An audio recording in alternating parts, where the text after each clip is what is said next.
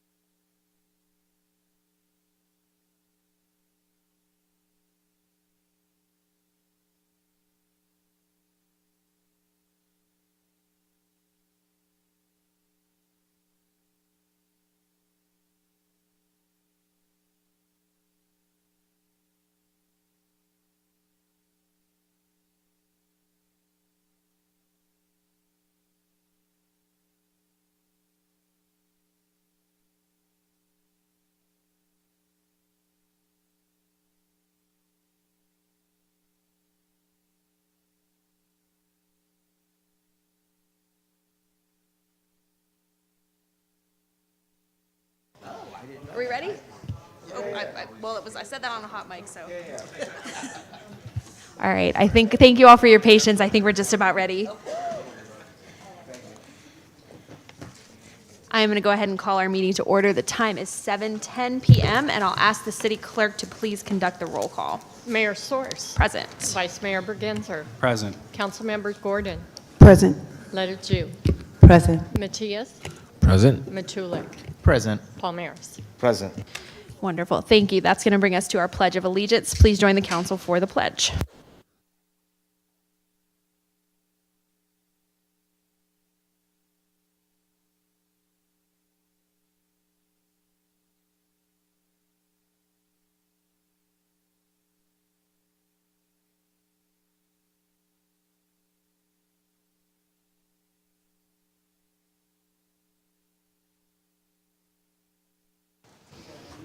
All right, thank you all. As I mentioned earlier, we just came out of a closed session. I'll ask City Attorney Nebb for our report out from closed session.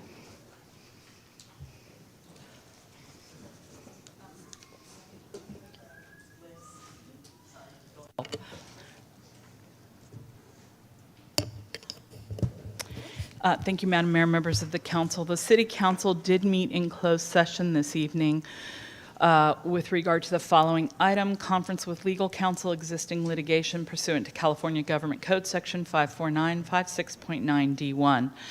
The list of cases are all of our active cases that are listed on the agenda as well as here on the screen. Manny will scroll through these cases. We did not get through all of these cases, so some of them will be re-agendized for a future meeting. We do these updates quarterly with the council to get direction and or to just advise of the status of those cases. We did receive direction with regard to one case. Manny, please page down one. City of Vallejo versus Vallejo Hospitality. The council provided direction to staff with regard to that item, and there is no other action to report at this time. Great, thank you very much. That is going to bring us to our presentations and commendations, and we have two this evening. We have the presentation of a proclamation recognizing March 2025 as Women's History Month, and we have presentation of a proclamation recognizing March 2025 as Red Cross Month, which, as we know, with recent disasters is particularly important and current in our minds. So I'll be presenting the Women's History Month proclamation, and Councilmember Matulik will be presenting Red Cross Month. And as I walk over, I would like to invite up our representatives from the League of Women Voters to receive the Women's History Month proclamation.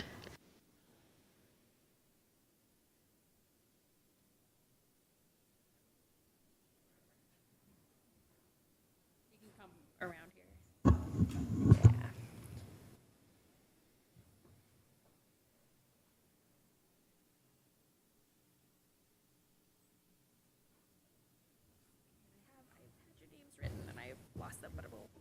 Yeah. All right, I'm so pleased to be able to present this proclamation recognizing March 2025 as Women's History Month, and I'll briefly read the proclamation. Whereas Women's History Month is a time to recognize and celebrate the vital role women have played in shaping our history, culture, and society, and whereas the 2025 theme, Moving Forward Together, Women Educating and Inspiring Generations, celebrates the collective strength and influence of women who have dedicated their lives to education, mentorship, and leadership, we highlight the power of collective progress and the profound influence women have to inspire future generations. And whereas women throughout history have broken barriers, advanced knowledge, and uplifted communities through their leadership in education, science, the arts, business, and public service. And whereas we honor the women who have used their voices and actions to create lasting change, fostering environments where young minds can flourish and new ideas can take root. And whereas this month serves as a call to action for all of us to support and amplify the efforts of women who continue to educate, advocate, and lead with courage and determination.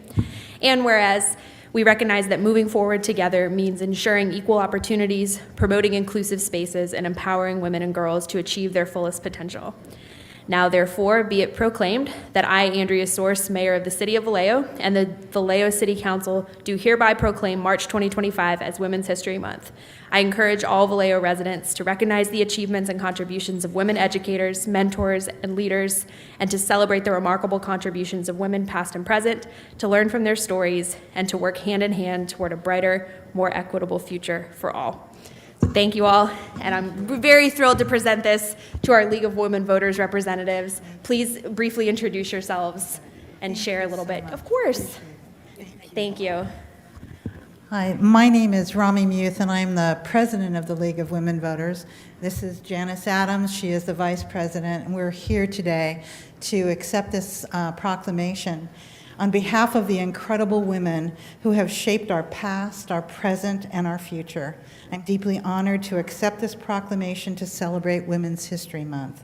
This recognition is a testament to the strength, to the resilience, and the contribution of women throughout history, many of whom have gone uncelebrated for far too long. Thank you for this recognition, and let's continue to honor and elevate the stories and accomplishments of women everywhere. We thank you very much. And we can take a photo. If you'd like with the council. Okay. Yeah, if you want to come up in front, we could take a photo. Or I'll come up in front with you. I'd like to say thank you so much for all the hard work that your league has done for us women. Thank you.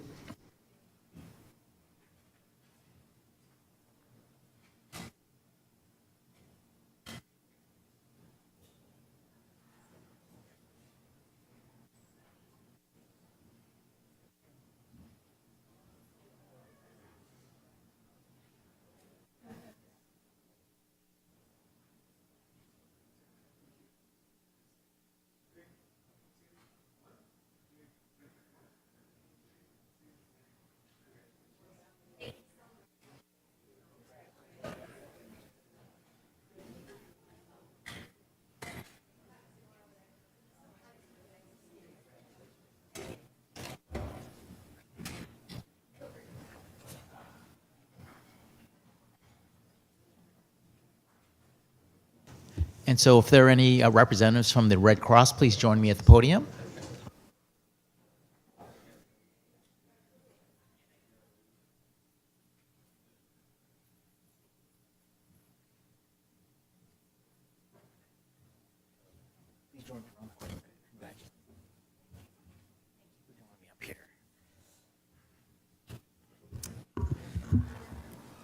So it is my honor to read this proclamation recognizing March 2025 as Red Cross Month. Whereas, in times of crisis, people in Vallejo come together to care for one another. The humanitarian spirit is part of the foundation of our community and is exemplified by American Red Cross volunteers and donors. March is American Red Cross Month. So we recognize the compassion of people in Vallejo and honor the kindness of our volunteers and neighbors who aid families in need every day as they carry out the organization's mission of preventing and alleviating suffering. And whereas the generous spirit is woven into the fabric of our community and advances the humanitarian legacy of Clara Barton, who founded the American Red Cross 140 years ago. And whereas today, kind-hearted individuals in our community exemplify Barton's commitment as they step up through the Red Cross in the Northern California coastal region to provide a beacon of hope for our neighbors in need.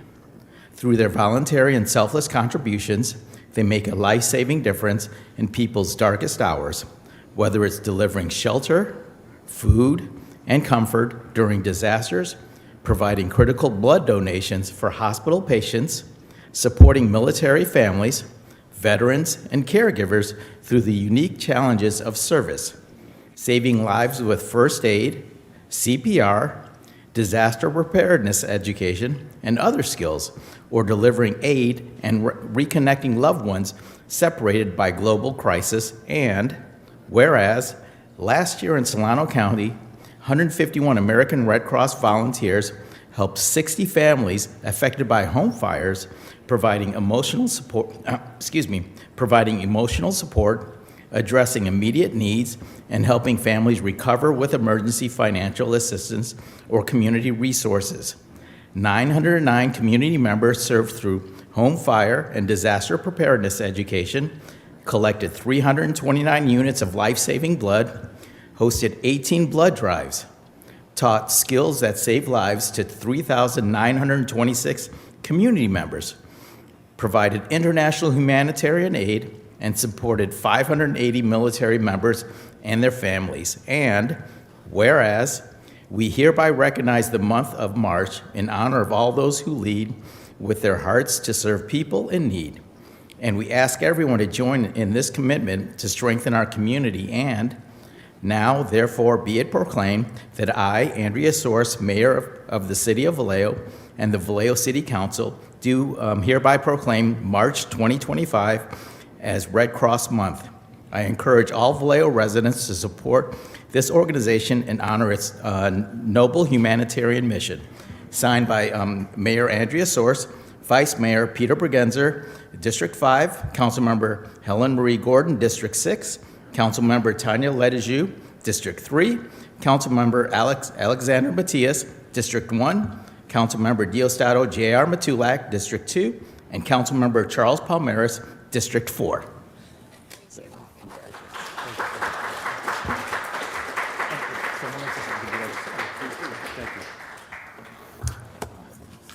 Good evening, everyone. My name is Vincent Valenzuela, and I am the Executive Director serving the North Bay chapter of the American Red Cross. I'm joined here tonight by our Disaster Program Manager, Robbie Gaines, serving Solano and Marin County, and our fantastic Red Cross volunteer, community volunteer leader, Rhonda Smith. I want to add, just as proud as I am to be the Executive Director of the American Red Cross, I'm just as proud to be a Vallejoan. Born and raised here in Vallejo, I want to add that into this because we accept these proclamations throughout the chapter, throughout the country. It's very special to me to accept this here in my city I was born and raised in, so I want to add that in as I share a couple more details about the Red Cross. So again, it is my honor to accept this special proclamation declaring March as Red Cross Month. Our mission wouldn't be possible without the community heroes who are our Red Cross volunteers. During our annual Red Cross Month celebration in March, we honor their commitment to support individuals and families in need. This tradition actually began nearly 80 years ago when President Franklin Roosevelt issued the first National Red Cross Proclamation, and each president since then has followed. Today, 90% of our work is done by volunteers. Thank you, Rhonda. Along with obviously generous financial donors, blood donors, community partners, and people trained in vital health and safety skills. We're always looking to add to our team, so if you're interested in supporting that mission, please reach out. I'm going to give you a fun, some may say a scary fact, but I'm going to say it's a fun fact. Every 8 minutes, Red Cross volunteers respond to disasters across the U.S. Their support is critical as large disasters like hurricanes, floods, and wildfires grow in frequency and intensity. And of course, home fires continue to upend lives every day. I want to dig into those home fires. So a lot of folks see Red Cross on the news at the big events, the big hurricanes, the big fires. They don't know that we respond to your neighborhood if you experience a home fire. I want to pose a question to this group. If your neighbor, your friend, your coworker, your family experienced a home fire and had that unfortunate story of we made it out with the clothes on our back. We hear that story every day throughout the country. If that happened to someone in your life, and I reached out to you and I called you and said, hey, we have collected some local community donations, and I would love for you to go by this person's home and give them these donations. And when you're there, give them a blanket. And when you're there, give them a stuffed animal for the kids in the home. And when you're there, giving them this list of resources they can use to start their recovery. If that is of interest to you at all, reach out to us. We do it every day. It's called our Disaster Action Team. We have volunteers on call 24 hours a day, 2 in the morning, 2 in the afternoon. When someone experiences a home fire, we get called by the fire department to come out and provide those resources. So I always like to share that and let folks know we're in your neighborhood providing this type of support. One other quick thing I want to mention, I was mentioned with our blood donations. We have a blood drive coming up right across the hall here on May 21st in the Vallejo room. I strongly encourage folks, if you're healthy enough and able to support blood collections, we have some flyers here, we'll have some flyers in the back.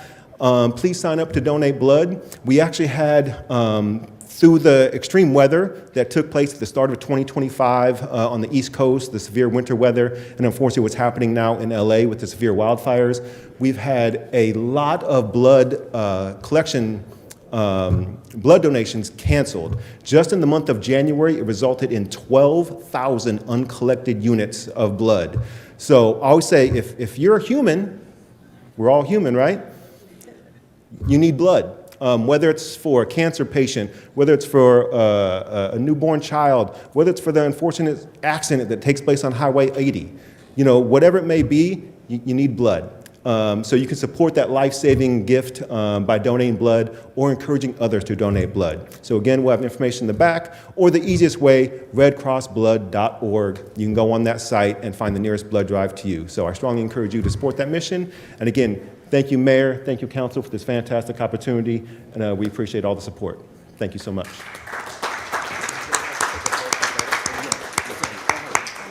Thank you. And while we transition over here, Councilmember Gordon, you had a comment? Yes, I just want to say thank you to Red Cross. I did ask if we could do a disaster preparation for our city. The last one I did was through Red Cross in 2010, I believe. And I also want to thank you for what you do for the military families. When there is a disaster or a need, you make sure our families get to their families at no cost to them. So I want to say thank you for that as well.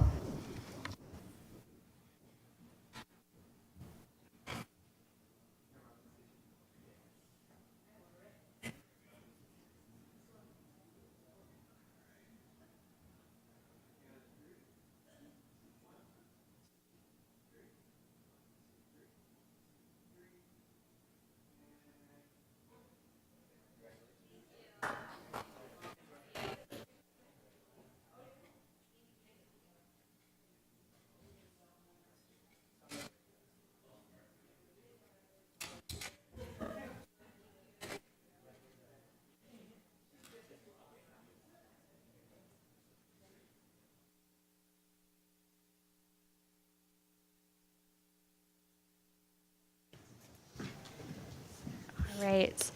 Thank you all. Again, I want to thank all of these organizations and everyone that is working in these areas. We certainly have so many folks in Vallejo that are doing wonderful things with respect to disaster preparedness, and so many organizations that are empowering women. So it's a pleasure to be able to recognize those months this month. That is going to bring us now to our community forum, and I will ask Manny to start the 2-minute clock for anyone online. It does look like we are going to have a good amount of speakers in person, and I'm curious how many we have. We have 8 currently. It looks like there's a group here that has been at City Hall for a while, and my proposal is I think we should take the in-person speakers, the 8 in-person speakers, and the online can wait until the second forum. I think we owe it to the folks that have been here, especially as we're coming out of closed session. So let's go ahead and start calling those speakers. Okay, our first speaker is Kemper Stone, followed by Gary Wetstein.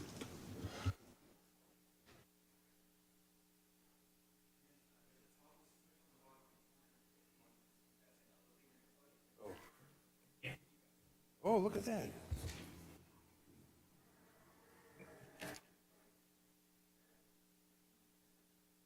Okay, my name is Kemper Stone, and I am compulsively analytical. When I got here today, I was waiting outside. I said, why don't they have a sign that says doors open at 7 or 6:30 and sign up here and that sort of thing. That's the way my brain works. I can't help it. I am not always observant, but when I'm perceptive. When I discover problems, opportunities for improvement, I like to make something happen.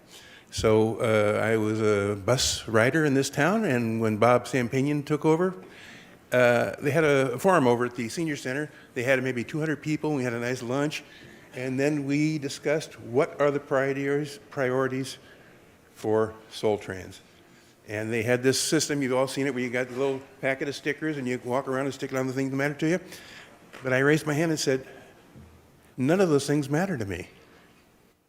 why don't we have, in addition to landscaping the bus stops and gold plating the buses and stuff, how about benches and schedules? This was before cell phones were good for anything like that. And they said, oh yeah, we can do that. Benches, schedules, and shelters. And shelters is a poison pill. Shelters cost 10 times more than a bench. They keep you wet in the winter. They don't do anything. They just mean that's 10 less benches. So anyway, the result, as I anticipated, was overwhelmingly on behalf of what I'd offered, which had not occurred to them or which they had excluded deliberately for diabolical reasons. So happens all the time, all sorts of things like that. And I'm going to be brief by just saying, when I was in PRK, Project Groom K, I'd been homeless for a couple years, and I was set up in a 5-star hotel on the hill there with meals provided and 2 king-size beds and cable TV and all that wonderful stuff. I had many suggestions that it saved a lot of money and upgraded the quality of life for us significantly, and they were totally ignored. Now I am in subsidized supportive housing, and in that situation, if you make suggestions or ask questions or present ideas and proposals, you get on the cootie list, and they'll find a way to evict you, and that's where I am today. So I will follow through either by email, privately, but you need people who are embedded in a situation rather than 7 levels up in the hierarchy with no contact with the reality of the thing, guessing what is required or determining what's required or what they would prefer rather than what's needed. And I apologize that I can't speak as well as I write, but I appreciate your indulgence, and I salute you for tackling these tasks that you do, which are so tedious and horrifying, to me, unendurable. I'm glad that you have the skills and the willingness to do that on our behalf. God bless you all. Thank you very much. And Mr. Stone, if you would like, we can forward your email to the rest of City Council. I believe you'd sent it to Councilmember Palmares. We can do that. We can definitely do that. I'll make a note to do that. All right, we can go ahead and, we can call the next speaker. Gary Wetstein, followed by Daniel Boone. Good evening, Mayor and Council. I came here tonight to voice my concern that the Mare Island Company will not complete the Connolly Street Corridor Development Project on Mare Island by the contractual deadline of October 2027. That date is now less than 3 years away. You need to bring Mare Island Company here to explain to all of us where they are in the process of starting this project. When Leonard negotiated the original Mare Island Development Agreement in the late 90s, they shrewdly inserted asterisks. It removed any performance obligations from the agreement. 5 years ago, when Dave Finney and the Nimitz Group, later Southern Land Company, and later renamed Mare Island Company, purchased Lennar's interests, they assumed and enjoyed that same toothless development agreement. But when Mare Island Company also wanted to purchase North Mare Island, the city wisely put into the contract a clause that Mare Island Company would complete the Connolly Street Corridor project by the end of 2027.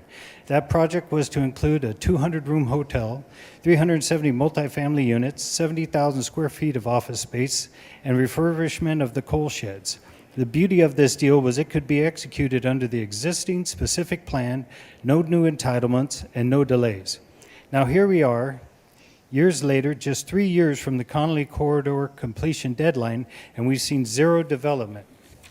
Yes, we can thank Mare Island Company for a new coffee shop, some exterior work on some of the existing buildings, and a few murals and some events, but these are all just distractions. Mare Island Company has been hard at work proposing a new specific plan that includes 35,000 residents on the island. Just getting approval for that plan will take a decade or more. Mare Island Company claims they have submitted to the city the plans for the Connolly Street Corridor, but these plans are only for coal sheds, a mere fraction of the entire project. And these aren't even an official submission, just informal plans, and once again, just a distraction. The citizens of Vallejo, who gave their time to attend planning meetings on the island's development, deserve to know exactly where we are in terms of the project. Mare Island Company needs to come here to these chambers and explain to you, the council, exactly where they are in the development process. You hold the power of contractual obligations. This needs to be moved on immediately. I will be emailing a copy of what I just said to you and would appreciate a timely response. Thank you, Council. Thank you. Thanks, Gary. Do we have the Mare Island Company queued up to come on a future agenda item? We do not. Okay. We probably need to. We can bring that up at the end. Okay. Yeah. Daniel Boone, and then followed by Sean O'Malley, please.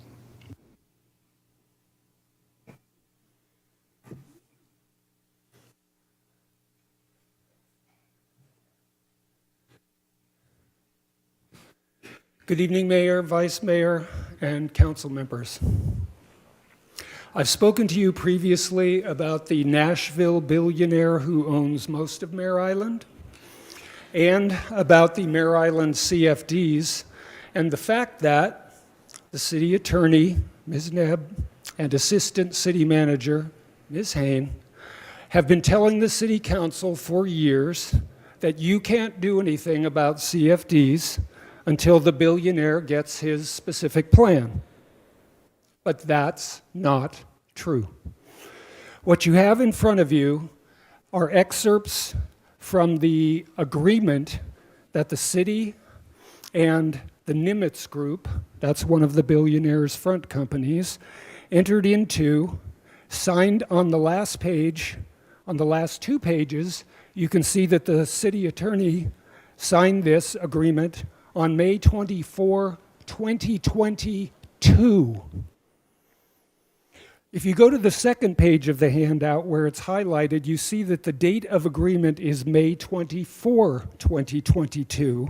And if you go to the next page, section 309.1 highlighted, it says, at any time following the date of agreement, that was in May of 2022, the City Council may consider adoption of one or more resolutions of intention to establish the new CFDs. On the next page, section 309.6 highlighted, you have more promises by the developer to consent and cooperate with the city to form new CFDs.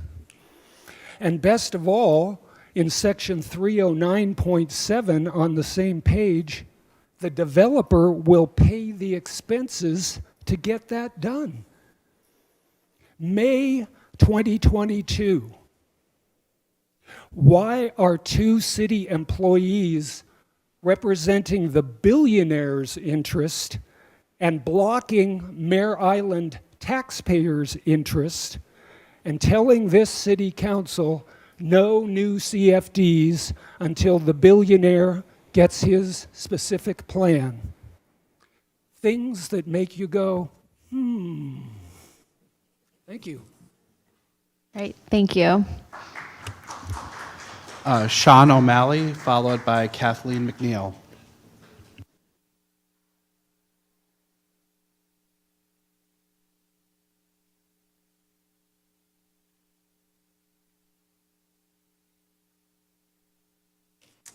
Good evening. Good evening. My name is Sean O'Malley. I am one of the leaders of the homeless union here in Vallejo. And I don't know if you know it, but we had a protest earlier outside of City Hall for James Oakley. He was the homeless man that was accidentally killed in one of the sweeps, debris removal, whatever, what have you, that the city was doing. And I just wanted to, and I, you know, as a homeless union leader in Vallejo, I speak for all the homeless in Vallejo. I mean, there's no other organization that does. They might claim to, but they don't. You know, I'm on the street, I'm in the camps, you know, and I'm unhoused currently too. So anyway, what we're hoping is this will maybe help change the policies on dealing with the homeless, removal of the homeless, under the debris vehicle removal, which is, you know, what they call it, I mean. But I can tell you that the past Couch Street sweep and the past Lemon Durst Street sweeps, you know, if it's a debris removal, after the sweeps are done, the debris is still there. So it's like, it seems to be a people removal operation, more so than a debris removal operation. I personally was involved in the Cow Street, Durr Street, Mare Island, boat launch, all of those sweeps. And after they're over, the garbage is still there, so I don't understand. Also, at no time during any of those sweeps, did the city store any belongings or things that people had. Supposedly they store them, pick them up, store them, but I've never seen that ever. Never seen a truck that came to do that ever. So if there's no truck, there's a dump truck, but not a truck to store people's belongings. And even to the point where we asked, where do they store the belongings at? And they said it was on Florida Street, 2 Florida Street. So we go to 2 Florida Street, and they said they don't know what the hell we're talking about. They never do that. So I don't know if council's aware of that, but anyway. Also, I want to say that the relationship between the city and the homeless population doesn't have to be adversarial. It really doesn't. I mean, no one can help clean up the city more. All we ask is that the sweeps stop, for one, because when you dislocate people, it just, it's not solving the problem. They pop up somewhere else in the city, and it costs the city money, resources to do this over and over and over again. They've been doing it for years. Time. So that's all. Thank you. Thank you very much. Thank you. Kathleen McNeil, followed by the people.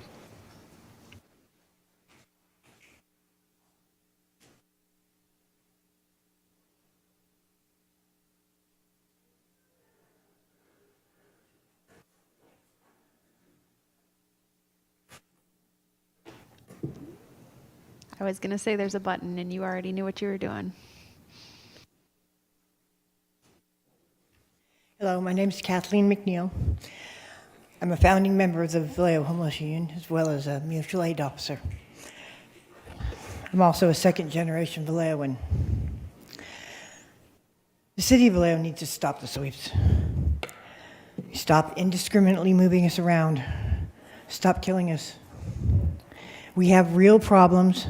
We need real solutions. And we have real solutions. The city of Vallejo needs to hold their staff accountable. The city of Vallejo needs to investigate,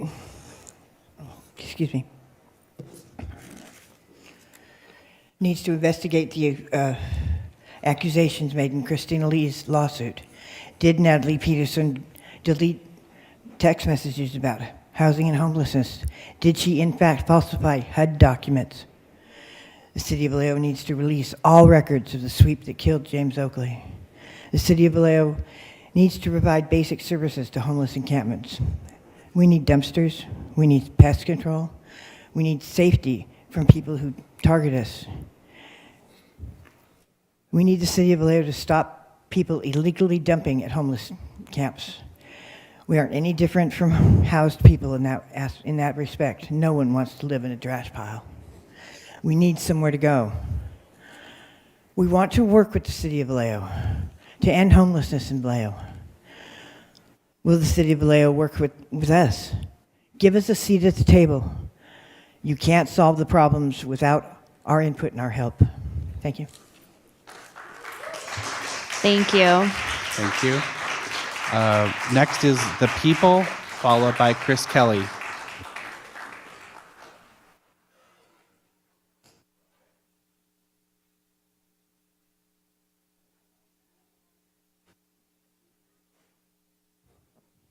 Good evening, Council.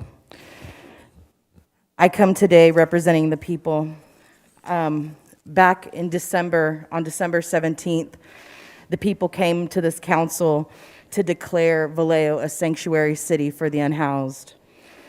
In conjunction with 7 cities across California and the Pacific Northwest, San Francisco, Berkeley, Oakland, Fresno, Los Angeles, Seattle, and also Vallejo. The people in these cities stood to declare their cities sanctuary cities for the unhoused. This declaration was made to the outgoing council members at this time, so we are reiterating our demands to this council that sits before us today. Not only is the city failing to adhere to its own protocol surrounding relocating unhoused folks, recently, well, just days after we appeared in this room, James Oakley was killed during a sweep. I feel like the demands of the people have fallen on deaf ears. Unhoused people deserve dignity. The demands that we made that day, declaring Vallejo a sanctuary community, was to stop all sweeps, under whatever name you want to give them. Debris removal, encampment cleanup, Department of Transportation, stop all sweeps. Sweeps kill, and you know that now. Stop criminalizing poverty. Stop targeting unhoused people. Start directing encampment management funding toward positive solutions like encampment upgrades. And like Sister Kat mentioned, receptacles for garbage, pest control. We demand that you return public land back to the public. Public land for public good. House the people in the Herbert House, the empty Herbert House that is absolutely available right now, and many other vacant lots, hoarded buildings, and land across Vallejo. Unsell and return sacred sites to First Nations people, the vacant land and the buildings. Return the stewardship to the First Nations people of Turtle Island who suffered the brutal genocide of colonization. And also directly to frontline organizations and efforts led by unhoused and formerly unhoused people like the Vallejo Homeless Union, who's here tonight, speaking on their own self-determination. Use public and vacant land for poor people-led solutions like rent-free forever housing, like Homefulness in Oakland, where we have 16 units housing 23 residents. All right. Thank you so much. Chris Kelly, followed by Homefulness.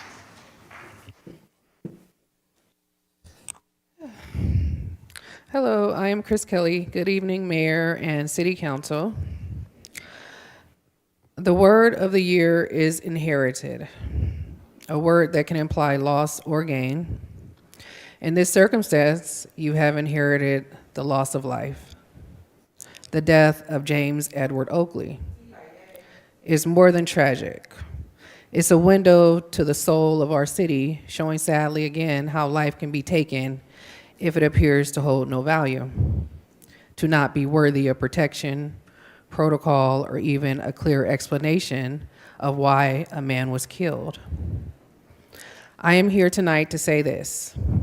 I cared about James Oakley. His life was important. There are many other unhoused members of the Vallejo community whose lives are just as important as yours and mine. I'm speaking to a compassionate city council. The death did not occur under your watch as a whole. And for the city council members who were on the previous council, minus council member Tina Areola, you did not stand much of a chance at change. Guess what? Change is happening. This Vallejo City Council sits on the precipice of that. We have to know exactly what happened to James in order to prevent it from happening again. Homelessness is not a crime. We have a community filled with many warriors, with many ideas and resources on how to improve life, not just for housed people, but unhoused people in Vallejo as well.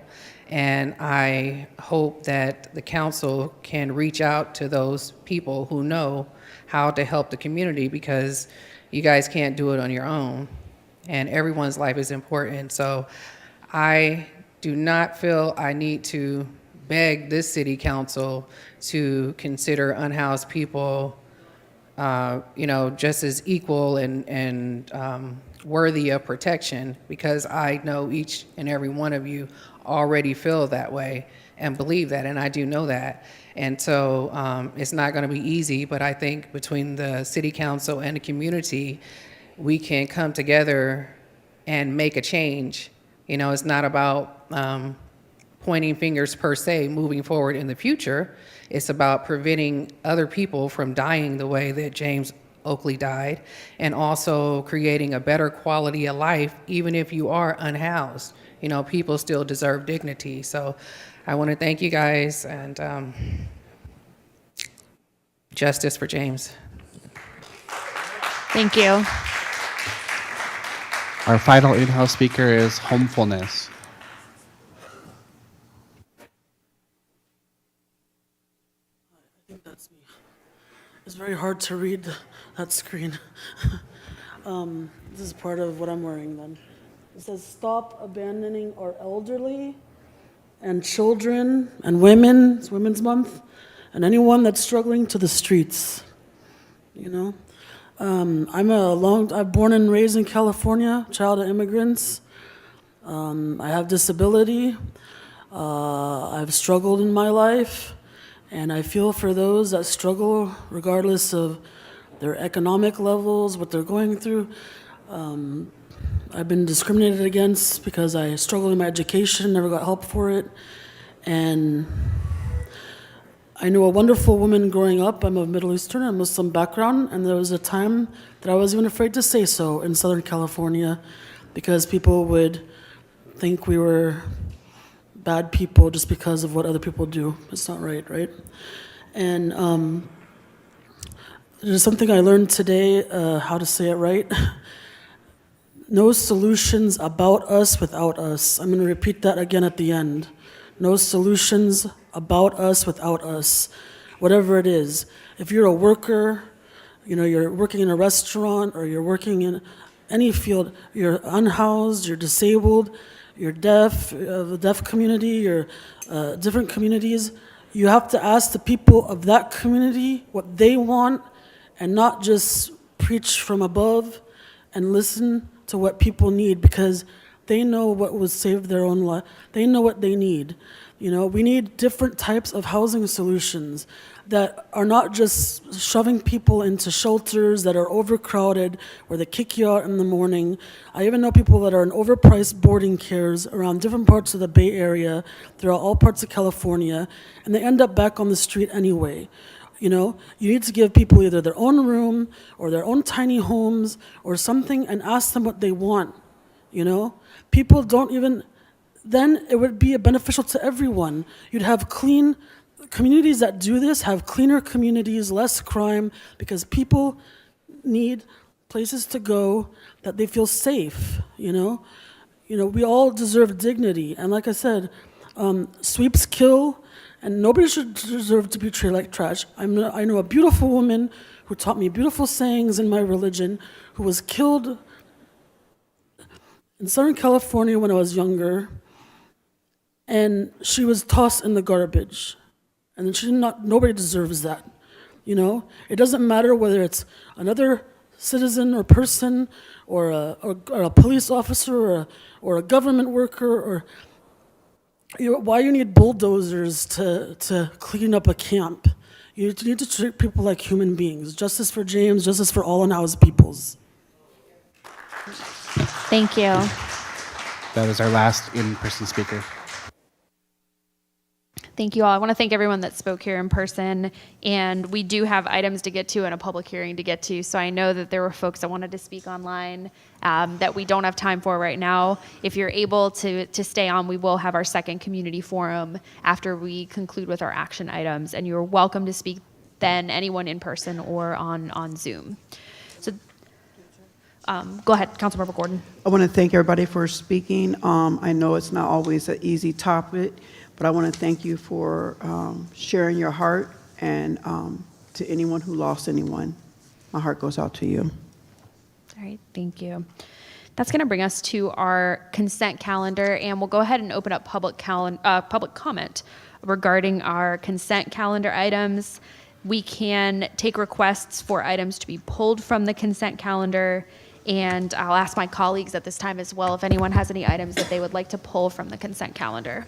I would like to pull item I.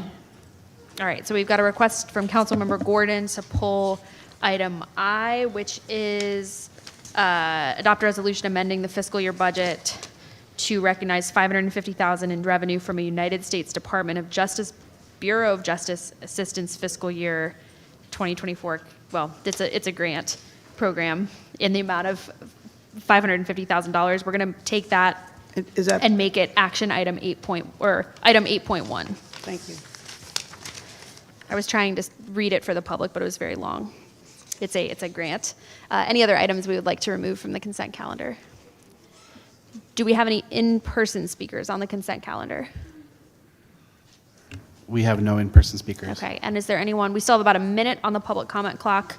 Do we have any online speakers at this time? None online, Madam Mayor. Okay, wonderful. We're going to give everyone that full time to go ahead and speak, and then we will be ready for a motion for the consent calendar, moving item I to become 8.1. And then we sit. We'll wait, we'll vote, and then, yeah.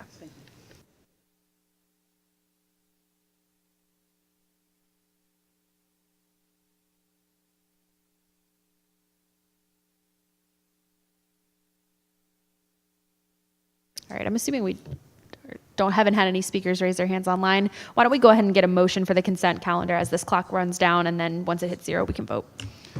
Okay, I move that we approve the consent calendar, moving items letter I to 8.1 and approving the agenda. Wonderful. And seeing no speakers, we can go ahead and vote.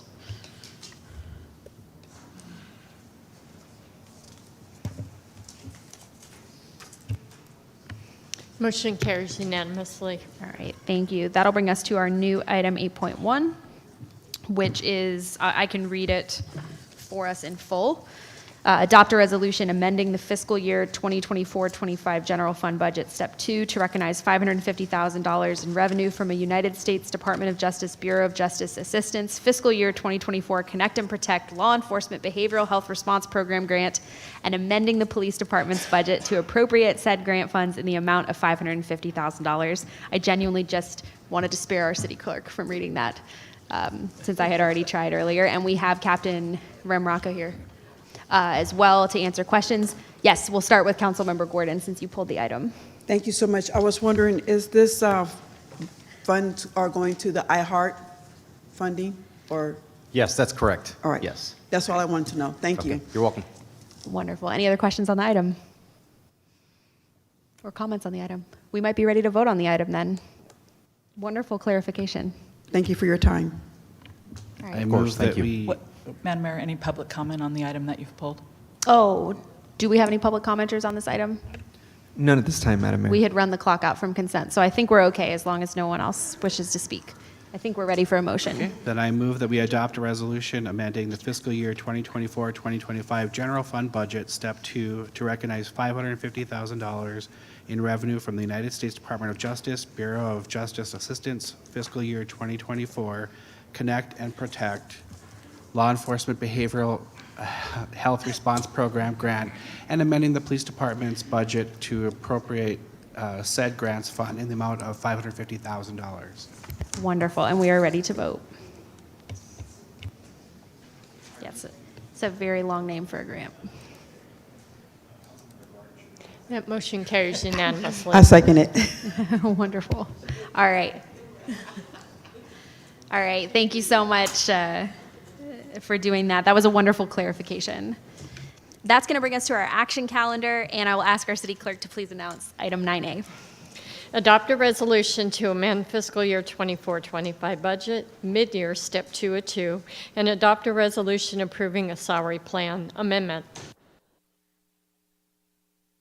All right, thank you. So we're going to go ahead and start open public comment on this item. Anyone wishing to address the council on this item, you can sign up at the kiosk for in person or raise your hand online, and we will take our public comment after our staff presentation. We have Finance Director Nair here. Do we have a presentation on this item?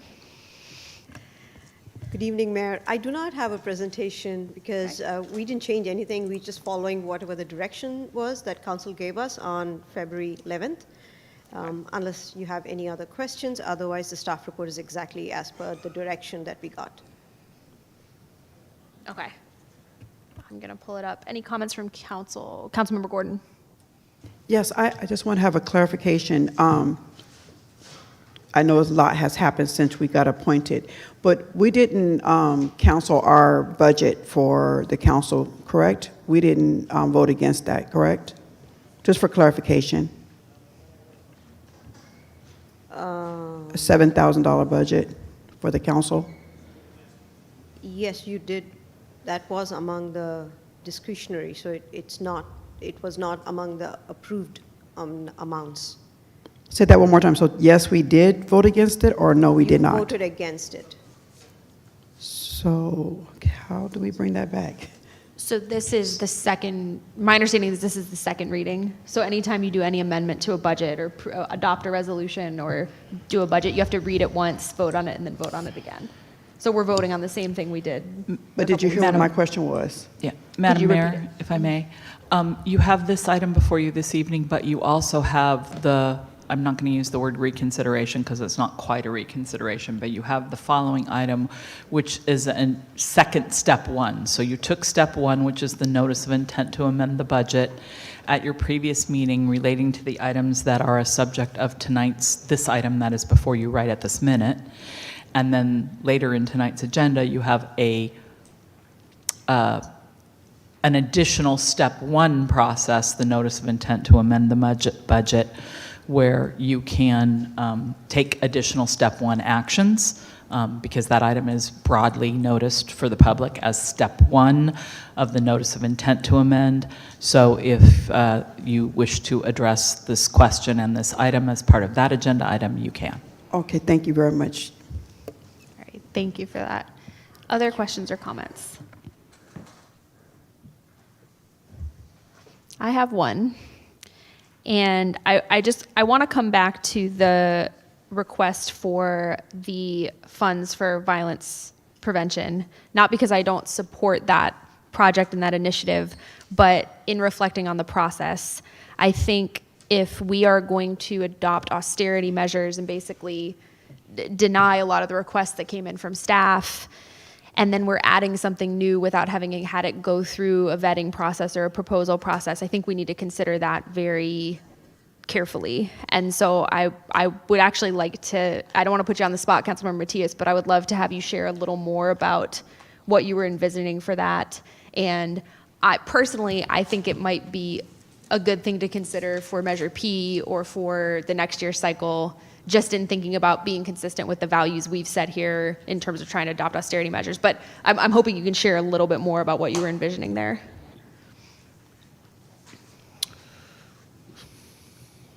I mean, I have general comments to make about the budget in general, and that can include a response to your question, Mayor, but I'm wondering if maybe we hold it to the next item, or if we do that now. I mean, I can specifically respond to your question, and the description of the services for that request are in the staff report. This consultant would provide a landscape analysis on violence reduction, a problem analysis on gun violence, and a report to council on loss to the city due to gun violence. We've had a gun violence epidemic in this city for a very long time, and there hasn't been a cost analysis that really outlines in granular detail how much, not just in terms of life, but how much we're actually losing in terms of our general resources when you have all of these different departments committing to responding to different types of crime. Having a national expert who has done this in other cities and who's able to provide that data, I think is helpful in getting us to a place to develop a comprehensive strategy, which is what I think we should be, the direction that we should be moving on as a council. I think it also complements the work that the Vallejo Police Department currently has underway, and I know that they've talked to some of the council members about when it comes to Vallejo Vision, when it comes to some of these other strategies that have been presented through the PSP program, and so that is why I believe we have to do that now, as opposed to punting the ball on it, having 5 or 6 or 7 or 8 more meetings to talk about something that we know we urgently need that will help our decision making down the line. I appreciate that. Thank you. And I'm asking us to reflect on process simply because also I think we want to make sure that if we do adopt something new in the mid-year budget amendment, and we didn't have an opportunity to talk about all the other things that we could potentially add, we have to make a decision whether we're comfortable with that. And I have Councilmember Palmares. Go ahead. Or go ahead, Councilmember Matias. And I just want to add one thing. My understanding is that this item was already approved. So I wasn't, is that true, or is it? The way I thought we had approved it last time. It needs to be approved through a 2-step process. So it was approved during the first step, and now the City Council has the opportunity to provide the final approval. Okay. So my understanding was what we approved last time was parameters for what we could then consider. So we can't consider anything not here on this item, but we're still voting on these items. Yeah. Councilmember Palmares. Yes, so I'm one of maybe the biggest advocate for this group violence intervention program that's forthcoming. And when Councilmember Matias told me about, well, let's add $50,000 for this landscape thing, I was like, do we really need to do that? Because I'm more comfortable with the folks I was talking to at the National Network for Safe Communities, but I also took the time to talk to the folks at the City of Oakland and their own Department of Violence Prevention program. And we had a nice conversation yesterday about what they're doing, and their same DNA is coming from the NNSC. And one of the things they did mention was, and they really strongly urged this, and this is independent of talking to you were talking to someone from NICJR. I was talking to someone from the Department of Violence Prevention, and one of the things they really did emphasize was having that problem analysis, and specifically the sociogram that's associated with it. Like, they really highly emphasize doing that once every 2 years. Unless you have that in the beginning, they're worried that, and I share this worry too, is that we're just kind of spinning our wheels and just looking at everyone as potentially high risk, and that's not the case. In a lot of cases, in most communities, it's a handful of people, and the people associated with those handful of people that are committing a lot of these violent crimes. And so unless you have that problem analysis and plus that sociogram, it's going to make your job even harder to really attack the problem. And so after having that conversation, and I know NICJR, they actually contract with UPenn. And so just really some really bright minds working there, and also in Northwestern. They're the ones who are the ones really behind that critical analysis.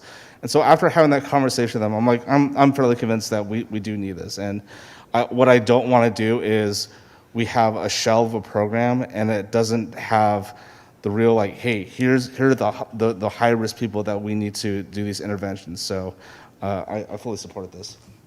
Great. Councilmember Gordon.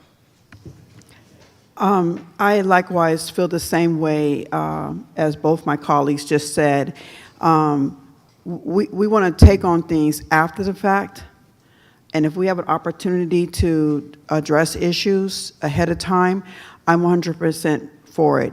I remember talking to a colleague, and maybe this is not related, but for some reason it's in my ear, that we have a lot of our young people who are dying, and there's no sympathy at all for that.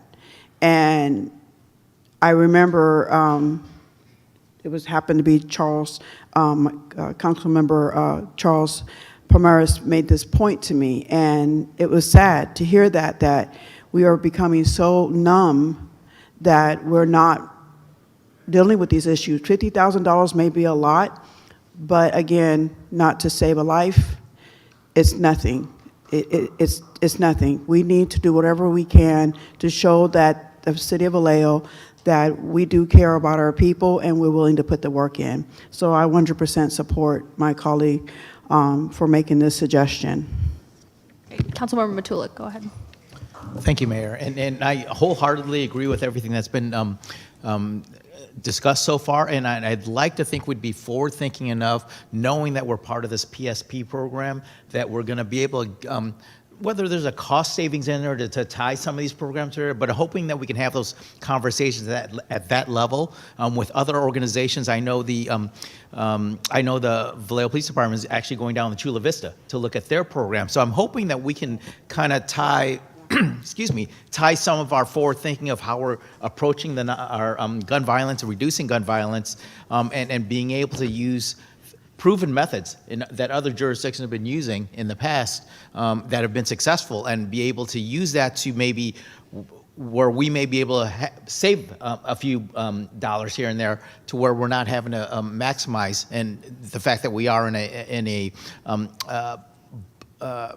we need to look at our budget a little closer. So I'm hoping we can be forward thinking enough to make sure that we can do that.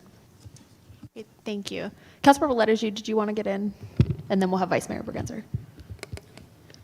Thank you.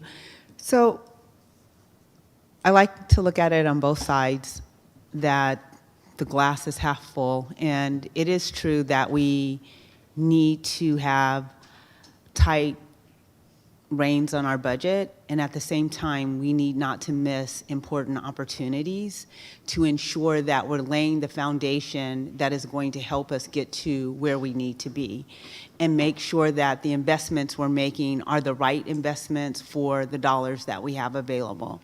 So I do believe that it is important that we move forward with the recommendation of having someone come in and do the analysis to actually support the work that we're doing.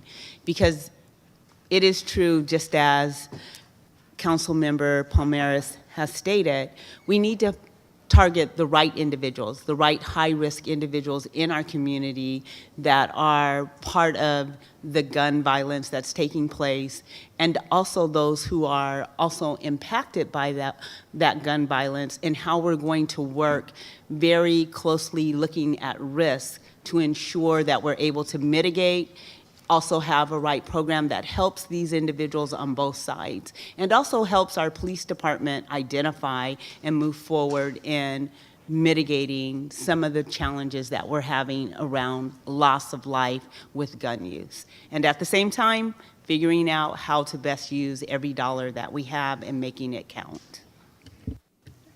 Thank you. Go ahead, Vice Mayor. I agree with everything that has been said already. I do have two concerns. One is the program that I reviewed, at least, it's built off of racial profiling, and so that I have major concerns with a tool of that nature being used in the city of Vallejo. And second, we have a very large bill looming in front of us from the Sheriff's Department, and throwing each of these little programs in, 50,000 here and 50,000 there, adds up quickly. So those are my two concerns. I do fully support it. I think it's important, but I do have concerns about the racial profiling, and I have major concerns about getting out of cycle when we're in this austerity measures of funding things that are not already before us. Yeah, I appreciate that. And I appreciate all the comments. I think one of the reasons that I wanted to bring this up and talk through it was to be more transparent and intentional, because we had that sort of nesting dolls style group of motions that was made when we were approving the budget last time.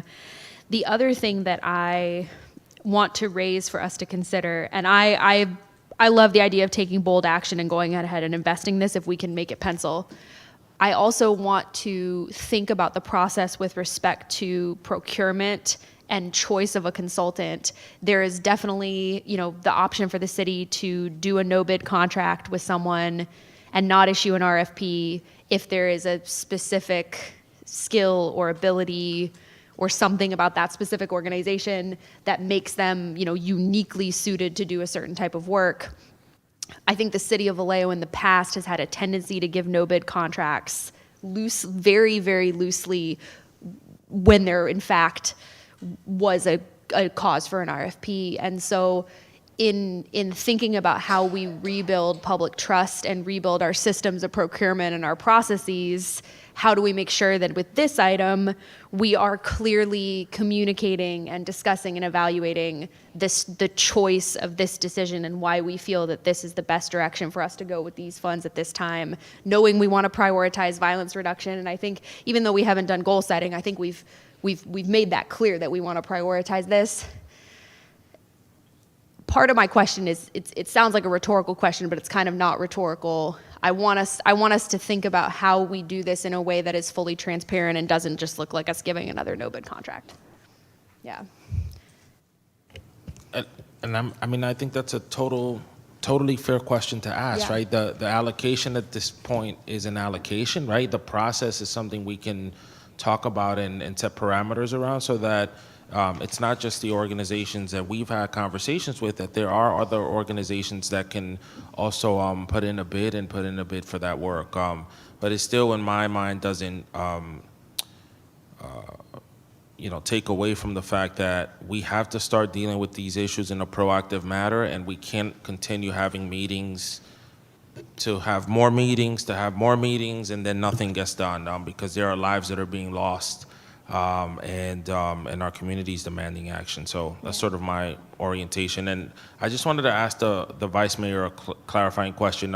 You said that you had reviewed a program and that there was some sort of racial profiling element attached. Yeah, I met with Charles, with the company that we met with. Their software was built basically off of racial profile, and they go based on looking at liquor stores and convenience store locations, and they find hot spots.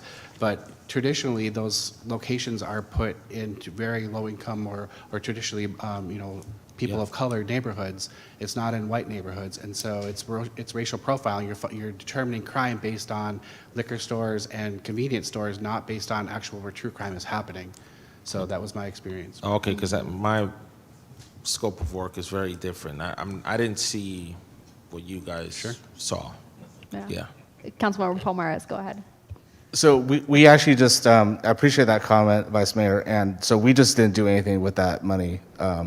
It just, for me, later on, I had my own concerns, and then we just didn't follow through with it. So the money never got used. But this is completely separate from that.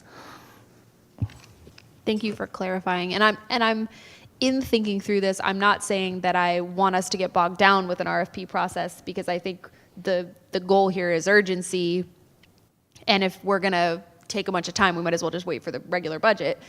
So if there's a way for us to perhaps communicate or revisit this to provide the public and everyone more information about, who this group is that we're working with, what their unique skill set and qualifications. And I know you've already put in the research to this, and I trust it, because they're, we're getting the work done. So how do we just get that extra level of transparency with the public that says, like, this is the process that was gone through to select this particular consultant? Councilmember Palmares. Sorry. So just spitballing. I think the very least we could do as council members, if we want to add something to the budget and it's like it's our baby or whatever, then we should be kind of forced to do a presentation of all the 5 W's, why we're going with this vendor versus another. At the very least, that versus you talk to the director of finance, like, hey, I want to see this here, and then just like, does anyone else have any questions? I think just being forced to present it. I'm grateful that everyone's asking questions. These are really great questions. But if you didn't ask me questions, who's going to force any of us to say anything, right? So I think maybe that as a forcing function to make us present, at the very least, I think that's a decent way to go. But I also share your sentiment about we also don't want to get bogged down and just add a whole other process to that. So I don't know. What do you think? Yeah, I'm thinking, for the regular budget cycle, I think in a perfect world, we scope out the priority, we scope out what we want to accomplish, and then we figure out the procurement, this process, because we're just trying to get through a really high priority issue we're trying to get in the budget right now. prior to doing any of the goal setting and those discussions, we're doing it a little bit differently, but there's a conversation we could have about what we want the process to be going forward for how folks, how folks propose things. And I don't know if the city manager has any suggestions for, if a council member has done some research, we want to be able to leverage the skills and research of this body. What is a good way for us to bring proposed projects and still have it go through kind of that proper review and procurement if we're, for example, trying to propose something to be added to the budget? I think depending on the circumstances, a number of different processes could be appropriate. Some of it has to do with the magnitude of the expenditure. So it could come back as a separate standalone agenda item, but I also think for urgent items and items that are not particularly expensive, incorporating them as was done with this particular appropriation is fine, as long as everybody feels like they've had the opportunity to ask the questions to get the answers they want, to be convinced one way or another about the appropriateness of the expenditure. So the mid-year process, particularly with the new council, is a little bit unusual. It's usually just a true-up, but we also have a bunch of new council members who have come in with a lot of urgency around some really important issues. So I think we're in an unusual period right now. I don't expect that we're not going to be in these same circumstances again anytime soon. So I think I don't see anything. I think the way it was introduced and handled is perfectly appropriate. Okay, so in theory, we could go ahead and allocate the funds. We could allocate up to $50,000 and then bring this back for a discussion to make sure we're all centered on the scope and who it's going to and how we want to proceed. And that might be a better course of that might be a decent course of action given what we've heard, because then we're not having to wait till a future budget process, but we're, we're making sure we're doing it right. Any other comments on that? Okay, I think we're ready. Oh, do we have public commenters on the item? No public comments. None in person, none online. All right, we're ready for a motion. I move that we adopt a resolution to amend the fiscal year 2024-2025 budget, mid-year, step 2 of 2, and adopt a resolution approving a salary plan amendment. I second it. You'll have to second. All right, we're ready to vote. All the other boards we're on require seconds. All right, I think we're good. Motion carries unanimously. All right, thank you all. That is going to bring us to our next item. City Clerk, if we would please announce item 9B. Provide notice of intent to amend fiscal year 24-25 budget mid-year for general fund revenue and expenditure and other funds. This is step 1 of 2.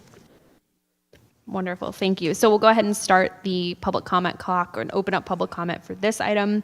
Anyone is welcome to sign up in person or raise your hands online. We'll do the same as the previous item.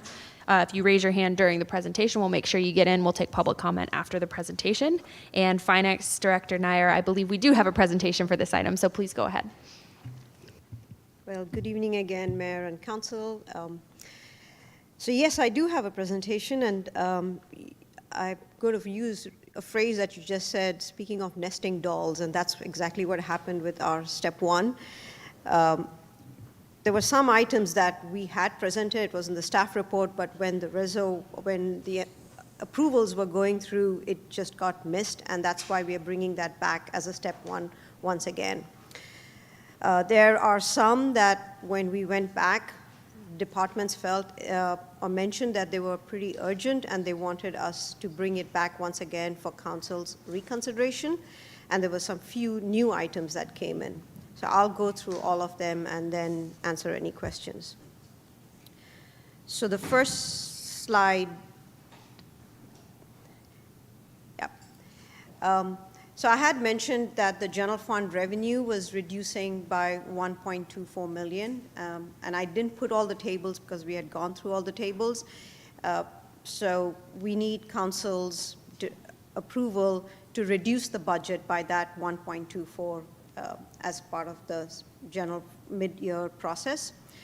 The second one was during mid-year, we reallocate the budgeted salary savings. So the budgeted salary savings was 6.65 million, and I had mentioned previously that we look at the vacancies in each department, and based on that percentage of vacancy, we take the 6.65 and put it back to each of the departments. So that adjustment also we do it at mid-year, and which I had presented on the previous slide on February 11th. Then there were some adjustments for other funds.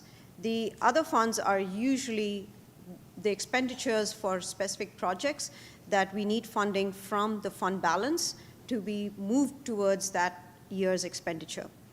And so there is a listing in the staff report, and I can go through any of them that if the council is interested, where we have moved money from the fund balance to a specific project for their expenditures. And then finally, there was Measure P that was the ones that were approved by council, by the Measure P committee that we had presented on February 11th, but it got missed in when the approval process was going through. So we need council to approve that so that we can bring it back again as step 2 next time. So these were the few that were presented during step 1 on February 11th, and since it was not mentioned during the approval process, I'm bringing it back once again as step 1 to go through the whole process. Next slide, please.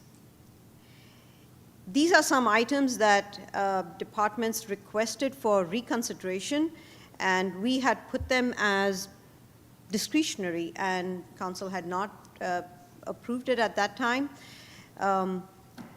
For economic development, there are, as per council's direction, there's a study being done for 50 Solano Avenue, and they need funding for the consultant, and that's why they had requested $24,000. There is the, for small business development, again, I was told that it's a project as per council's recommendation, and they needed $10,000 for that. And again, the professional opinion that is again for 50 Solano, that is an internal document requested, which is for $4,000. There are 2 fee studies that are coming due. One is for fire, and the other one is for planning and building. And these fee studies, we have a scope that has been presented, which is around $18,000 for fire, and planning and building, which is a combination of the tobacco license and their normal fee study, which is about $44,000. Yes, we can put off this fee study. The sooner we get the fee study done, it's more revenue for the city. So we are requesting for that funding once again. Human Resources have requested for recruiting. These are for professional vendors that they hire for executive level recruitment. And this was not part of the budget because these are for positions that came out after the adopted budget. And that's why HR is requesting an additional $77,000 for this recruitment. And police have requested $25,000 for redaction services, which we had also put previously as discretionary, and now they have requested that if they have that funding, it is useful. All these projects, it is a one-time request, and yes, we can put it off to the adopted budget process, but it just delays the whole process, and so that's why staff is requesting for reconsideration of these amounts. Next slide, please. And there were some few items that came up as new considerations. I had not presented any of these during the step 1 on February 11th, so they are completely new. There is the for special meetings, there's meals that is purchased, and I was told that they're running out of budget, which is about $3,000. For the unhoused strategic plan, there is an RFP that has been sent out, and they think it will be about $175,000. The MOU partnership is a JPA for the homelessness between all the cities in the Solano County, and any additional information, I know Natalie's out here who can provide that. This is for the staffing. This is our share that the county has asked us, or the JPA has asked us. And then the development impact fee study is the last one. We haven't done the study for quite a while, and it needs to get started, it needs to get going. The sooner we start, the better it is, and that is about 50,000. So these are all the new requests that have come in and for council to consider. Again, this is step one, and based on your your direction, we will come back with step two, which is the next slide, on March 25th for council to adopt. All right, thank you. Why don't we go ahead and check and see if we have any commenters in person or online? There's no commenters in person. Thank you, Madam Mayor. We do have one speaker online, their hand raised. All right, why don't we go ahead and call that speaker and then we'll discuss as a council. And C, go ahead. Hi, good evening, council and everyone else. Ann Carr here. I just wanted to make a note about the request for funding for fee studies. And just so the council knows, if the city does any fee studies, it's going to be good if you take a close look at how they go about them. And I raise that question because the last time there was a comprehensive fee study done and with based on pressure from the community, a lot of the information that was germane and that the community sought was not presented to the public. And specifically, it was around how are our fees and fines and permits, do they compare to competitive nearby cities? There was a lot of concern that our fees, et cetera, and permits and what have you are more expensive than nearby comparable cities. That information was apparently collected, but wasn't presented. And I was told specifically by Will Murat that he, quote, didn't want to confuse people. So instead, what the city has gone with largely is an approach called cost recovery, and where they cost everything out by department and type of activity, and then they add many times an overhead layer for the department, an overhead layer for the city. And as a citizen, I have to wonder, well, if we're going to do everything a la carte like that, why not just outsource everything? Because otherwise, aren't the city employees already paid for things? So anyway, my comment is, please take a look at how the city does a fee study. Is it only cost recovery?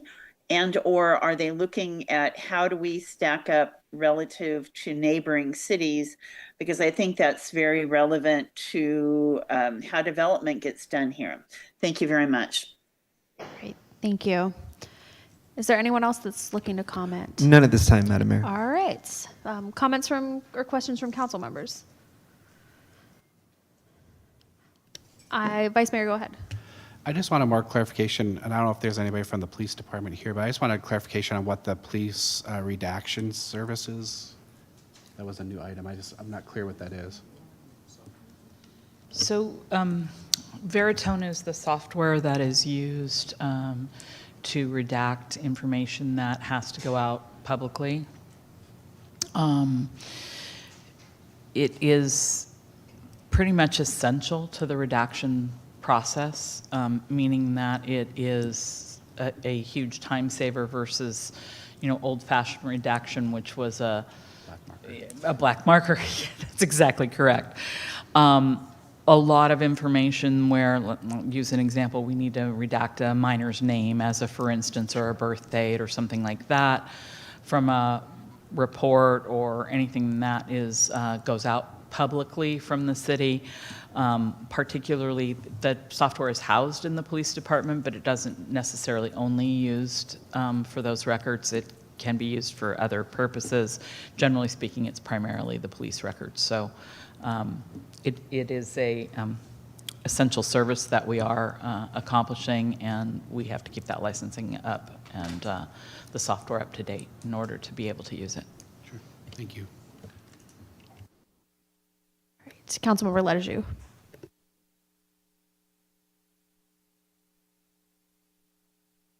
Good evening.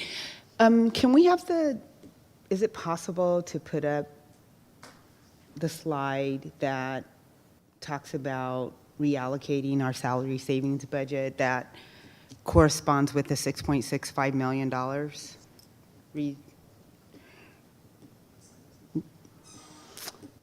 I think it's 820, okay. No, actually in our packet, I want to see, we have $6.65 million redistributed to departments based on salary savings. So I'd like to see where the chart is for all the salary savings by department. It looks like it's Exhibit 1. 823, okay. So can we pull up 823 by any chance? No, I have it. I can see it, but if we can't pull it up easily, okay. So I think it's important when we have these items that are missed. It would have been great to see the breakdown in the presentation.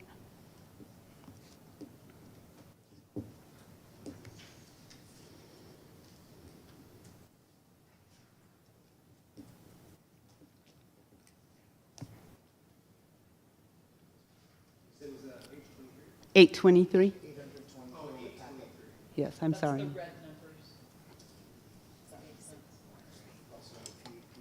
I don't know, it's in our PDF. Yeah.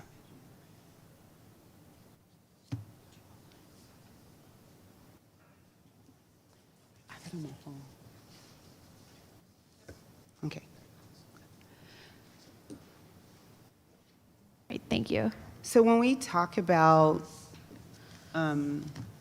when we look at this and we look at the reallocation of salary savings, are we taking 3.3 million? Can you talk us through this?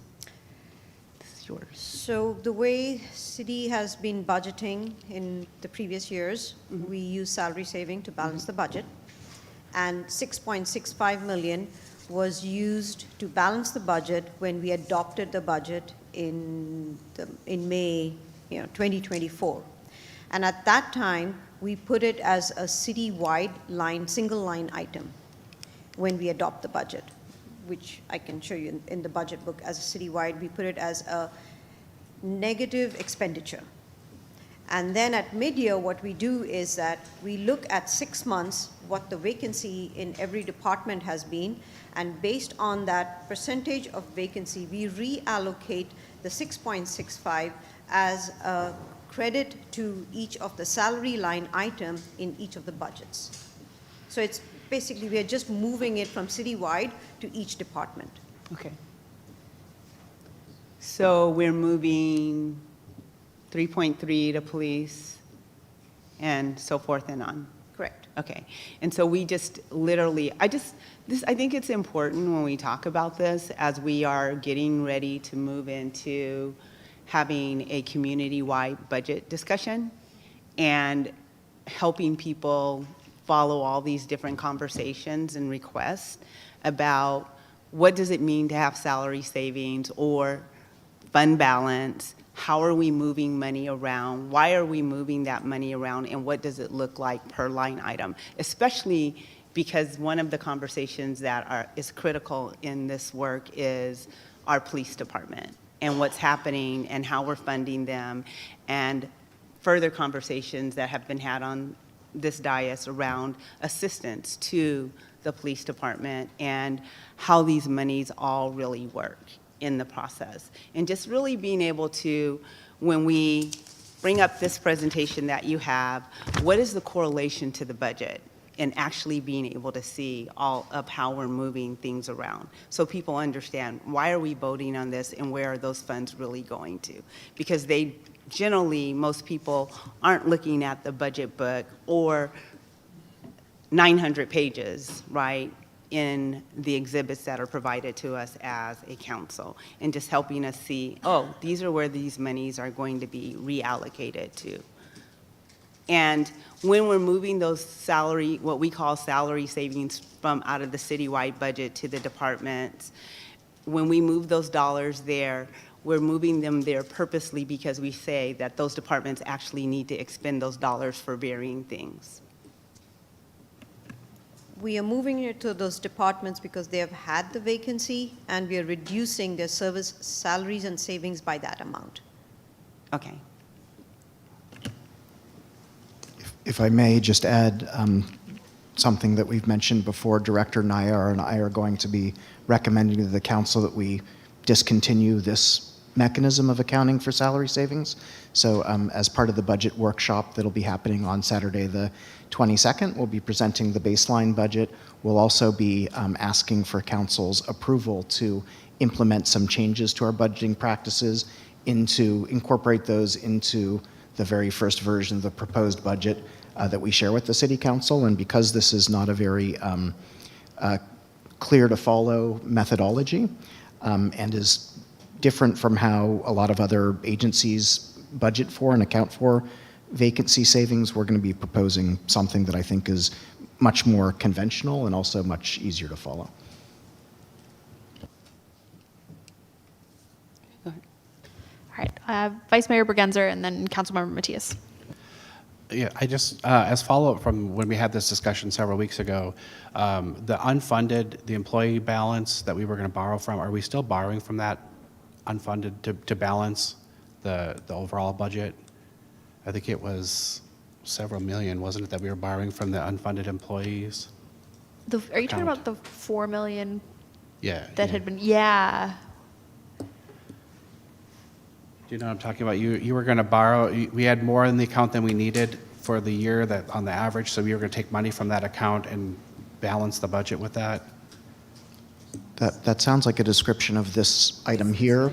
I'm not sure what the 4 million refers to. That doesn't. You had said we were going to borrow, I mean, I thought there was a 4 million. It was like the unfunded employee balance. It was left over from the previous fiscal year. Is that what you're referring to? Right, Was it but something it was else? like $4 million that we were going to borrow. There was a fund that was set aside for, I wish I could remember the term, I apologize. And then you said we only needed to have a certain percentage of money in that account, so we were going to take money from that account. Yeah, the reserve, after the previous, I know what you're talking about, I just can't Yes. remember it to articulate it. We had discussed that the previous fiscal year, we had money left over, and there was money that had been added to our reserve balance. And so our reserve balance had gone up from something like 22 million to 26 million, and so we were going to pull back from that to balance this year's budget. And so authorizing all these new expenditures wasn't going to put us back, but we were concerned that was effectively a deficit being funded by last year's surplus. Am I remembering that correctly? It sounds like we had $4 million of surplus from the prior fiscal year that we. 6.65. Pardon? 6.65. But the 6.65 was what we reallocated, was the salary savings from this year. There was a 4 million somewhere. Was it the pension? So did you move, I'm sorry, I'm asking this question, but did you move money into the unfunded pension account? Or take money from that account? No, Okay. no, we have not yet. So if it is to balance the mid-year budget, there was a surplus from previous year, which was 6.65. I know the number looks kind of the same, but there was a surplus of 6.65, and that is what we were using to balance all the mid-year asks. I'll go back and look at my notes. I That, apologize. that does sound familiar, and we'd established that it was just a coincidence that the numbers were the same. But I remember a 4 million. We might have both lost our minds, but I do remember a 4 million. Yeah. Councilmember Matias, and then Councilmember Gordon. Is this the asking question portion of the programming, or are we giving speeches? Just doesn't matter? Okay. All right, so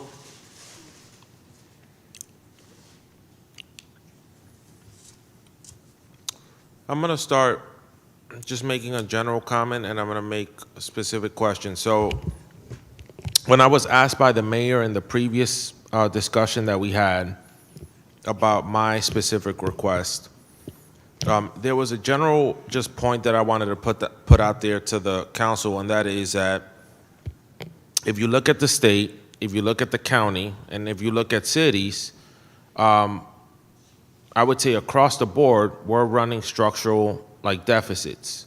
The county, I think, had like a $13 million deficit as part of their mid-year forecast. And so the natural tendency when you see that number at any level is to cut back, right? Let's cut back, let's cut spending. And I think one of the things we have to think about as a council is, yes, let's look for opportunities to cut back spending where it doesn't make sense, but where it doesn't make sense, like how do we find opportunities to also make investments that will position us for the future? And those investments can look very differently. I made a request around the gun violence work, right? And that should give us some dollar sense of what putting proactive strategies in place will do to reduce our overall costs when it comes to policing, when it comes to, public works, when it comes to all these areas. So why am I saying that? All I saw in this mid-year budget was spend, spend, spend. We need to spend more money just to keep the lights on, and we're not really making any investments as a council that can potentially materialize more revenue for us down the line. So I don't feel like there's an appetite for us to do that based on what I'm hearing, but I do think we need to just think ahead and be proactive in some of these conversations. Yes, we need to cut spending, and where we're realizing savings, can we channel that into investments that are going to generate more results down the line?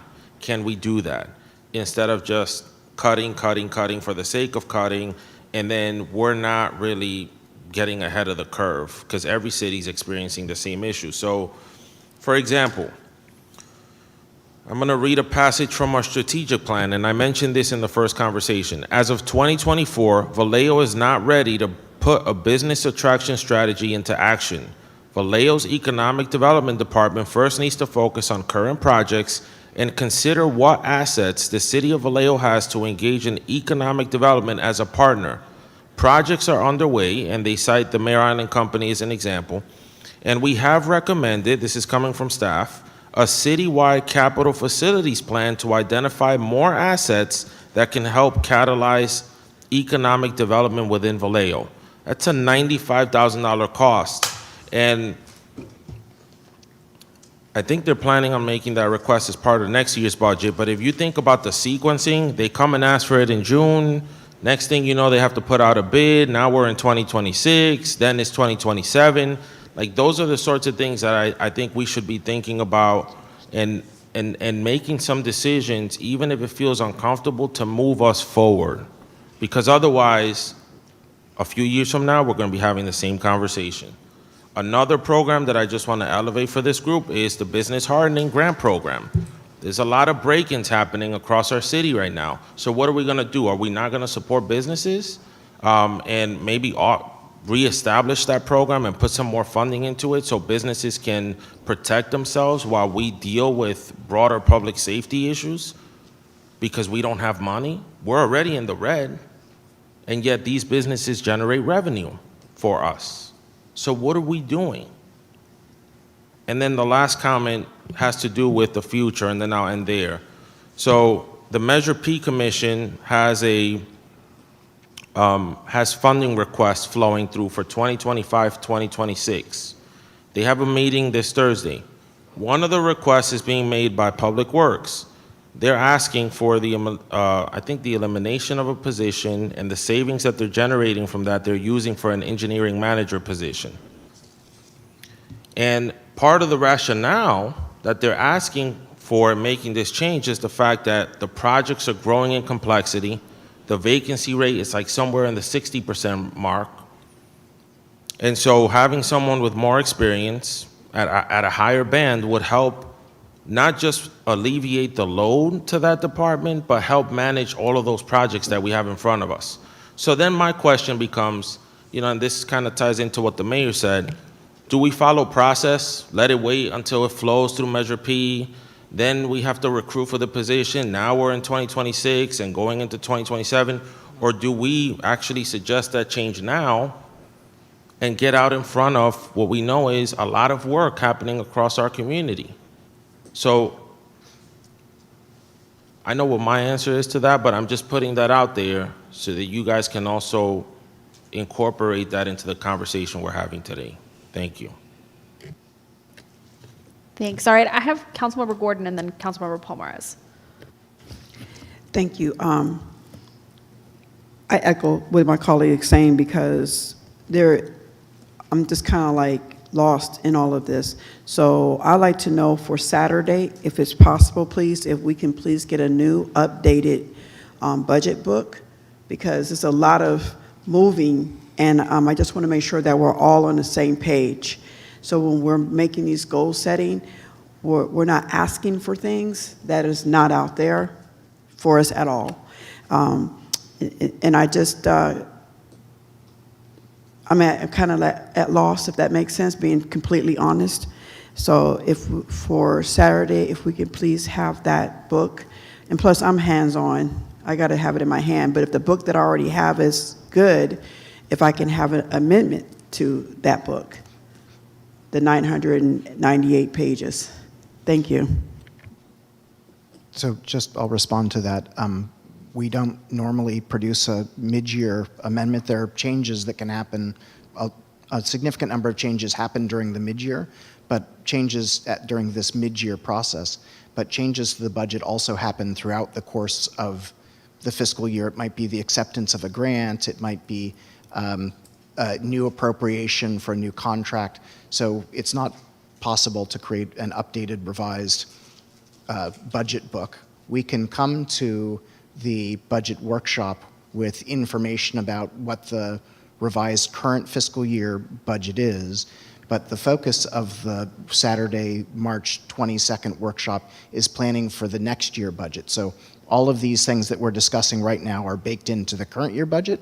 We now need to change our focus to planning for next fiscal year, and that's what the focus of that first budget workshop and the follow-up budget workshop that I think is going to be on April 12th. Those are both about next year's budget, which is coming right up. I mean, that budget is effective on July 1st. Thank you for explaining that to me. I appreciate that. Councilmember Palmares. Thank you. I have nothing against this mid-year budget, and I do echo Councilmember Matias's sentiments. I'd just like to ask one question. Well, first a comment that is $1.24 million. It's not an insignificant amount of money to be lost in the general fund. And my question is to you, Director Nair, is so when you see something like that, like a dip in revenue, and and also in consecutive years, and you look at the sales tax update, I assume you pour over that. When you look at certain business groups and you see where those tax reductions are, does that trigger a conversation with your staff or other staff members in City Hall to figure out how we could help bolster those industries, or is it just more like just laissez-faire? So we usually have a quarterly update from HDL, which they talk about the previous quarter and how we are trending. And along with finance, the economic development team is always there, and they are provided with the reports. So usually I would think that team is following up on what they see as trends going down or trends going up. Okay. Could I add some information? I'll say a lot of the variation that happens in our major general fund revenue sources are driven by larger economic factors than the city gets to control. So a lot of macro factors, I mean, things like property tax rates have to do with the real estate market, which is influenced by all sorts of things. Sales tax is driven by consumer behavior. That said, to a comment that Councilmember Matias made earlier, there are things that we can do on the economic development side to support our existing businesses, like a Shop Local campaign. One thing that I think many people at the city and a fully fledged economic development department does normally do is talk to our major businesses about what their situations and challenges are and ways that we might be able to assist them. So for instance, I have routine conversations with some of our main businesses about issues like blight and illegal dumping in the vicinity of their businesses, maybe abandoned vehicles that are impacting their sales and other things.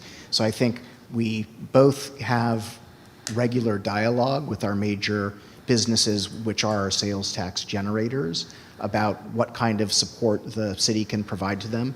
And we have an obligation to do proactive things like Visit Vallejo, like a small business hardening grant, like a Shop Local campaign to help generate additional tax revenues, whether our businesses are doing fine or not due to macroeconomic circumstances. So we need to be working at both levels on those things. I appreciate that, and that's 100% the right answer, and you should be, and we should all be participating and trying to help all of our local businesses in that regard. I guess for me is, and while I do understand that there are macroeconomic trends that are beyond our control, I wonder if there is still room for us to help some of these industries. So I'm looking at the tax update from third quarter of 2024, and the sharpest declines I saw are in auto and transportation. I don't know if we could do anything about that. That's probably has a lot more to do with than we could do in Vallejo, but I don't know. And then also fuel and service stations, and that's basically people coming in, getting gas and buying stuff. And I wonder, I mean, is there something we can do in that regard? I don't know. Maybe that's beyond our control, but all I guess I'm saying is I encourage us to have that specific conversation and not just say, okay, like let's help all small businesses. Yes, but then let's look at the businesses that are like sharply declining in sales tax, because that's where the bleeding is happening. All right, I do have a question about the unhoused strategic plan, and I know I'm coming in midstream. This was already discussed, and I just wanted to double check what the timeline is on that. As Director Nair, I think, mentioned earlier, we issued an RFP. We have proposals. We're convening a selection panel that includes a diverse set of panelists that'll meet later this month to recommend a vendor, and then we'll enter into contract negotiations. The ultimate timeline for the completion of the plan has to do with a large part of it is how much community engagement and analysis City Council would like to have in the scope. So the value of that contract, if it's over $100,000, which we expect it will be, needs to come back to the City Council. So that will be an opportunity for the council to weigh in on those factors. And we're acutely aware of the very, very urgent need to get that completed at the same time, we also want to make sure that there's really robust engagement with various stakeholders, which will, necessarily take some time. Yeah, thank you. And so this, if I'm understanding correctly, then this is basically allocating up to $175,000, but it'll come back to the City Council to finalize the vendor and finalize the scope, and then that'll determine the amount. That's correct. Okay, thank you, that really helps. And then, to the comment about investing, I think, to Councilmember Matias's point, I think it has to be both. I think we have to be relentless in looking for opportunities to cut, and we also need to find ways to do more with less, and find expenditures that are going to drive results. I think for too long, the city has thrown money at problems or not used data or not used evaluation, and so we've put taxpayer money into stuff that hasn't actually borne dividends. And part of why we're staring down the barrel of a $6 million deficit is because the investments that were made in the past were not things that bore returns, and now we're dealing with a structural deficit. So for me, at least, I truly believe we can do more with less. I think we can improve our services to citizens while balancing our budget. Is it going to be easy? No. Are we going to have to cut stuff that is important and that we find value in? Absolutely. But I think there are going to be ways for us to make those gains. We also, we're staring down the the reality of needing $11.2 million for a sheriff's contract. And I think we have to at least have that in mind, to Councilmember Ledeju's point about looking at $3 million of savings from the police department. We know that's gone. We balanced the budget on it.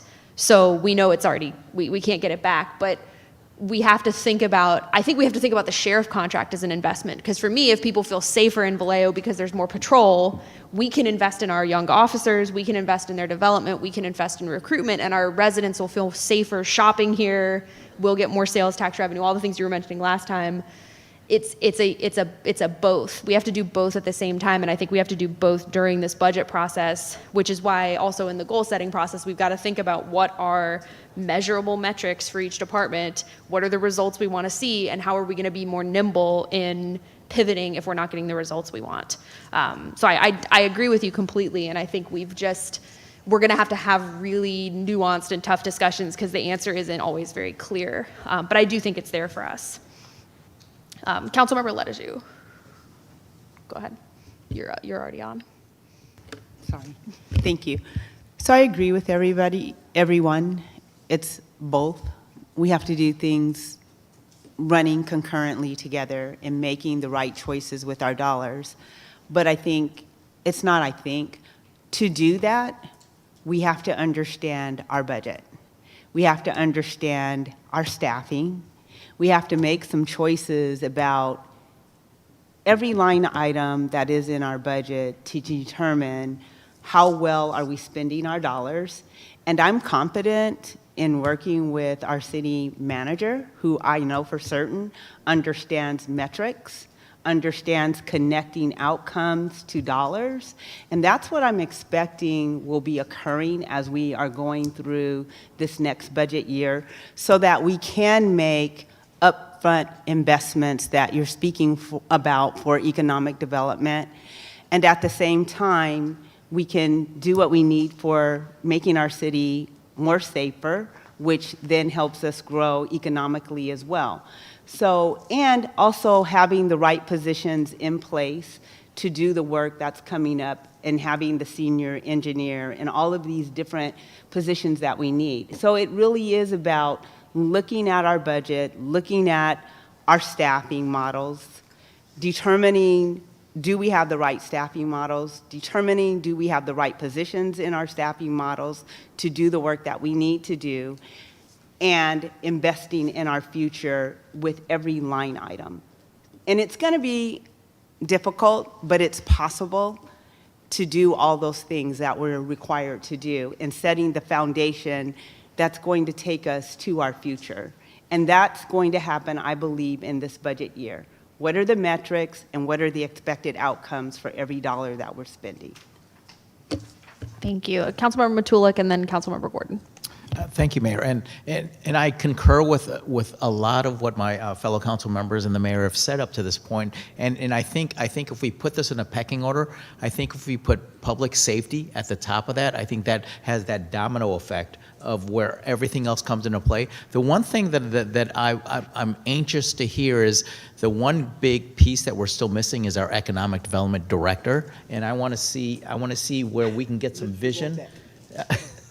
I want to see where we can get some input or some insight in that, because there's a Councilmember Matias and Director Pollitt and I. We were at the Solano County Economic Development breakfast recently, and we were mingling and having some great conversations with a lot of the people in the room about economic development, and so.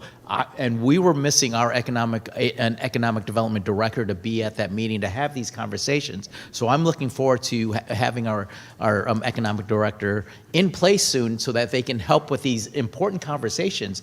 Because once again, we all understand we have this this budget. I don't want to say crisis, but we have to be very prudent with how we make decisions, and to do that we need to get all the pieces and all the minds in place on the same page. And I think and the thing I'm happy to see is that I think we're doing a lot more forward thinking, a lot of talking about investment, looking at where we can spend money now that's going to save us money in the future, but also bring us some economical gains in the future too. So I'm very it's very promising to have these conversations that I haven't seen to this level in the past. So I'm encouraged by that, and so I'm hoping that we're going to continue that. I'm looking for that economic development director to be in place to help us with these conversations moving forward.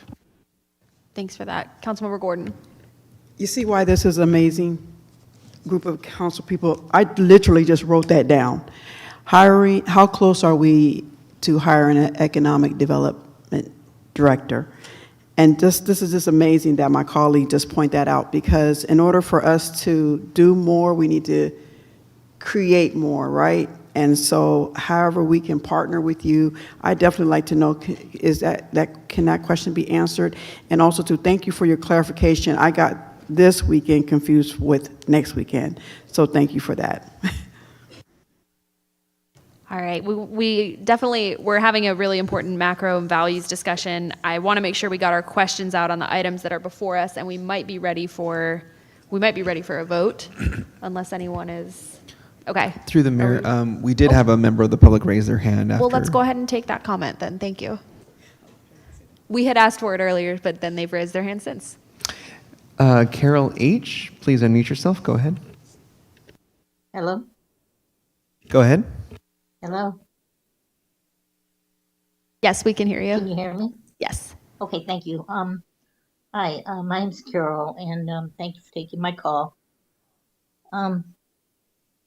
My comment on the presentation, specifically the line item about the request coming from the county to help cover part of a cost of their request. And in my history of working with counties, they tend to have a lot more money than municipalities.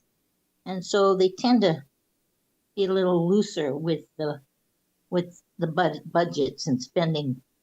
And I just want to ask make sure that we get an itemized budget for that expenditure from the county, and maybe contact and counsel with one of our supervisors over there that are out of Vallejo, and make sure that they're on board with all the expenditures in that budget, because they're asking for what, 24,000 from each of the participants.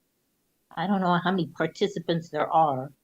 Vallejo, county, I don't know what other cities are involved, but it might be too much money and they might need to pull it back a little bit. I know it's not a lot of money, but we're talking about transparency, making sure we're not spending money we don't need to, and we need to get a reputation that, we're very conscientious about how we spend our money. So that's all I had to say. Just if you just take a look at the line item budget that from the county for that expenditure, and make sure we're not wasting our money for a regional project. That's all. Thank you. Thank you. Councilmember Matias, you had a follow-up comment. So let me just ask very quick questions from our city manager.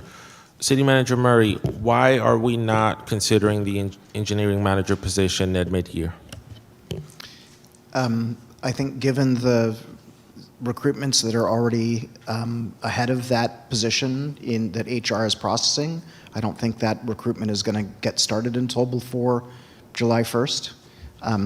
There's, for every one of these, particularly at this time of the year, for any one of these mid-year requests, there's a little bit of an arbitrary cutoff line between just pushing it to the next year, but I think we've got a number of other significant recruitments that are in line ahead of that, including to a couple of your other peers' questions, the Economic Development Director, the Fire Department Chief, and others. So that's really why I think it's a bandwidth and prioritization. But again, this next fiscal year budget is going to be upon us soon, and so it's not that much of a delay. My second question to you is, why hasn't there been a request from staff to augment the hardening grant program that ended in December, whether through Measure P or to this body? I can't speak to why. I mean, that program was created, I think, at the direction of the city council and was successfully implemented. If the council wants to see it continued, city staff, I think, would be happy to continue it. Small business. Can you repeat the question? I was asking why we have not seen a request, whether that's coming in through Measure P or to this body, for a continuation or an augmentation of the business hardening grant that the previous council implemented. So I was asking the city manager. Vice Mayor, did you have a comment I on know that we allocated $65,000 for that program, but I don't know if it ever actually started. You actually expended the $65,000? It's fully expended, yeah. Yeah, because we met, like, I was at a meeting with hotel owners this afternoon, and they said they need money. There's an unbelievable amount of break-ins happening across the city. They need security. They would make really good use of a program like that if it continued. And so, you know, I'm just curious, like, I mean, I can't send that to Measure P and say, hey, like, they can send in a request, I'm sure, but the need that they have and that they outlined in front of city staff this afternoon and myself and the chief of police was really urgent. And so if we know that those funds were fully expended, I'm wondering why wasn't that requested, knowing that there's other things coming on the pipeline, but those things are going to take time. And then the last question I have for you, City Manager Murray, is around the capital facilities master plan. So is the plan to request it next year, or, I mean, how valuable would that be for our economic development to get funding for that? And do you not see any real difference in terms of timing, whether or not that gets funded now versus later this year? I'm just curious. Well, I think, again, we're at a time of the fiscal year where something that gets funded right now opposed to something that gets funded as part of the regular budget is about a 3-month difference in terms of its execution. I think there's also some scoping that needs to be done on that plan, because the city has two related but distinct needs. One is a real estate management, portfolio management plan, because the city has lots of vacant parcels or parking lots. Another thing the city needs, and so that's kind of an economic development, more economic development related. The city also needs a facilities master plan, which is primarily about our existing buildings. And I think as we go through the budget development process for the upcoming fiscal year, I think Public Works and Economic Development need to talk about those and whether those are one or two different assessments and plans. So I think I think some time is needed on that anyways to scope those. Okay. Thank you. Right. Councilmember Ledeju. Thank you. So I think I have one particular question around, as an example, the hardening for businesses. It was just stated there was $65,000 allocated, but we've expended those dollars. That was brought by our past council and our council members sitting today. How is it that we bring back things that we know have been valuable back to the council to say, we've had this program, those dollars have been expended. We know in this climate, we're still experiencing some of the same issues, and we want to bring this forward to you. This is just one example, and so how do we bring things forward and keep it moving because they are relevant to where we are today in our environment? Yeah, I think there are two processes. So one thing that I like to do, and I'm sure all of us share, is attaching individual and unique great programs or ideas to some sort of a framework or superstructure so they don't get lost. And so there are two ways to do that. One is to incorporate a program like that into a long-term plan for that function, right? So to say, let's amend our economic development strategic plan to incorporate that so it becomes an ongoing activity. The other is so as part of the budget development process, we take the existing fiscal year's budget, we remove the one-time items to identify those things that are ongoing kind of status quo functions. We can also provide, as part of the budget development process, the list of those one-time things that were funded this current fiscal year or that concluded this fiscal year, and just have those in as appendix to the city council so that the city council is prompted to reconsider or consider continuing those one-time things. And that's something that we could easily do as part of the budget development process. And I think in some ways maybe that's easier than amending, kind of reopening the economic development strategic plan, although that doesn't have to be any more complicated than saying, hey, we just want to add this one item to it. So I think either of those two approaches would attach a individual program to something that's bigger so that it doesn't get kind of lost in the shuffle. Okay. So again, I'm going to acknowledge that we're coming into the first close almost of your first year being here, and there's a lot, and us sitting here asking a million questions, but I think for me is what's urgent? How do we move with urgency, even though, yes, we have our normal processes, but keeping in mind what we're faced with as a city that helps us balance and keep things moving and going, such as this item. And even today, I don't even know how we can address it and deal with it in saying all those dollars are expended, we are still having major security issues, so forth and on. How can we have that discussion? How can we do something, acknowledge and determine, are we going to do something about it?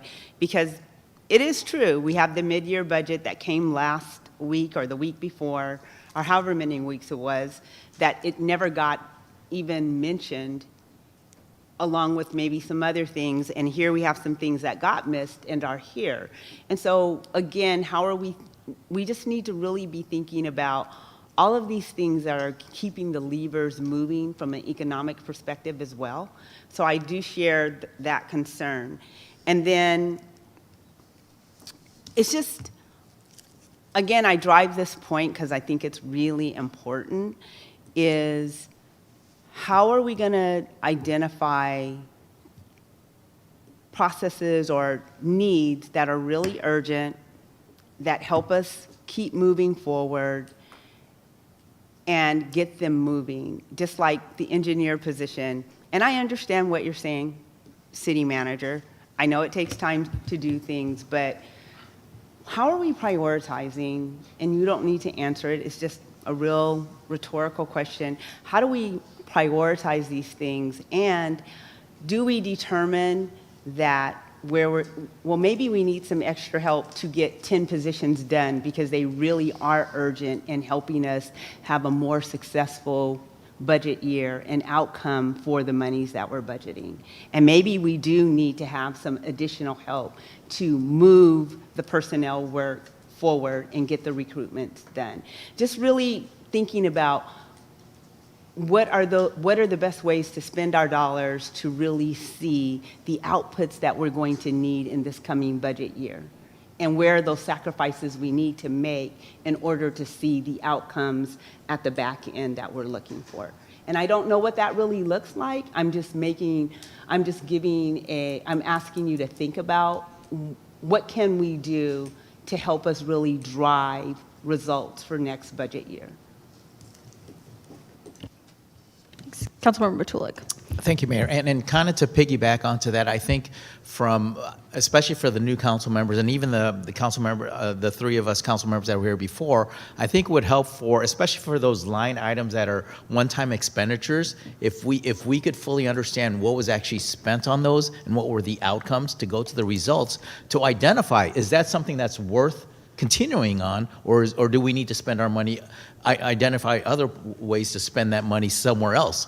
So once again, I think we're all looking at this as a globally of how do we best utilize the investments that we were actually making, and are we getting the output that we expected? And I think this goes to those programs or those people that want to present in front of the Measure P program or Measure P committee, that if they're going in there with an idea requesting for something, that they have a work plan in place with goals and expectations. And I think the important part that I think we need to put in there is there a time frame in there? So we don't want to be sitting there a year or two later to identify, is this actually doing something? We want to understand after what time should we expect something to happen, and if we're not meeting those financial and those financial goals and the timelines, then maybe we need to reevaluate that. I mean, we're taking a leap of faith of people coming to us with great ideas, even ourselves coming up with great ideas, but we need to put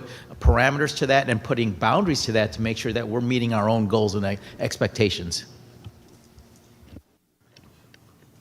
Yeah, and I'll close very quickly on that. I think the other thing that I'm excited about, looking forward to, is looking at the bigger picture and not looking at each of these things as ad hoc, one-off. And in speaking about the hardening grants, we can have another conversation about how much money is left in Measure P and whether or not we have the ability to do something short-term now, in addition to looking at next budget cycle. But I think we want to end the era of, to quote Councilmember Palmares from the other day, getting forced into decisions. And I recall, by December 30th, you all were up here with $300,000 worth of ARPA funds that, with a little more planning, could have gone to hardening grants potentially, or could have gone to something, but we were waiting, we waited until right up until the end when we had to allocate it. So I'm looking forward to being more proactive and looking at the big picture instead of just seeing everything as one-offs and then forgetting about it and not thinking about the interconnectedness between everything. And with that, we had a little additional discussion, but I do think we might still be ready for a motion. Oh, Councilmember Gordon, sorry, I didn't see you. Thank you. I appreciate we're having these conversations because, when we ran our election, we had big eyes, big goals. Like my goal, I want to develop District 6. I want to find out how we can support the Sonoma Boulevard project general plan. I want to find out what we need to do. And I want to be realistic. I don't want 4 years to go by, and what did I do, And so to see something that we've actually done tangible is one of my biggest focus. I don't want to waste money on doing things that is not moving forward, but I do want us to have a pride. All of us, we all ran our election wanting a pride to make a change while supporting staff. But this is our city, and we want to see it flourish. And I know you all come to work, you want to see beautification, you want to see business, you want to see housing up, high-end housing, So that's my goal. And when we go into these goal setting, we want to be realistic, but it has to go somewhere higher, if that makes sense. It sounded good in my head, so I hope it came out great. But now, and that after we make this vote, can I ask for a 5-minute break? I was going to suggest that before our next item. Why don't we go ahead and get the motion, and we'll close this item out. Okay, I move that we provide notice of intent to amend the fiscal year 2024-2025 budget mid-year for general fund revenue and expenditure and other funds, step 1 of 2. All right, so we're ready to vote. Oh, Councilmember Matias. Yeah, I would like to propose an alternate motion. Okay. And that motion is that I would like the request for the unhoused strategy to be considered as a Measure P expenditure, and to instead reopen and make those $125,000 available for a business hardening grant program. I want to speak. Can I speak? Yeah, go ahead, Vice Mayor. I guess I have to do a subsequent motion. My concern is that we're, again, going off and putting things on this budget cycle with just hearing it for the first time tonight. I think, I think that there's a process that we have for a two-step process for bringing those things forward. And I think that I would like to see, at least before I vote on expending more money on the hardening grant, that we see a list of who received them and how much was expended, because until tonight I didn't even know that money was spent. So I'd like to have at least an update from the city manager to know how that money was spent and to know how much more we need. How do we know how much more we should put in there? Because that was actually put in as part of the ARPA funding. And so I have concerns of just ballparking, putting in a figure for the hardening grant without having that data up front. I could see suggesting that the hardening grant be brought back and maybe be brought to Measure P, which would accomplish the same thing.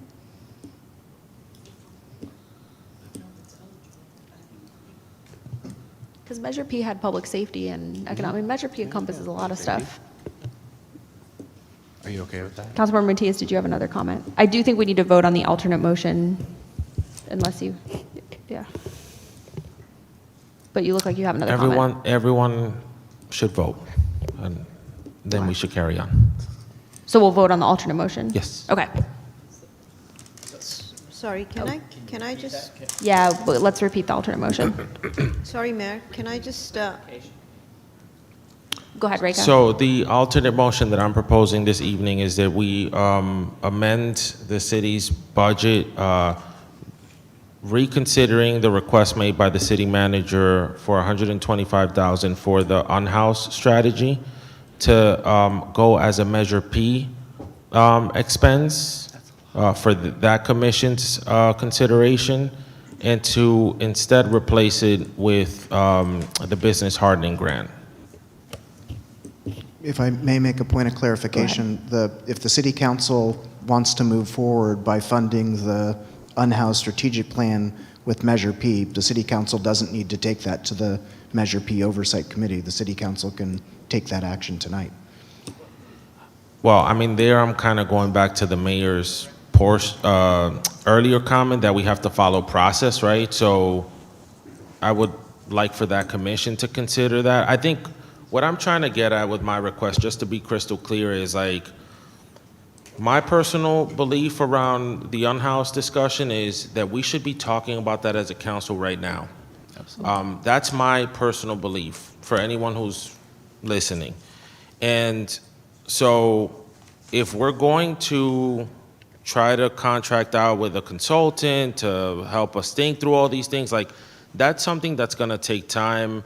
And yet I still believe that this body, in between the time we hire someone and have that person or that group engaging in public engagement, we should still provide some direction to staff around what's happening around our city and really have a meaningful and fruitful conversation around that item. And at the same time, that whole process is going to take time. Whereas we've had, and I'm sure you guys have received the emails, business owners emailing us time and time again saying that their businesses are being broken into. And again, businesses go out of business, folks, loss of revenue to the city. Simple as that. So I just want you guys to really consider about what we're doing in this moment in time to support our businesses while we get all these other things in place. And so that is why I'm making that request. I'm not looking to circumvent process because I know that there's very real value in that. I'm just trying to respond to the moment because I'm hearing it from the business community and they're saying it loud and clear. Councilmember Ledesju, you had a comment. Yes. So I think I have a question. And I know we're trying to make a motion, but I'm not going to vote until it's clear. So I don't understand why we have to do one or the other, and it's going over here and over there, to be very frank, as it relates to the $125,000 that you have proposed for a consultant. So I don't know that that's true, that it has to be one or the other, that it has to go to Measure P, that it can't just all be voted here. Am I wrong or right?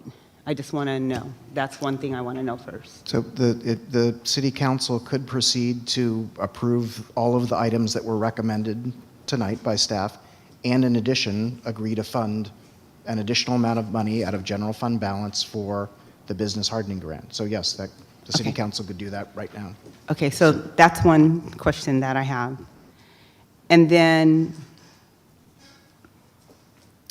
the other question that I have is, in the meantime, while, and I know that I've brought this up, in the meantime, while we are hiring a consultant to help structure housing, work for our unhoused residents. I think, again, we know that we should be doing other things in the midst of while we're waiting, because there is enough data and enough information to help us do some things that are very critical in that space. Yes or no? We don't have to wait for a consultant. That is just that is an added benefit to help us keep moving strategically. But we should be doing certain things and identify whatever those certain things are going to be.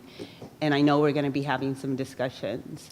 So we don't have a discussion agendized yet, but if the city council would like, the city council could direct a future agenda item to review the current, the city's current homelessness programs and provide whatever direction it would like to the city staff on how to reconfigure, if you want, that operation while a consultant is working on a more comprehensive, longer-term plan. Yeah, certainly.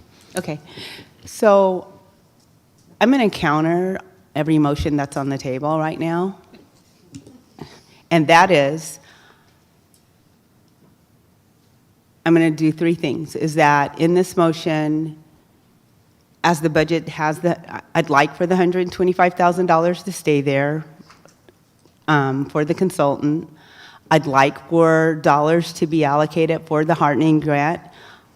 And prior to those dollars being spent very quickly, there can be an email, if I'm not mistaken, sent to City Council to at least account for the dollars or whoever got those dollars, so that we can continue the process and that we can help our businesses and honor that they are here in our city.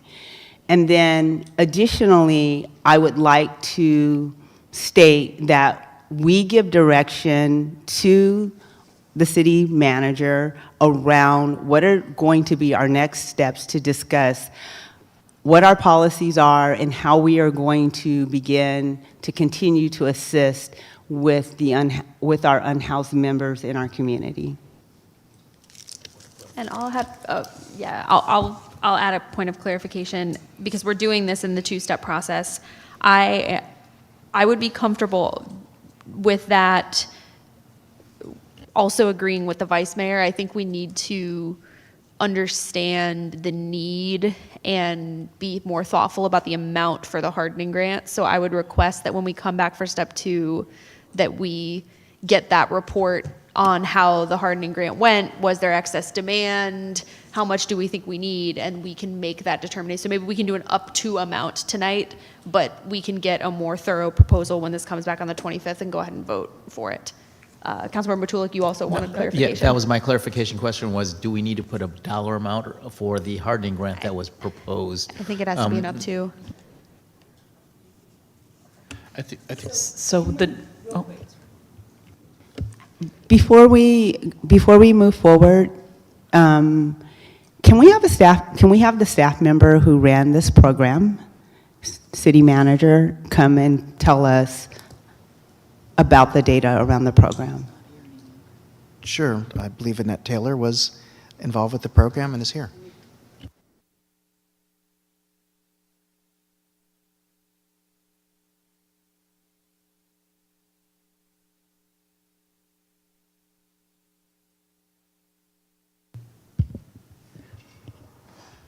Good evening, Mayor and council members. Yes, I was tasked to do the hardening grant. It was $60,000 from ARPA funds. The request came out of the business neighborhood watch, business watch program. It was brought to you. It was the reimbursement grant. We did 2 rounds. The first round we did, I believe we did a total of 31 grants, up to $3,000. We had to do 2 rounds because the first round, those who applied, some of them didn't do because it was a reimbursement grant, didn't do the receipts. They did bids, or they said, this is what I want. So I had to go back out and explain that it was a reimbursement grant. All of this information is on the Economic Development Department website and has the list of the 31 businesses, small businesses that received it, and the amounts. So it is on the ED's website, so I can provide that, either the link to you, or I can provide the list to the city manager so you all will see it. Regarding the need, I thought there would be a greater need than was shown in the applications. I think some of the people who had been vandalized and broken into had already paid out, and they just wanted to move on. I think the additional funds will be helpful because we are having more break-ins, and businesses are being having to decide whether they go to their insurance provider or if they pay out of pocket. If they go to the insurance provider, their premium goes up. If they pay out of pocket, some of the businesses have been hit more than once, 2 or 3 times, windows, doors. I hope that answers your question. I could go on, but this is another issue I'm passionate about, but if you have any more questions, I'm here to respond. Thank you for that. And I will say that I've had contact with one particular business owner who they are really considering closing their business, and they have been here for a very, very long time. And they have had to replace a door that cost over $3,500 to $4,500 each time with other loss incurred. And this family has been here many, many years. And so it is, again, what can we do to assist that's within our means that we can make these choices? So thank you for coming and sharing that with us. Councilmember Matulik. Thank you, and thank you for that report. And of the, you said 30 businesses that applied for the $3,000 reimbursement grant, 31?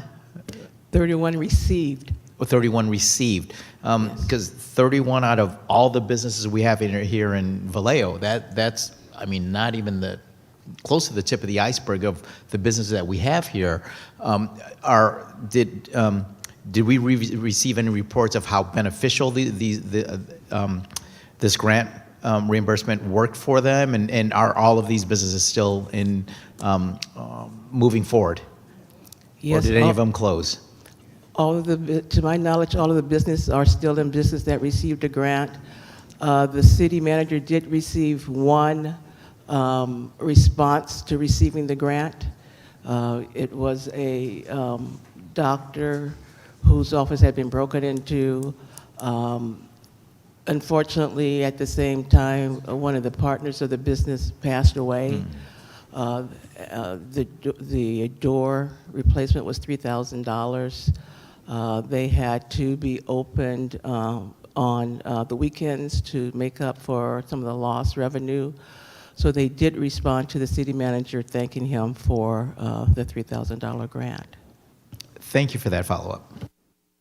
All right, so we have 3 motions on the table. We vote on the most recent first, which is Councilmember Ledeju's, and I think what was missing from that motion is we need a dollar amount attached and up to attached to the hardening grants. So the amount that we had initially. Thank you. Oh, I'm sorry. I forgot to think. Yeah. Yes, I apologize. So originally it was $65,000, and when you think $60,000.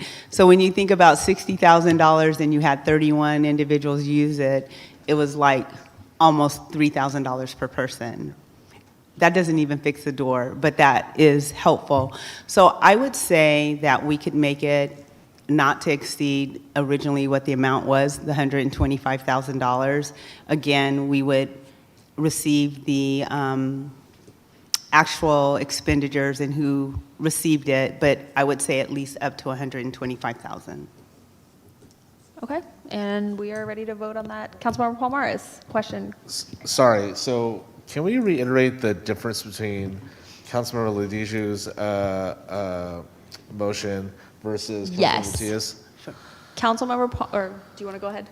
So what I added on, Councilmember Palmares, was that we would still keep the $125,000 that has been requested for the unhoused work for the consultant. I'm sorry, the $175,000 that's sitting in the budget, we would not either eliminate it or send it to Measure P, but we would just keep it in our current budget, and we would add on the hardening grant not to exceed $125,000, and we would also agree to get the supporting documentation as well as bring back or bring forward the discussion around the unhoused and what the next direction we'd like to give. Do you have more follow-up, Councilmember Are you okay with Palmares? that, or would you like to change something? No, let's do it. Councilmember Matulik, another clarifying question. Yeah, I was just going to It's like ask, deja is vu. there, could you explain your rationale for keeping the 175,000 in the general budget instead of moving to Measure P, where I think in Councilmember Matias's proposal was to basically using his, that 175 that was pegged for that, but putting the hardening fund in there for that without impacting the budget. So I just want to get a better understanding of what that rationale was. Sure. I think it's better served here. It's a consultant work, and we then need to determine how much more would be needed to actually maybe play out some of the actions that I hope come from this report and the community work that will be done. So I believe that it should be held in our general fund, and then we can determine from there what are the next steps, what is being recommended, and should that be considered at Measure P or not. So that was my rationale. Thank you for from that clarification. All right. I think we're ready. Everybody know what we're voting on. We are voting on Councilmember Letaju's motion. And it's on the screen. I think we can go ahead. Okay.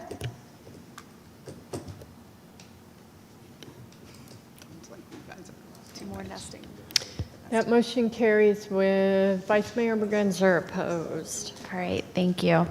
I am going to suggest, I want to thank our audience members for your patience. I know we have our next item is a public hearing, and that is going to involve hearing with specific time limits the appellant and applicants and our city staff. So I'm going to propose that we take a recess, at least 5 minutes. We may need a little more.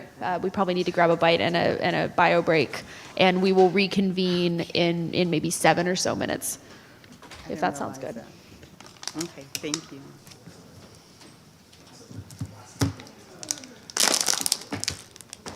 I didn't know we had a hearing. Huh? I know, well, that's what I said. I thought we were ready for a motion an hour ago on that. Yeah. I'm hungry. I gotta go warm up my food. I didn't realize it. My sandwich was literally almost done. I'm going for that pizza right now. What's up?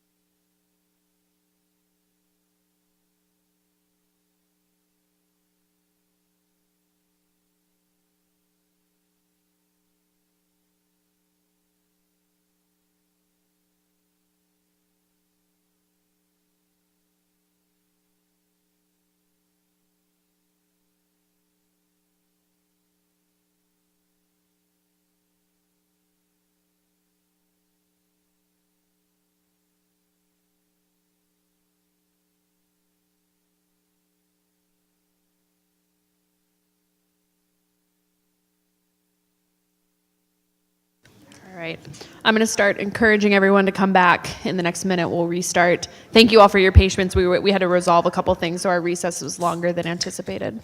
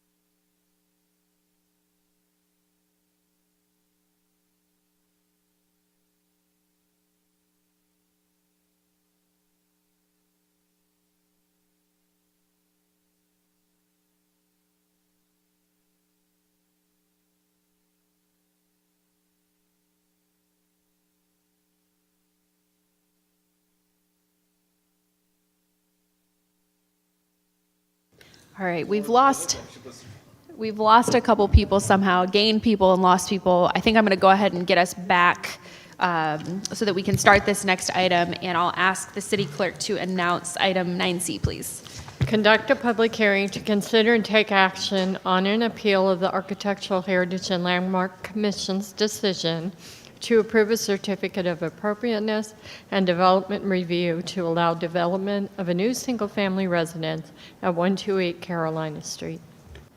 All right, thank you. And we'll go ahead and start the clock for public comment and invite members of the public to sign up at the kiosk and our guests online to raise their hand. We will hold our public comment after the presentations by all of the parties. And I believe, rather than going into the presentation, we'll just go ahead and open the public hearing, correct? Or do we have a presentation prior to the public hearing? But we have a presentation first, right, and then we'll open the public hearing. Well, the presentation is part of the agenda item tonight. Okay. So open the item, and then staff will make their presentation, and then you'll open the hearing, and we'll go forward. To clarify, so once we open the public hearing, we'll hear from the appellants, then the applicants, then our staff? Yes. Okay, so I'll just go ahead and open the public hearing then, and we'll bring up the appellants. Unless we'd like to do something else. Mayor, I believe staff does have a presentation before you go through Okay. opening the public hearing and hearing from the appellant, then the applicant. All right, so prior to opening the public hearing, we're going to invite staff for a presentation. Okay, let's do that. That sounds great. Thank you so much. Good evening, Mayor Source and members of the City Council. My name is Kristen Pollitt. I'm the Planning and Development Services Director. I have here with me this evening Cesar Orozco, who is our Planning Manager for Current Planning. And I'm actually going to turn this over to Cesar to give you the presentation. Thank you, Kristen. Good evening, Mayor and members of the City Council. Once again, I'm Cesar Orozco, Planning Manager for Current Development. And tonight, I bring before you an appeal for Certificate of Appropriateness and Development Review for a new single-family residence at 128 Carolina Street. So to provide an overview of tonight's meeting, we're going to go over what the purpose of tonight's meeting is, the project history, provide an overview of the project, the Architectural Heritage and Landmark Commission action, appeal of the Commission's approval, any written communications, and the recommendation. So the purpose of tonight's public hearing is to hold a public hearing on the appeal of the Architectural Heritage and Landmarks Commission approval of a Certificate of Appropriateness and Development Review for a new single-family residence at 128 Carolina Street. So here we have a history of the project. So the application was submitted on June 28th, 2022, and it was deemed complete on May 29th, 2024. The Architectural Heritage Landmark Commission, or the AHLC, public notice was published in the Times Herald and mailed out on November 7th, 2024. The AHLC hearing was on November 21st, 2024. An appeal of the AHLC decision was submitted on December 2nd, 2024. The City Council public notice was published in the Times Herald and mailed out on February 6, 2025, and the council hearing is tonight on March 11, 2025. The notice was also forwarded to the members of the AHLC and invited them to follow along with the appeal tonight.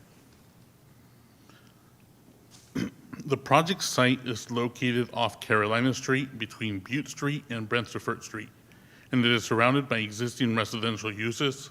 The subject site is bounded by residential uses in Lizier Alley to the north, residential uses in Brentford Street to the east, Carolina Street and multi-unit residential to the south, and residential uses in Butte Street to the west. State Route 37 is approximately a mile and a quarter to the north. Sonoma Boulevard or State Route 29 is approximately 0.3 miles to the east from the subject property. Each provide regional access, while Carolina Street and Lizier Alley provide direct access to the project site. The immediate vicinity of the project site is characterized by existing residential uses. The site's general plan 2040 land use designation is primarily single family, and the site is zoned residential low density, which implements the primarily single family land use designation.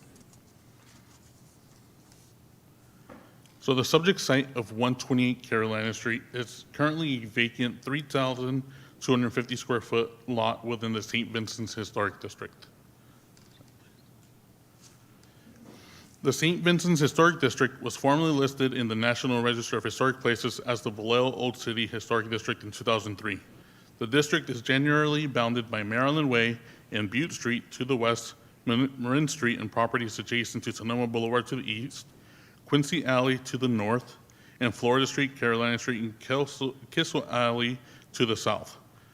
The district is comprised of mid-19th to late 20th century residents, including examples of Greek and Gothic revival, vernacular late Victorian such as Italianate, Queen Anne, Eastlake, Shingle style, along with colonial revival, Tudor revival, Mission, and Craftsman, and Prairie and Art Deco styles. The period of significance is from 1868 to 1947.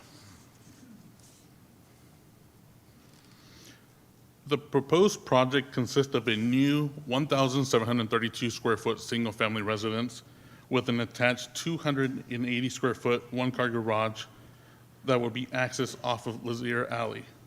The residence is proposed to have an overall building height of 24 feet and 3 inches, and will have a total of 3 bedrooms and 2.5 baths.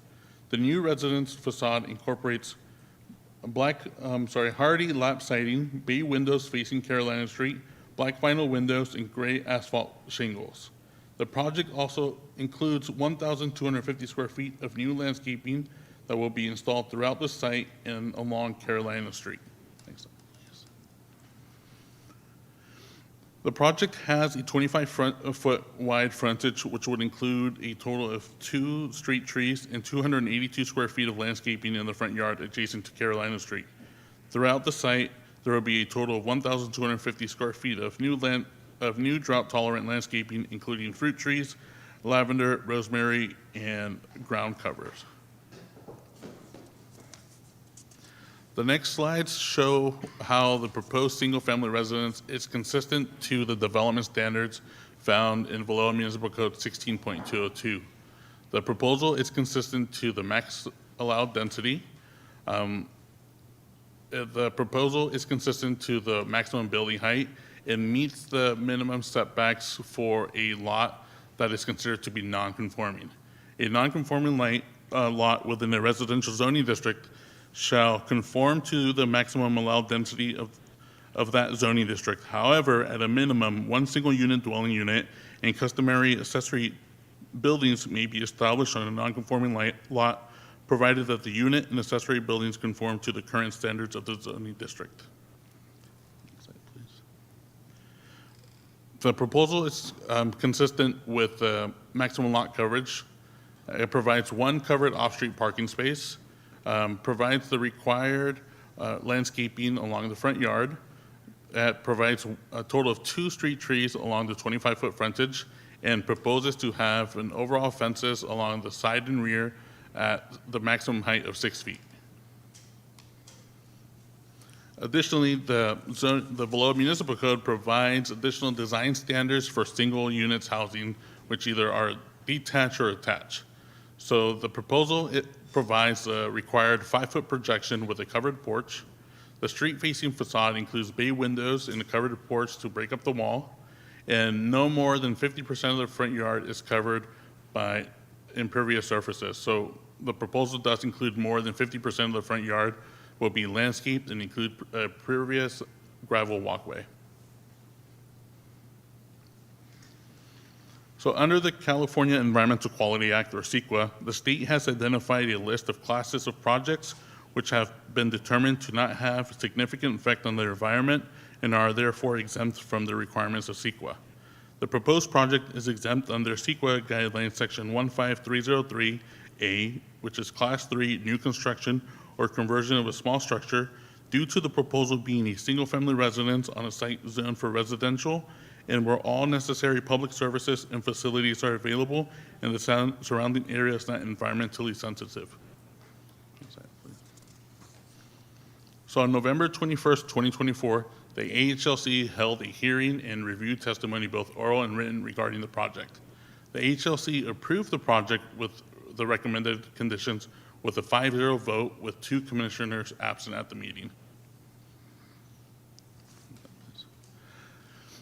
So an appeal was filed, and the appellant claims that no precedent of a 2-story building on the lot, the original structure cannot be rebuilt in original dimensions due to the current code. The cottage that originally existed on the property was no larger than 700 square feet. The footprint of the historic building was nearly identical to the neighboring cottage. So staff's response is that the residential low density zoning for the site allows for a single family dwelling to be built subject to the development standards of the district for residential low density. The project would be consistent with all applicable development standards, including maximum building height, front, interior, side, and rear setbacks for the residents, and the garage and maximum lot coverage. Their claim doesn't address any of the required findings for the project. Next slide, please. One of the claims from the appellant was that the survey legitimacy is questionable. Markers not industrious to the industrial standard. So a survey is not required for a certificate of appropriateness application. However, a boundary survey is required for a development review application. According to the Planning Division's published application submittal checklist, the boundary survey shall be prepared by a licensed California surveyor or civil engineer licensed to perform the survey, include a drawing to scale utilizing an engineer's scale, include the date of the survey prepared and subsequent revisions, include the street address and assessor's parcel map number, and include information of any existing easements. A boundary survey for the proposed project was submitted as part of the planning application, and it was reviewed by staff and deemed to have the submittal requirements for processing of the planning application. Furthermore, as part of the subsequent building permit review, the building division also requires a submittal of a survey report since the project involves new construction at 5 feet from the property line. Yes, standard practice in Vallejo, once a building permit has been issued and construction has commenced, the building division will require a signed letter from the engineer or surveyor to confirm the accuracy of the foundation in accordance with approved plans.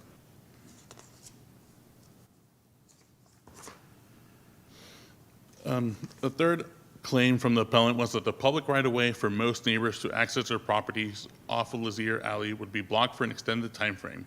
This includes houses on the alley that only are accessible via the alley. This is an issue of quality of life for everyone in the block who rely on the alley for access to their properties. Lazier Alley stretches the entire block and can be accessed by vehicles from either end. During future construction of the site, if any construction equipment is required to be parked in any manner that would block access through the alley for an extended duration of time, typically considered 2 to 4 or longer in some cases, then an encroachment permit would be necessary. And encroachment permits are issued by the Public Works Department and are intended to ensure that appropriate traffic controls are in place in the event there is private temporary occupancy of any public right-of-way. The requirement to obtain an encroachment permit in this event has been made a condition of approval to the project. Excuse me.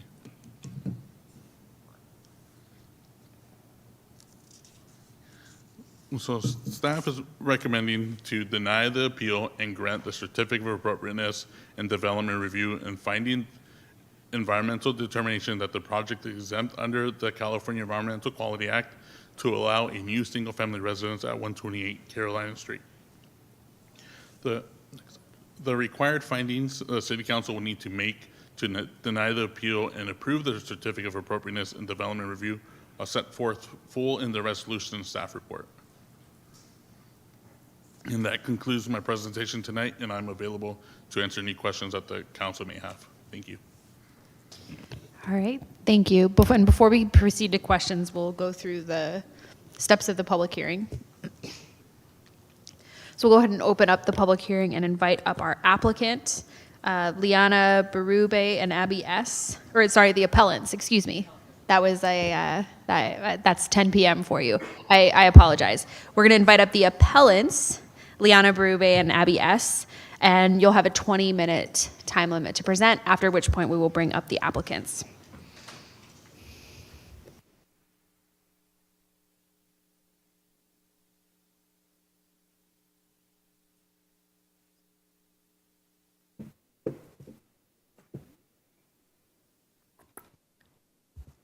There we are.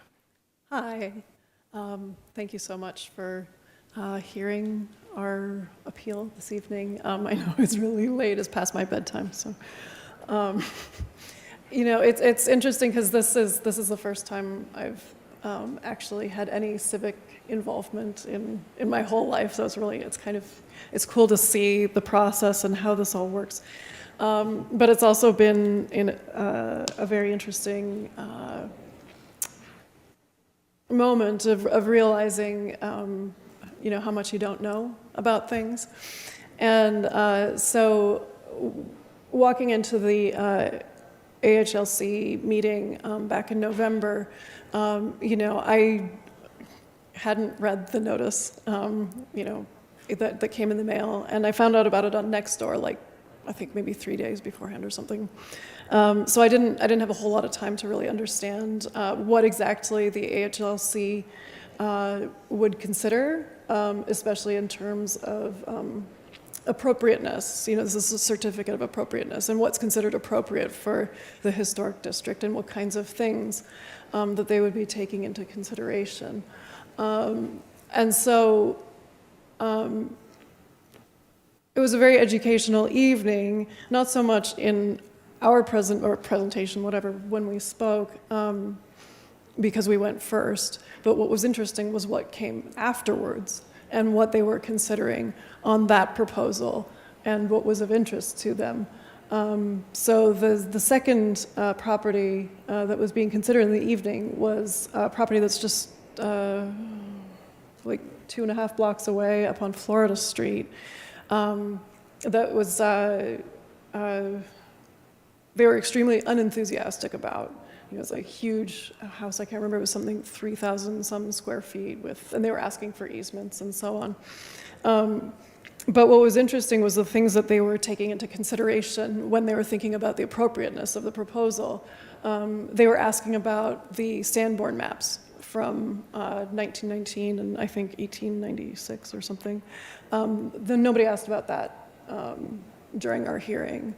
And you know, the difference between what's on the Sanborn map and what the builders are proposing is like it's nowhere near the same thing. It's not located on the same part of the lot. It's like 2.5 times larger, plus a garage. You know, they were concerned about the size of a 3,000 square foot house and I know it's within the allowed percentages, but we're talking about the appropriateness within the neighborhood, right, of the historical district, which is apparently intentionally vague criterion. But they were concerned about it like a 3,000 or 3,200 square foot house on a 6,500 square foot lot. We're talking about here a 1,700 square foot house plus a 280 square foot garage on a 3,250 square foot lot. So that's, you know, proportionally speaking, you know, it's what we're talking about here is actually substantially bigger than what the proposal that they were very negatively negatively disposed towards. And it wasn't brought up at all in this hearing. So,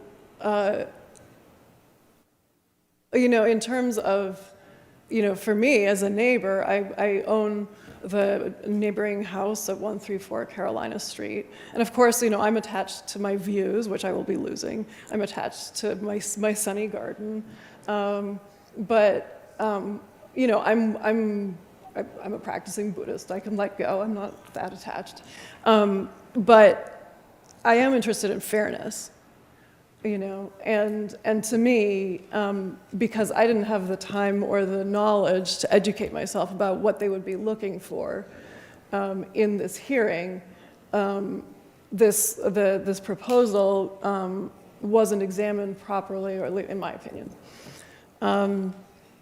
And the other major concern that we have, I think, sorry, just let me check to make sure that.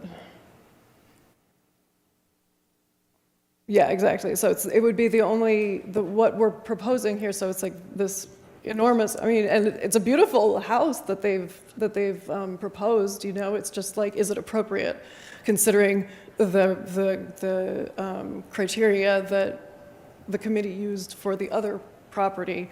You know, it would be the only property on Carolina Street, from Butte Street, the beginning of Carolina Street, all the way to Sacramento Street. It would be the only house that, or the only property, sorry, that would be set back from the street.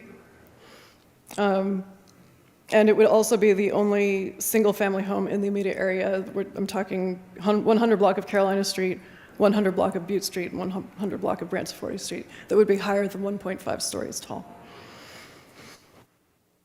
So the other concern that the neighbors have, and I have with this construction, is the alley, Lozier Alley, because it's the only like reasonable means of access to the property for construction. And I know we've like said that there's you know, we're talking about like, oh, there's encroachment permits and so on, but you know, this is a construction project that's going to be ongoing for quite a while.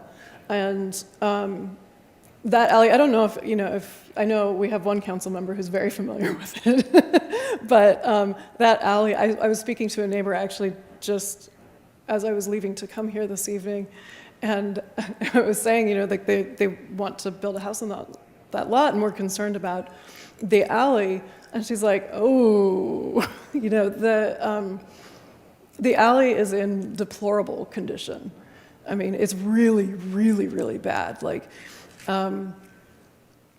it's, I don't know, I think there were some photos that were maybe sent to you, but it's like the pavement is completely fragmented. Apparently, my neighbor said she's lived here for 15 years, and it was like that 15 years ago, so you can imagine, you know, 15 years of traffic on something that was already atrocious. You know, there's huge, I mean, right now, it seems like it's fine because the soil is soft, and the paving chunks have sunk into the ground, so they're relatively stable. But once that dries out in the spring, it's like there's these huge chunks of concrete that come out of where they're supposed to be. So you have these like enormous holes in the street. It's uneven. It's, you know, the amount of, I got a flat tire driving through it just a couple weeks ago. So, you know, it's not the greatest. And what we're very concerned about is both like the quality of the alley and whether it can actually take it, and also the width of the alley and the passability of whether the entire alley is passable, first of all, and whether it's passable if you have, say, you know, a construction truck set up you know, even with an easement, and say like something happens like what happened in, I think, early November, that there's a fire in one of the properties that's only accessible by the alley, right? And then the fire trucks have to come down the alley, and it's like, you know, do you want to have the fire trucks turning around? Oh, we have to go around the other side of the block, or an ambulance, you know, or even the trash collection, you know. I've personally have gotten, like, from even just parking along the side of the alley, kind of displeased notes from trash collectors saying that next time my car's there, that they're gonna fine me because they can't get by, you know. And that's just my, you know, small car. It's not something substantial like a cement truck, for instance. So it feels like to me there's a safety issue. You know, I mean, trash collection is health, I suppose, sanitation.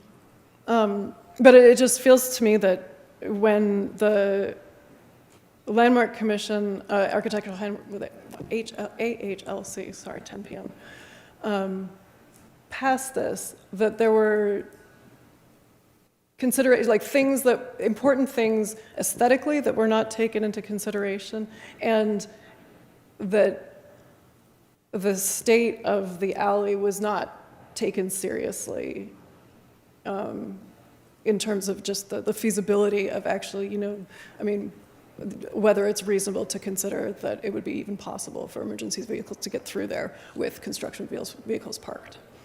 So anyway, thank you so much for your time. I really appreciate the consideration. All right, thank you very much. And we'll now call up the applicants, Rob Kelly and Mario V, for comments, and you'll have a 10-minute time limit.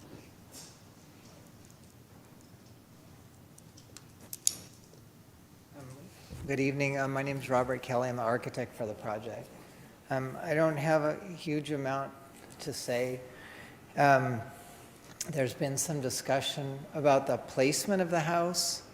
And it's placed as far back as possible and not in line with the adjacent homes to maximize the privacy of the adjacent homes. When a house is right next to each other, the windows look at each other. The lots are relatively deep, so it's advantageous for everyone to offset the homes. When I look at the size of the house, it's a very narrow lot. The inside of the house is 15 feet, or the outside is 15 feet. The inside is 14 feet.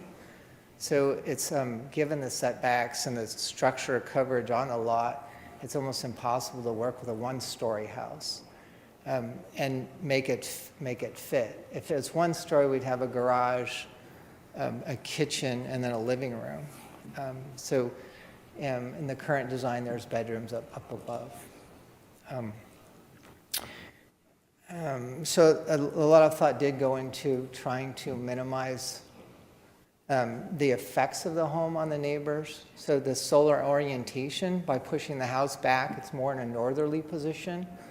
The current neighbor that just spoke maintains almost all of a westerly solar sun in the afternoon because of the house position. There's never been, I don't think anyone has said, oh, let's push the house up forward, that's a benefit to anyone. When I look at the height of the house as a two-story home, I don't understand the woman that just spoke why she thinks the adjacent homes are almost all at a maximum of 1.5 story. This house is 2 doors over, and it's clearly, to me, it looks like 2-story. The neighbor that just spoke, her house is 2 stories when you go walk by there. If you look across the street, all the homes are 2-story. So predominantly, the homes in the neighborhood are 2-story. When you go down the street, 4 houses, there's even more homes that are 2-story. And there's a lower story and then a second story. It looks like it was a converted commercial building. When I look at the size of the adjacent homes, it looks like what a 1,700 square foot home. I looked on Zillow and tried to find out the size of the adjacent homes, and a lot of it wasn't information that was available. The adjacent home is 1,680 square feet. We're proposing 1,700 square feet. So it seems in scale for a new home to be 1,700 square feet. There's been a lot of discussion about the alley, and there's no intention to block the alley. Of course, there's lumber deliveries and occasional times when there are trucks that need to drop something off, but there's no intention to block the alley for any long periods of time. So I don't understand exactly what the rational and realistic concern is there. I don't have any other comments. I'm happy to answer any questions you might have. All right. Thank you. So we'll ask questions of everyone at the end, and what we'll do now is we have the opportunity to call on staff. I know you all have already presented. I don't know if you have anything to add at this time, and then we'll invite the appellant up for any additional comments, should they have any. Thank you. Yeah, I took a couple notes during the comments, and I think there's really just two things that I wanted to address. The first was the comments related to the Sanborn maps. I wanted to let everyone know that staff typically utilizes these maps really just as a reference to understand what was historically located at the site. The maps themselves only show an outline of what units may have previously been there, and then they identify what type of use might have been there before. So that's really the only context that they provide. And then I also want to state that this proposal is not required to adhere to any historic Sanborn map development that was previously there. And then the other piece of that too was just that in reviewing a proposal for a certificate of appropriateness, the findings that need to be made, really what we need to be looking at is the first finding that says the project, we need to look to see if it's in conformance with the U.S. Secretary of Standards, interior standards for the treatment of historic properties applicable to the project and any ordinance designating the historic district. So when we look through all of those findings, there's really nothing that requires the proposal to be consistent. So that is how we came to the conclusion that it is appropriate as presented. And then the second point I think is kind of worth speaking to is related to the concerns about Lozier Alley. As you are all aware, this alley is a public right-of-way, which means typically improvements to public right-of-ways are handled through the capital improvement program. We do not have any specific projects identified to upgrade this alley at this time. The funds that go towards improvement of streets and roadways typically prioritize the main streets first, and then the alleys would come later. So, unfortunately at this time, we don't have any specific program to address that alley. But I will say that we did add condition number 5E, which does address access, and it does specifically require an encroachment permit if there's going to be any blockage of that alley that would be more than 2 hours in length. And then maybe just the last thing to note is that the alley is open on both sides, so there is access from both directions. And this requirement is kind of going above and beyond to make sure that, if there's any long-term blockages, we will require a permit that will have a alternate route identified for emergency response. And I think that is probably all that I wanted to address. All right. Thank you. So at this time, we'll invite the appellant up for any additional comments, should you have any, and there will be a 10-minute time limit. Sorry, 1 second. I'm trying to remember something that I just forgot. Sorry.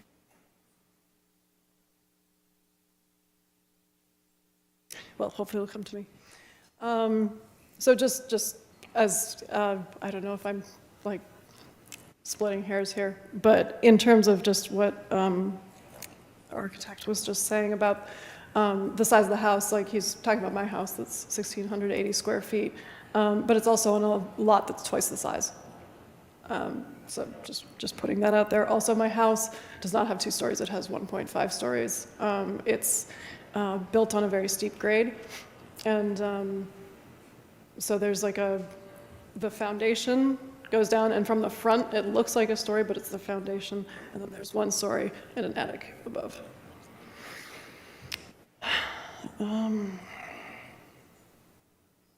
I guess, in appealing this, it was like my hope was to be able to,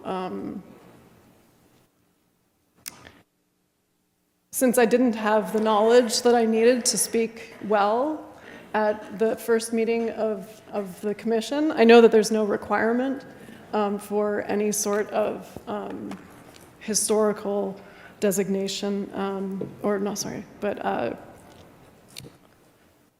particular conformity. But the certificate of appropriateness, the way that the committee handled the following project just led me to believe that if they had heard the same arguments from me, would it have come out differently? I'll also add that while, yes, the vote in the end was 5-0 with 2 absent, it did not go on the record that that many of those votes were reluctant. There was no enthusiasm with passing it. They passed it because they were told by the city lawyer who was present that the only legal way they could deny it was if there was public health and safety issues. And one of the committee members, actually even said she tried to ask for amendment to require the building to be 1 story or instead of 2, or 1.5 stories instead of 2, and that was also not allowed. So it wasn't like it was a 5-0, like, yes, this is a slam bang done. It was when it was asked for someone to second the motion, it was like a good 5 seconds of complete silence, and then someone like, well, I guess somebody has to. So I fully accept that it was passed, and that this, that you may choose to keep the proposal as it is. But I just thought it's sort of important to put it out there and try and speak up for myself. So thank you so much. Thank you. So what we'll do now is we will take questions from... So I have questions from the council of staff, appellant, or applicant, and then we'll take public comment, do one more round of questions, and then we'll close the public hearing. So do any council members have questions for any of the parties at this time? Councilmember Gordon. Yes, I'd like to see those photos that you had showed to the applicant, please. If that's appropriate to ask that question.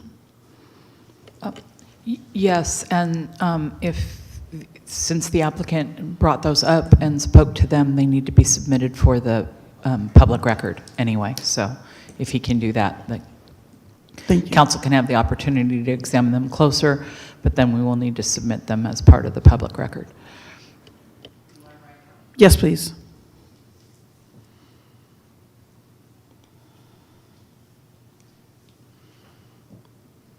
Thank you. Someone else can go ahead and ask why I look. Is that all right? Vice Mayor Bergenser. Yes. Is there any requirement to build the exact same size or shape structure to replace an old structure on the lot? Is there anything in our municipal code that requires that? No, there's not. So the applicant can build any size structure, within the conforming, but it doesn't have to match whatever previously was there or... That's correct, as long as it is also complying with the Secretary of Interior standards, which I'll also add that those standards don't clearly address construction of brand new units. They're really designed for rehabilitation.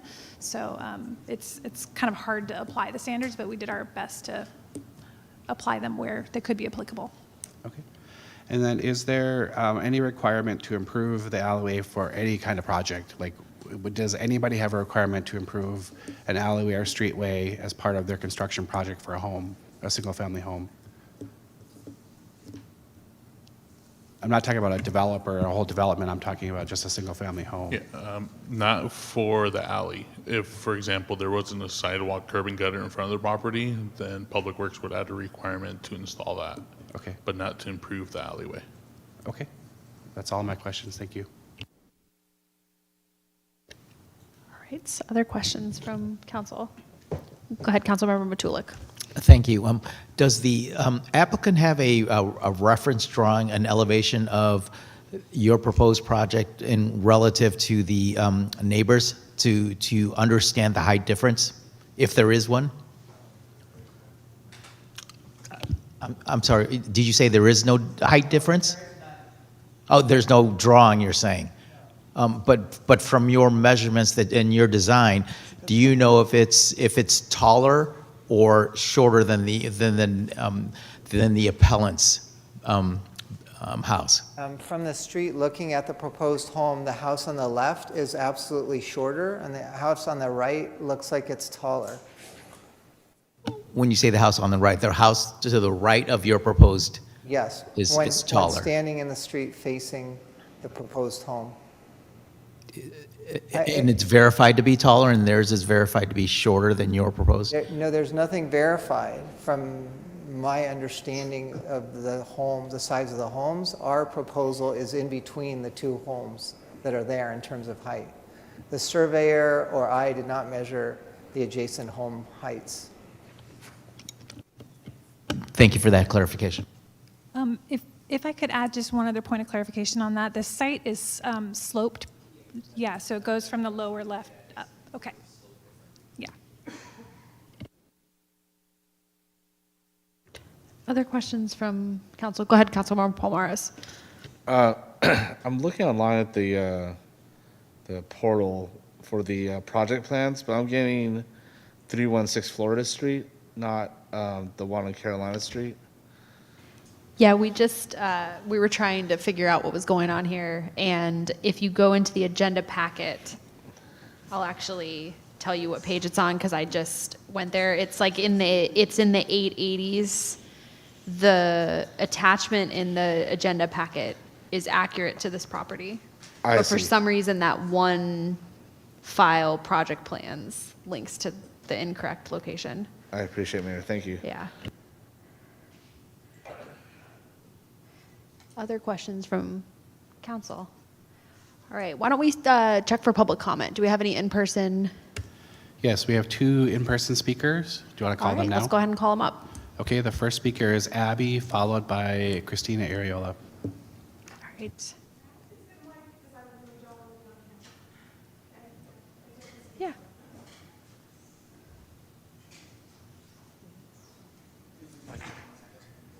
Yeah.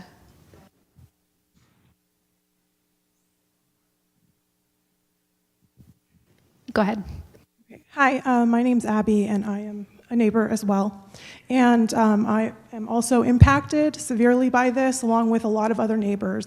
The issues that really were not driven home, well, actually, people were very concerned about it at the AHLC meeting, but were told that they were not allowed to vote certain ways because that's what they were told by the lawyer.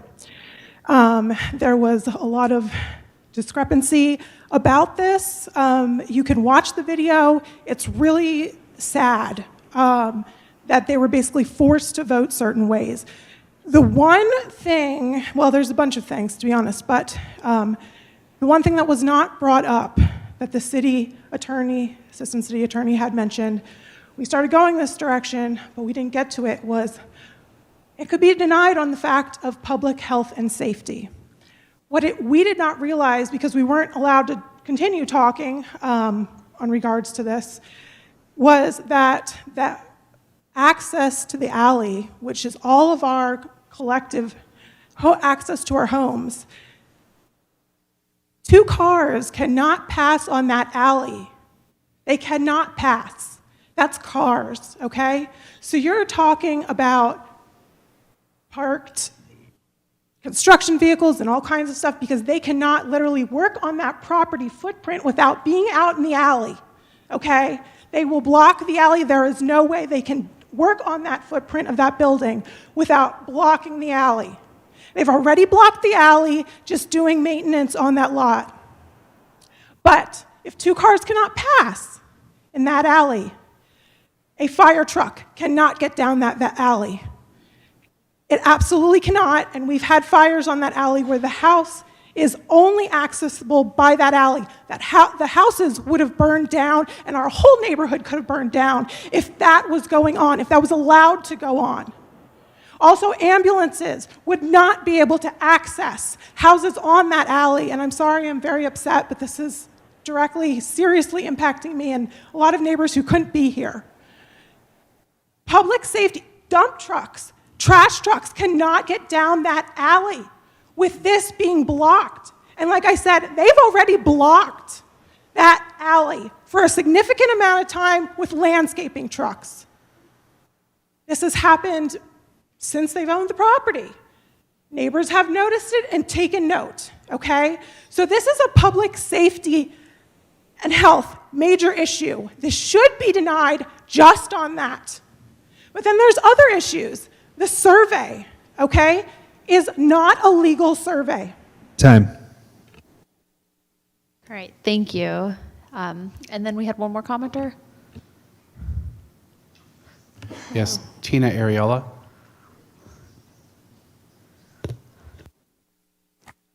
Good evening, everybody.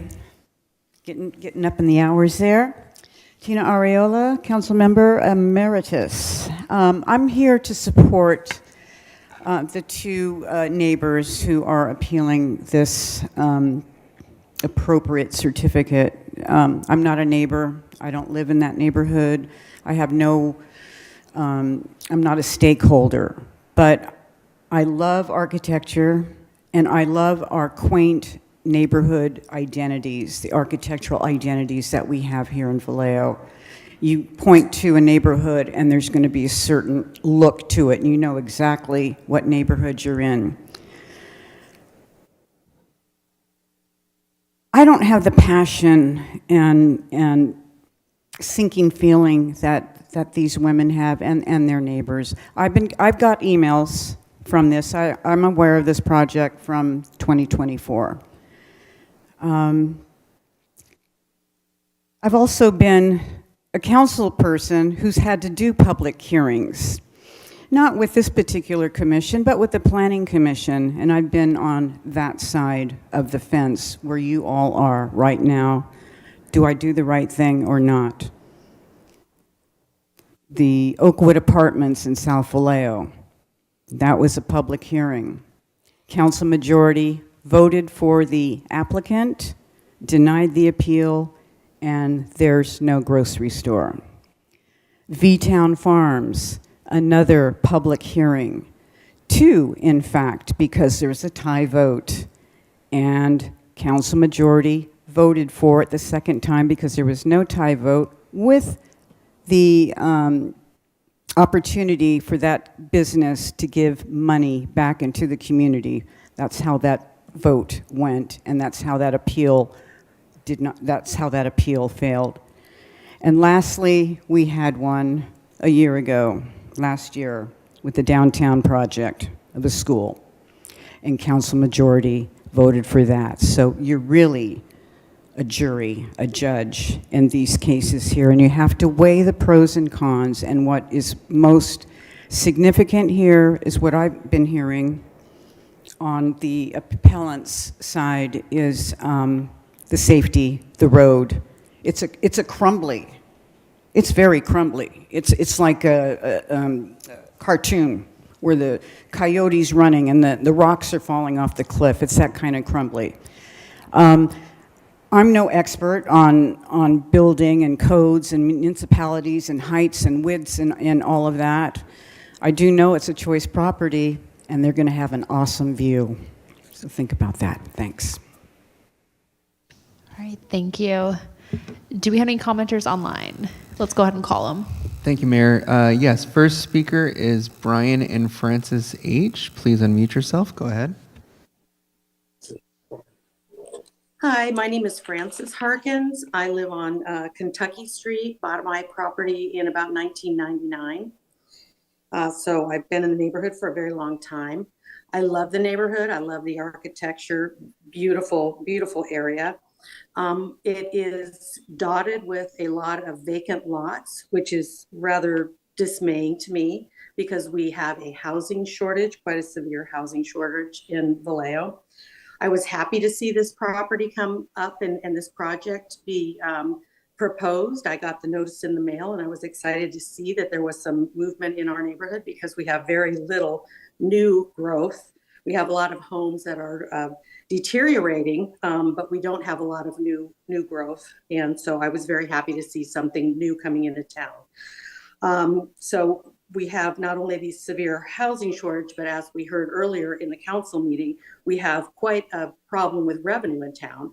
And I would propose that any new building in the town would bring additional revenue in the form of economic activity when people are building the house, and then property taxes for the long term, as well as the people who live in the house will then be spending money in town. So I would propose that this building be put forward. It looks like, unfortunately, it looks like it's been over 2.5 years since the first application of this.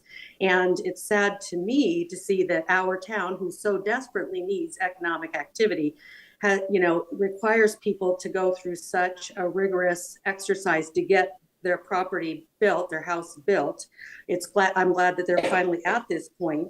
And I'm really happy to see that it's an infill project, because one of the things I think as a community we should be doing is building in the within areas that already have strong infrastructure as opposed to urban sprawl. So I want to say that I would say it's probably an environmentally positive thing to be building there. And I see that, and I know that it is very common to have nearby residents resist new homes. It's to protect their view or their privacy or their sunlight.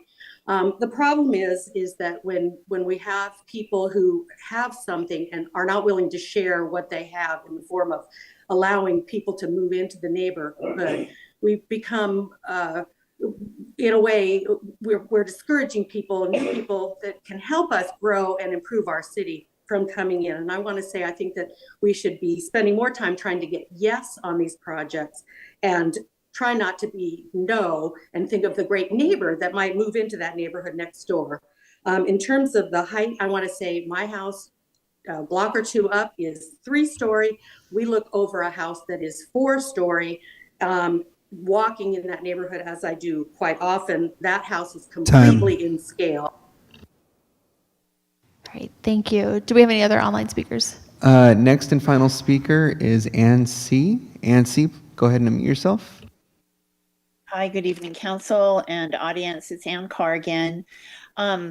I will first say that I am not a resident in this neighborhood. However, I am a Vallejo native, and my best friend lived on Branciforte Street growing up, so I know the neighborhood. Used to walk through it all the time. From what I have seen of the project, and I've only followed it in this meeting, I would ask the council to consider supporting the project, the applicant, for a couple reasons. One is it does look to me like it qualifies as what we call an infill development, which we've really wrestled with as a city for how to fill in these parcels that are left empty hither and thither. And then also, it looks like there was pain taken during the design process to make it look historically compatible with other buildings in the neighborhood. And I will contrast that with the development that went in my neighborhood, which is Vallejo Heights, which at one point was kind of seen as a throwaway neighborhood because there was going to be a 4-lane highway along the waterfront. And so they decided, oh, this area doesn't matter at all. And In the midst of older homes from the turn of the century, they put in these boxy apartments and boxy slabs of buildings, just completely architecturally undefined and not redeemable. So I think the historic compatibility is important.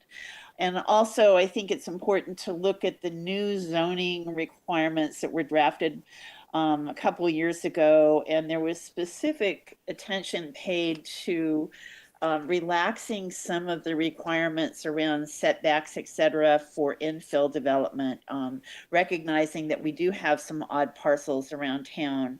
I agree with the previous speaker that Vallejo in general needs to address its housing needs and also needs to be looking at investment into the community. And frankly, a lot of people are turned away from trying to do any infill development or renovation because our permit fees are so high and our infill fees are so high. So I just wish this family had come to my neighborhood first, because we've got a number of empty parcels over here with views that I'd love to see somebody moving into and doing something that would be historically compatible. So it sounds like staff did look through everything and that the project complies with everything. And then on top of that, I think it just looks like a project that fits. If they were doing something that was really off architecturally, it might feel different. And I see my time is up, so I'll end there and thank you. All right, thank you. And was that our final speaker? That was our final speaker, yes. All right, thank you very much. So with that, we'll go through one more round of questions from our council. We'll close the public hearing and then we'll discuss whether to adopt the resolution. And I have Councilmember Matias and then Councilmember Letajou. Thank you, Mayor. First question to staff. So the presentation says that the vote received, that the final vote was 5-0 with conditions. Can you quickly touch on the conditions? And I'm sorry if I missed that earlier.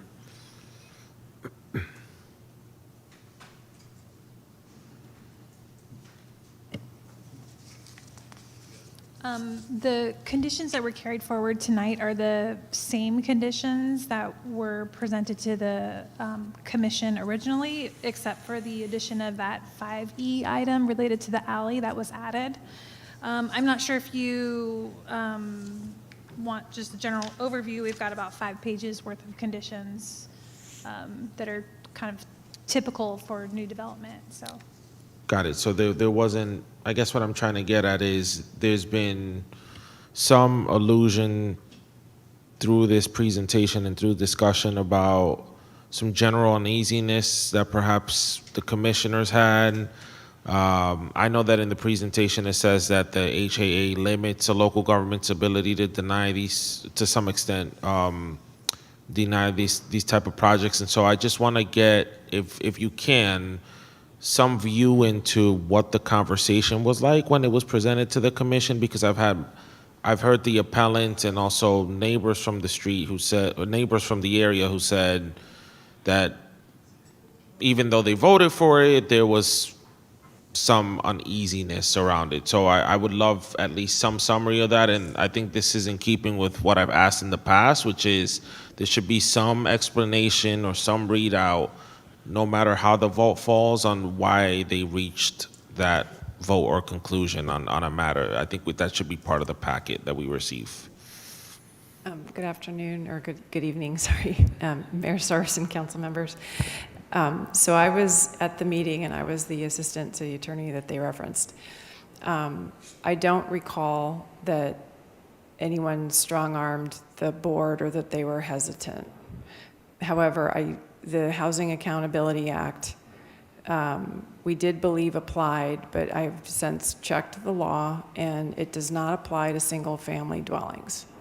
So accordingly, if there were any errors in the thinking, and I'm not aware of what they what they were thinking, those are corrected by this hearing tonight, because it's a de novo hearing, and so you do it over again. So if there was any error in the previous hearing, it shouldn't affect your decision tonight. So we are not applying here any of the standards of the Housing Accountability Act, which would, I don't know if I'm explaining that very well. Let me try to jump in a little bit here. I think that you have two things in front of you. So when a city council or any appellate body hears a matter de novo, which means anew, correct? You are not limited to the record before the lower body. You are making your own findings for the granting of the entitlement being requested, and you are making your own determinations as to the merits of the items that are on appeal. So the first issue that you have before you this evening is really, do the items that were brought forward as part of the appeal relate to the required findings to grant the permit?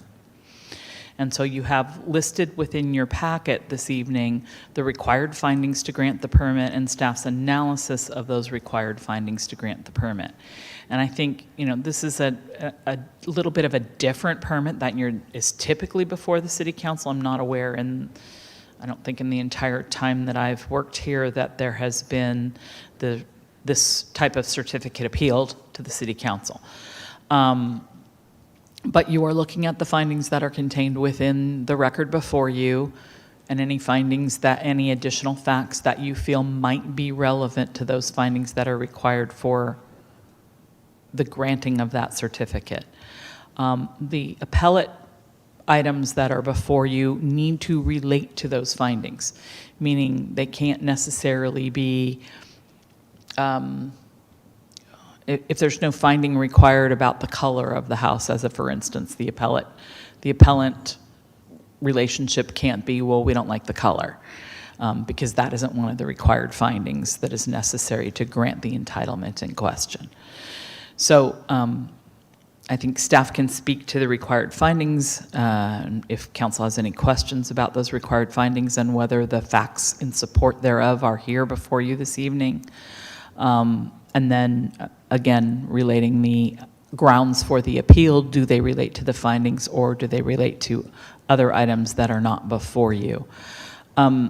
So because this property, I'll speak for 1 minute about the question of the alley access and the access to the property in question. Every property that abuts the alley has the same right of access to the alley as any other property, right? That's their abutting access. They also have the same right of access to the street that it fronts, which in this case is Carolina. Am I wrong? Right? You're right. Okay. That is Carolina Street. So this property has, it's a double loaded, right? It has a street in the back or an alley in the back and a street in the front. Now, if either one provides some source of access to the property, my understanding, I guess, is that one is a pretty big grade and would require going upstairs. The other is, I'm not going to say flat because that's probably the wrong word, but more at grade to the alley. So certainly council might have some questions about those for staff that you want to discuss relating to that access, but there is no greater access for properties that currently have a house than there is for properties that abut the same streets that don't happen to have a house. The second issue that you have before you is this is a legal lot, meaning it is a buildable lot within the city. So in order to deny it, you would have to make findings associated with denial that either make the findings that would be required to grant it in the negative, supported by facts in the record, or that you have another ground for denial that relates to facts, not we'll call it subjective issues surrounding this lot. I don't know if that helps or not, but that's the standard that's in front of you. Not the standard that was previously discussed, however, relating to the Housing Accountability Act, which doesn't apply to a single-family one house on one lot. Thank you for that. And I just want to clarify, is it appropriate for me to say that the fact that the vote taken by that commission, that it was a part of the staff presentation, that's considered a fact in terms of what we're evaluating as a body? since it was in the presentation? I'm not sure I understand the question. Can you maybe rephrase So it? Is the vote is a fact, correct? So the vote and what the vote was is a fact. It's what the lower body decided, certainly. And the appellant is saying that there was at least something that took place in that meeting, which I don't have access to that fact, right? That perhaps influenced the way that those folks voted. I'm not suggesting that happened. I'm just saying that that was an allegation made by the appellant. So I was just asking from our staff attorney if there was some information presented as part of that conversation that gave folks room for pause, and whether or not that's information we should be considering. Not that I recall. Okay. And the appellant, tonight was pretty honest about what she didn't come prepared in the same way that she came prepared tonight. And so at that time it was, she voiced concerns about her view being blocked and lack of notice, and that the project had been 2 years in the works and they didn't know about it. And so staff pointed out, that it was only recently deemed complete, and that we don't notify everyone of every pending project until there's a point where it becomes viable. And I don't recall there being any, I don't recall there at all any, what did she say, reluctance or coercion or anything at the hearing. All right, sounds good, thanks. All right, Councilmember Letajou.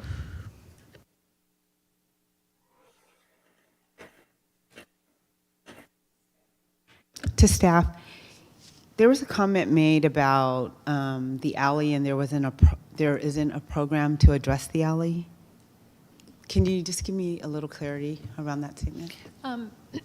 Yeah, there's not, typically roadways are repaved or fixed up if they're part of a capital improvement program.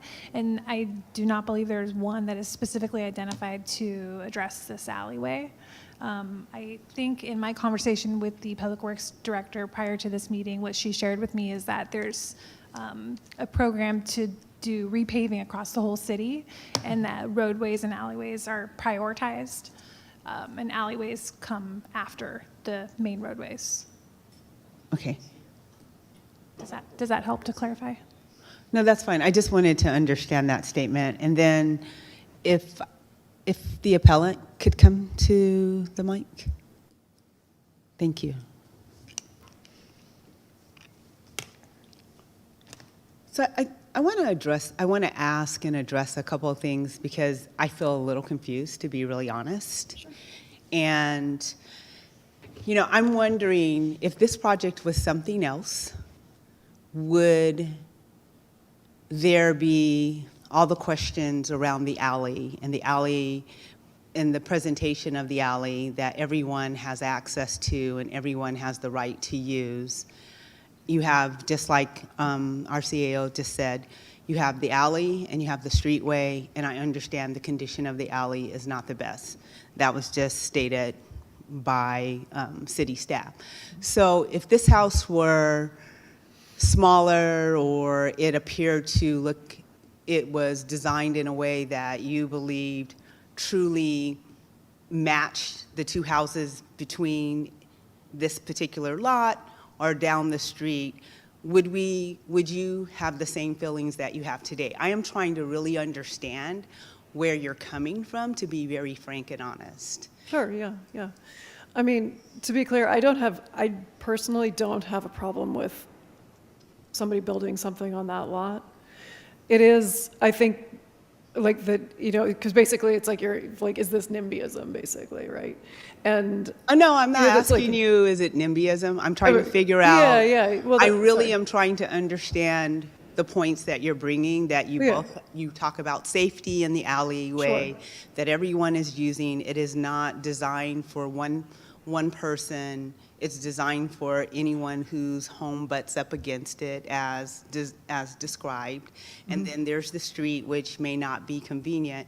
So I'm really trying to understand when we talk about, oh, my safety is at risk, and on and the things that you've stated, I want to better understand where you're coming from. If, you know, because in my mind, I'm like, well, if it's something different, would you have the same feeling? So I'm giving Like you an opportunity. if they were building like a different plan, would I still have a problem with the alley? No, if they were building a different plan, would you be having a different discussion? Would you not be here? Because what we're saying, what I've heard you, one of the things that I'm hearing very intensely is this alleyway, the safety of this alleyway, that I fully understand that everyone has a right to use, even though I will say this, it's agreed upon that it's not in the best condition. It could be in better condition. So I'm trying to understand also, is it, if we had a different kind of design, would we be having the same kind of discussion about the alley and all of these different things that have been said thus far? So I think what I'm translating from this, and Sure. correct me if I'm wrong, is that like, are we using the alley as an excuse to block a project we don't like? No, I'm not saying are you using an alley. You're telling me basically with this house being built, right? The building going on, that the alley isn't accessible. It creates a safety issue. And I'm saying, so with this particular house, all of these things are happening. But also, if we had a different design, I'll just say it for you, wouldn't we have the same issues? I see, yeah, I think, well, so I think with this particular design, what makes it particularly, because basically anything parked in that alleyway is going to be an issue. You know, it's just, yeah, it's in such bad condition and it's so narrow and it's just terrible. So it's, I mean, I guess like, yeah, I hadn't really thought about it actually, but it's like, because it's sort of like, but the main issue with, actually, sorry, I'm like losing my mind here, it's so late. No, it's late, it's okay. The house being, so they have the house and then they have garage and then it abuts, like it goes right up to the back of the lot. And so there's no place to like bring, you know, if the house was brought like forward or something, like potentially, then it would be less of an issue because they would be able to park vehicles like in the, like offset from the back of the lot. You know what I mean? But just like, it's like shoved like right against, as far as I remember from the drawings, it looks like it's shoved right against the back of the lot. And there's no access from the front. So, because Carolina Street, it's just like, there's like a. So basically then, for my edification, on Carolina Street, regardless of whose house it is, you really don't have easy access or no access per se? Not for this kind of, like for like bringing building materials in and so on. I mean, I'm not a construction worker, I don't know. But like up to my house, which is a little bit higher up, it's, I think 20 stairs. So it's yeah, very difficult. So, Okay, yeah. so then just for my edification, because I don't live in that particular area, and the reality is, from just hearing and just this small exchange that we've had, no matter what you build there, someone using that alleyway, even if it's you using that alleyway to have dirt dropped off for your house or anybody, we're going to have an issue with that alley at any moment, at any given time, just because, number one, it is narrow and everyone gets to use it. And based on what was said, I don't know which of you had said this, but it's hard for two vehicles to pass through. So no matter who's using it, it really is not the best passageway for anybody for any extended period of time. I would agree with that, yes. Okay. That's what I wanted to understand. Okay, thank you so much. Thank you. Thanks. I have Councilmember Batulik and then Councilmember Gordon. Thank you, Mayor. And to the staff, the question is from your notification process, how many homes did you notify of this project going in? For any item that goes before a commission or a design review board, for example, it requires a notification to all the property owners within 500 feet of the subject site.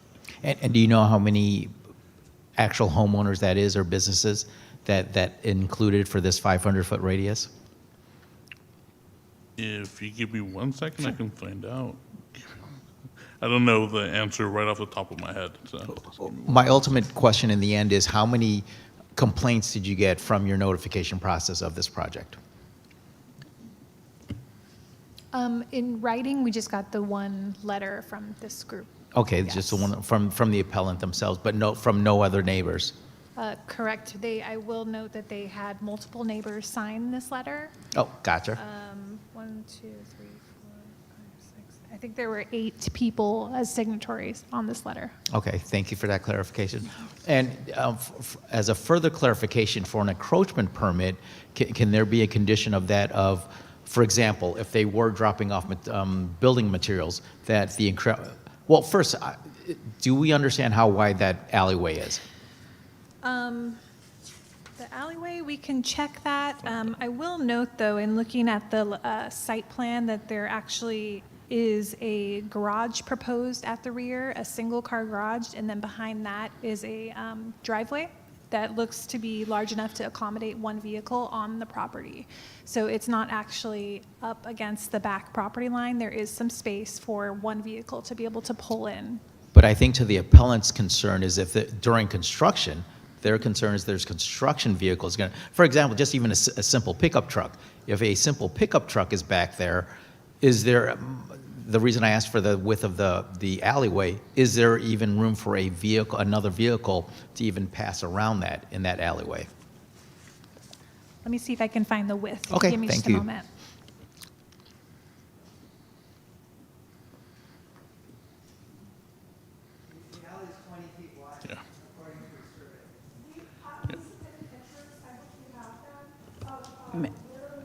Madam Mayor, just a point of order, none of that is going to be on the record shouted from the audience. Right.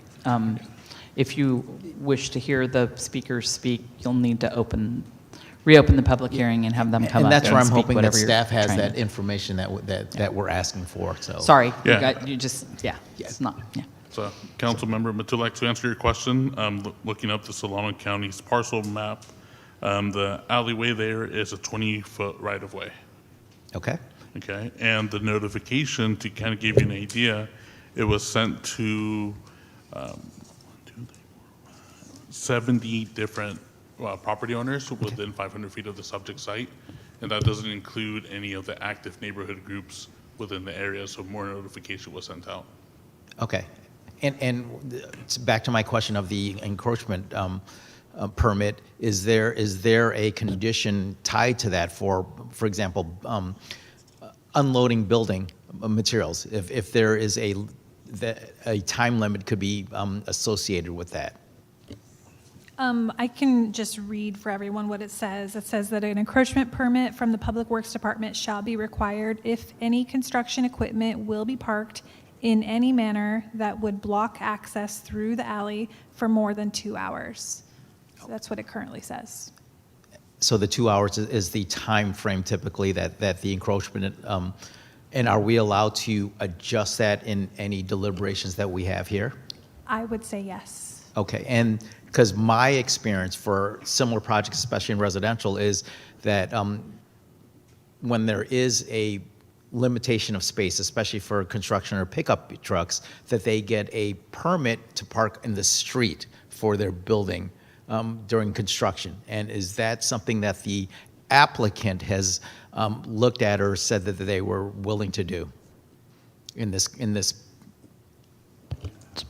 So I'm not sure that a permit is necessary to park on Carolina as a public street. It's first come, first serve for the curb spaces. You could add a condition of approval either to this action or to the parameters surrounding. That encroachment permit language is a little odd. They don't need an encroachment permit if they're not going to block in excess of 2 hours, is the way that reads.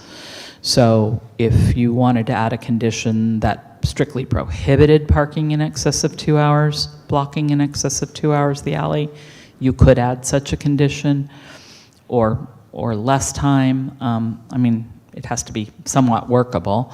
But you could also provide that worker vehicles, such as the pickup trucks, the construction actual workers who arrive at the site, would be prohibited from parking on the alley altogether in order to address them being parked there all day long and perhaps creating the kind of conflict that you're concerned about. Thank you for that clarification, because from my professional experience, when you say something is 20 foot wide, that is wide enough to get two vehicles back and forth from each other, because typical streets, 2-lane streets, are 8 foot wide in a lot of cases. So from a dimensional standpoint, there should be enough room.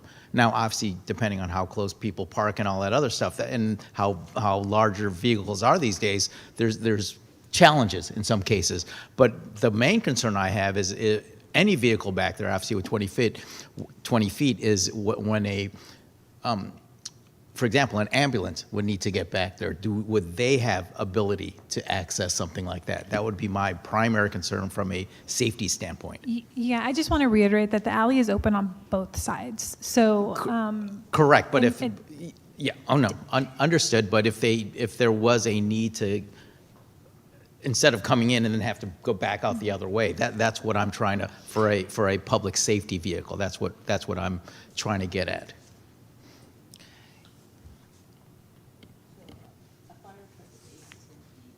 Oh, no, yeah. A fire truck would definitely not be able to get through that if there was a vehicle. I want to make sure that there is, that I want to hear on the record that there's no issue with a public safety vehicle if there was something parked back there, like an ambulance or something of that nature. Any public safety vehicles that are of a regular vehicle size, like an ambulance, should be able to fit if there's only one. You're correct in that 20 feet should be wide enough to accommodate two vehicles. Correct. So if there's one vehicle parked and they're parked, correctly, then there should be enough space. But if there's a full blockage, that would be a problem. Okay.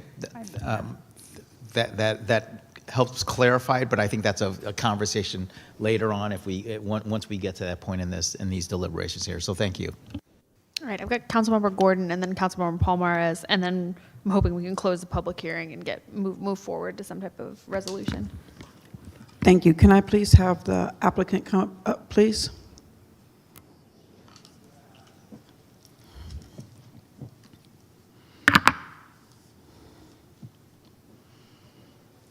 I want to thank you for your patience. Did I hear you say 20 feet or 28 feet? The width of the alley? Yes. It's the right-of-way is 20 feet. Okay. And can I see the map, please? And why would you be a good neighbor, and would you start your time from 9 to 5 and make sure that you're not blocking anyone to have access to the other side? The building department has hours of work, and they're standard hours of operation. They're typically like 8 to 5, Monday through Friday, and then I actually don't know. They vary city by city. And then in terms of parking, you can make a condition of approval that any construction vehicles need to park on Carolina Street, unless they're not allowed to park on the alley. There's no problem. This site is accessible by 2 streets. I was just wondering that because I thought it might be more challenging from Carolina Street than the alley. Well, there's like 20 steps, so you can park on Carolina and bring your tools up the steps. It's not. So you're willing to do that? Yeah, of course. The primary, like the lumber deliveries would go by the alley because it's a level in, and you don't have to carry everything up the steps. But even without the alley, you could build the house. It'd be harder to get deliveries. Well, for me, let me just tell you, I live around a lot of apartments. Anything starts after, before 9 o'clock, you're going to have upset neighbors, right? So I would just ask, I'd like to make a direction like you start from 9 to 5, maybe be a little bit more light on your neighbors, and then Monday through Friday. And again, because I think you want to be a good neighbor, just to think about that. And I'm looking at the map, so that's why I was asking. It is kind of narrow. This is the correct map, right? It is kind of narrow. But if you're willing to do that, I just want it to be on record that you're willing to do Carolina as well. There's typically plenty of parking on Carolina Street, so it doesn't seem like this area is impacted with parking at all. I appreciate you just, wanted the appellant to hear that you was willing to do that. All right, thank you. Can I ask the appellant to come up, please?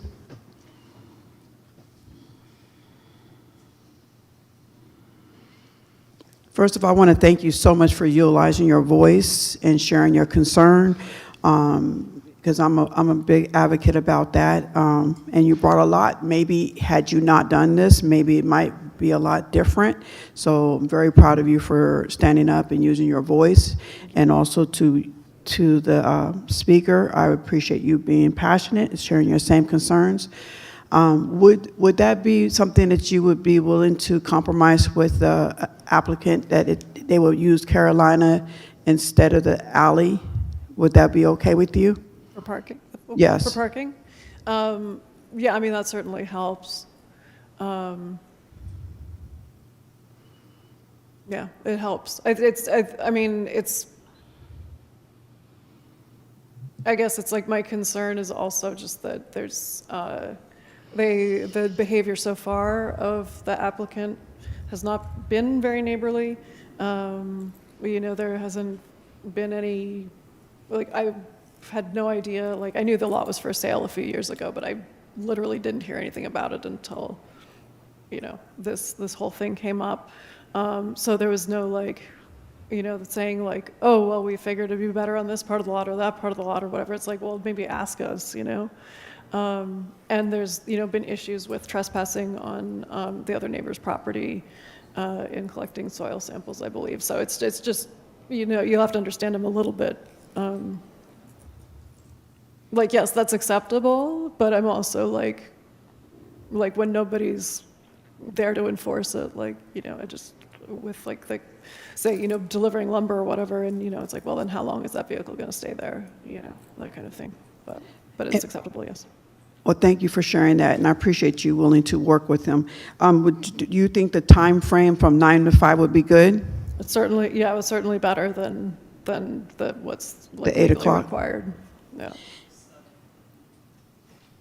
Sorry, as the conditions are currently written, condition number 7 states that weekday work that generates noise, which means outdoor work, 7 a.m. to 6 p.m. Monday through Friday, and Saturday 9 a.m. to 6 p.m. No construction to occur on Sunday or federal holidays. That's on page 904 of your packet. Thank you very much. Yeah, I saw that, but I just wanted to see would they be willing to compromise. Thank you. Trying to, be a good neighbor.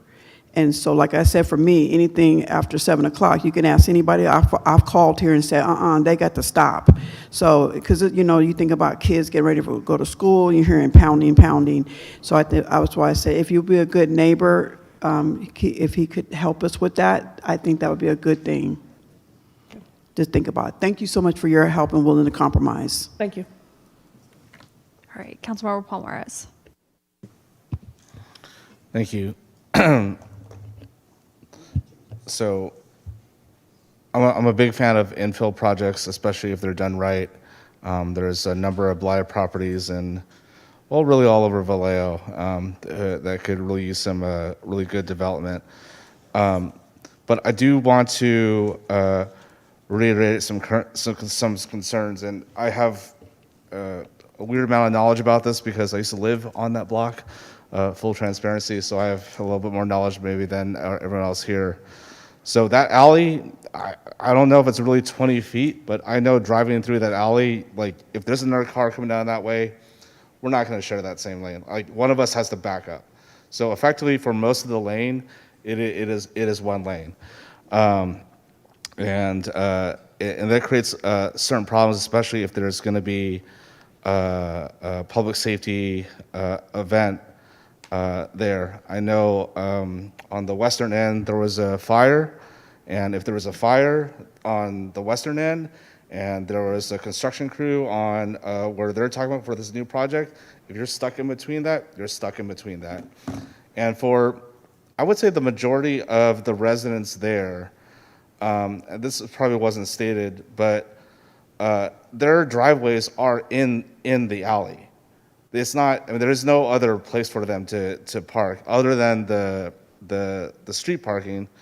But the problem with that, the street parking, is that a lot of our cars are getting, you know, I'm sorry, was the things that are getting stolen.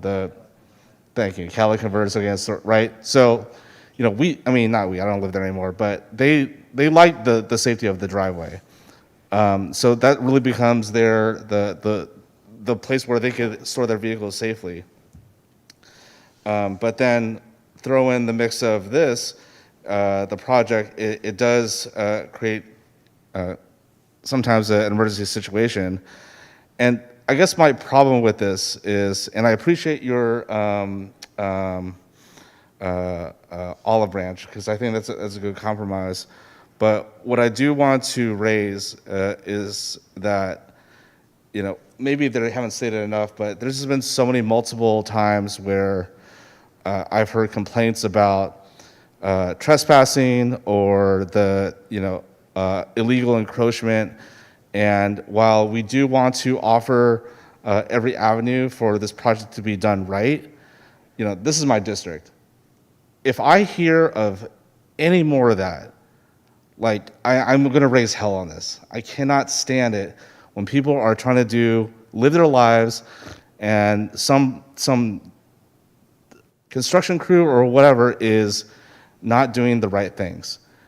I mean, I'm not going to go through it. They have their own stories, but there's just been so many multiple events that I have to hear about that it's causing them harm, right? And so I don't think that has been stated effectively enough. So I want to help out, and I want to make this happen, but as the District 4 representative, I cannot stand anyone that's just doing things their own way and not being considerate of their neighbors. We have to be neighbors. So, you know, if I hear any more complaints, you know, God help us all. So thank you. All right, well, that's a good note to end our public hearing on. I'll say I haven't spoken on this item yet, but my big note I had was about the alley. I think we've covered that pretty well, and I share the concerns. I think the argument that you can get in and out with with the two sides of the alley works perfectly fine for residents. And I used to live in a apartment that had alley act very similar, where it was stairs in the front. So from the front street, you went in through the alley. Your driveway was in the alley. Your garage was in the alley. That's fine for cars going one way. That's fine. You can go around. But the second that an emergency vehicle needs to come through there, we have a problem. So I share the concerns on that, and just wanted to echo that. I don't want to rehash it. I think at this point, I'm going to close the public hearing, and I am going to have us now consider the adoption of the resolution and do any more discussion we want to have on this item. And I see the city attorney, would you like to get in? Yes, Madam Mayor. Our suggestion, I think, this evening would be, because this resolution is in need of some additional work based on your comments and findings this evening, I think Council could vote to give directions for the preparation of a resolution, which we can bring back for your consent calendar at your next meeting. I think that's the best way to go relative to the resolution itself. I've definitely heard at least 2 or 3 comments surrounding perhaps some amendments to some of the conditions to address construction vehicle parking or construction worker parking on the alley, or not permitting it on the alley during the construction of the project, other than, say, material delivery windows that I haven't heard a solid time frame on at this point, but some solid time frame. And then the hours of operation, which appear in condition 5E as well as condition 7. I don't think they appear anywhere else, but staff would have to help me with that one. All right. There might be another. We're giving, okay, go ahead. Can you ask council if you do have changes to the conditions to read them into the record so that I have good, does that work? Okay. All right, so we're tasked with giving direction here. I'll also say I hope we can improve this process, because this hasn't, I think to some of my colleagues' point, it hasn't felt great, especially hearing that there was something misinterpreted at the commission's meeting, which Councilmember Matias brought up. We've got to do better. And I think to the discussion we had a couple weeks ago on the Planning Commission, the zoning code changes, I think we've got to respect and incorporate our commissions more in stuff like this, and give them an opportunity to provide us some background on why they make a decision and what additional concerns they have. So I have Councilmember Gordon, go ahead. So I would like to make sure I say this correctly, directions that that we start the time zone at 9 o'clock instead of the 7, as to be a good neighbor, and to utilize the alleyway only to drop off materials in the 2-hour window. And then, since the applicant is willing to compromise and do most of the work up the stairs from Carolina, if the neighbors will allow that and make sure that that space is available, that would be also something I would like to ask as a request. And I can't make that as a direction, but that's a request. And that is what I like to propose.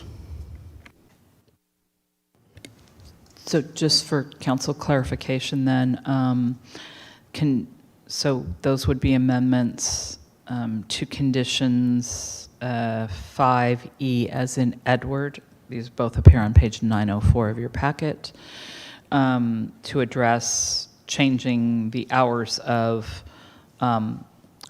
really loud outdoor work, in that case, grading and pile driving, to limit those hours to, I guess, 9 to 5, and then to likewise limit the hours under condition 7 to 9 to 5 on weekdays, and then what about Saturdays? May I ask the appellant a question? I mean, the applicant a question? That's up to the mayor. I don't believe we can, because we've closed the public hearing. I don't think I would be comfortable with that. All right. Thank you for that clarification. Well, I was going to ask, would Saturday be compromised? Would that take up a lot of their time if they give up their Saturday? But since I didn't get to ask that question, I did make that a statement that there's no Saturday. But I think since they're willing to compromise the 9 o'clock, I hope the neighbors will understand Saturday has to be done so they can get their project done faster. So same time for Saturday, 9 to 5. Got it. Thank you. All right, Councilmember Matulik. Just a follow-up question has this project hasn't gone forward for a permit yet, has it? And so with that, because from a permit standpoint, doesn't the fire and police have to chime in on any approvals for this type of project? They will review the building permit. So that's where I want to ask the question. Are they going to have any issues with this, with the alley?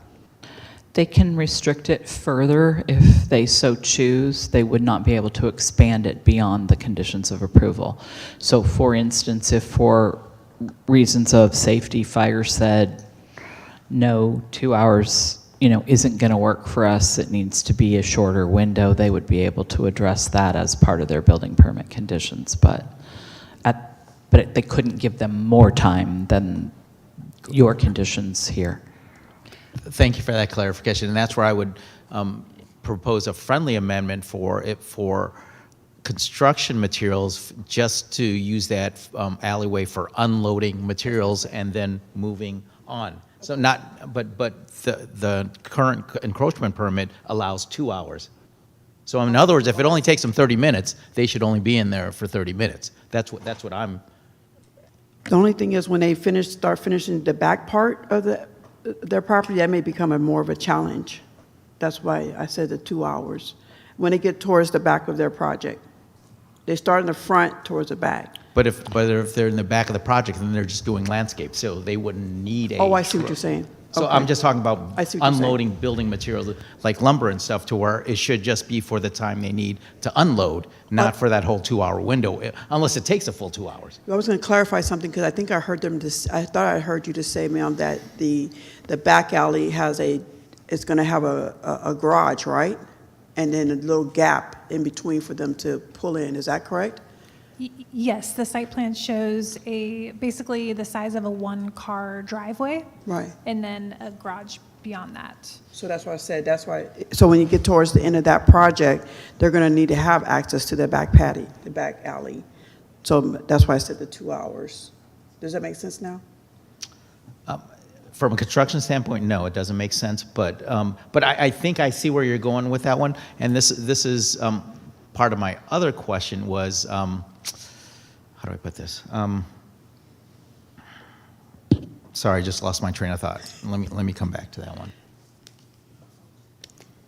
We can come back. I was going to mention, I appreciate the talking through compromise. I'm reluctant to squeeze the hours too much, just because I know that that's going to lengthen the amount of time it takes to complete the project, and that's going to make it really hard. When you have crews coming in and workers coming in, they have a certain number of hours that they typically work in a day. That's going to impact their livelihood and their income, and I'm very reluctant, maybe taking that 7 a.m. and making it 8 a.m., but I'm really reluctant to squeeze that window too much. I understand the intent of it. I'm just trying to think about the downstream implications for something like that.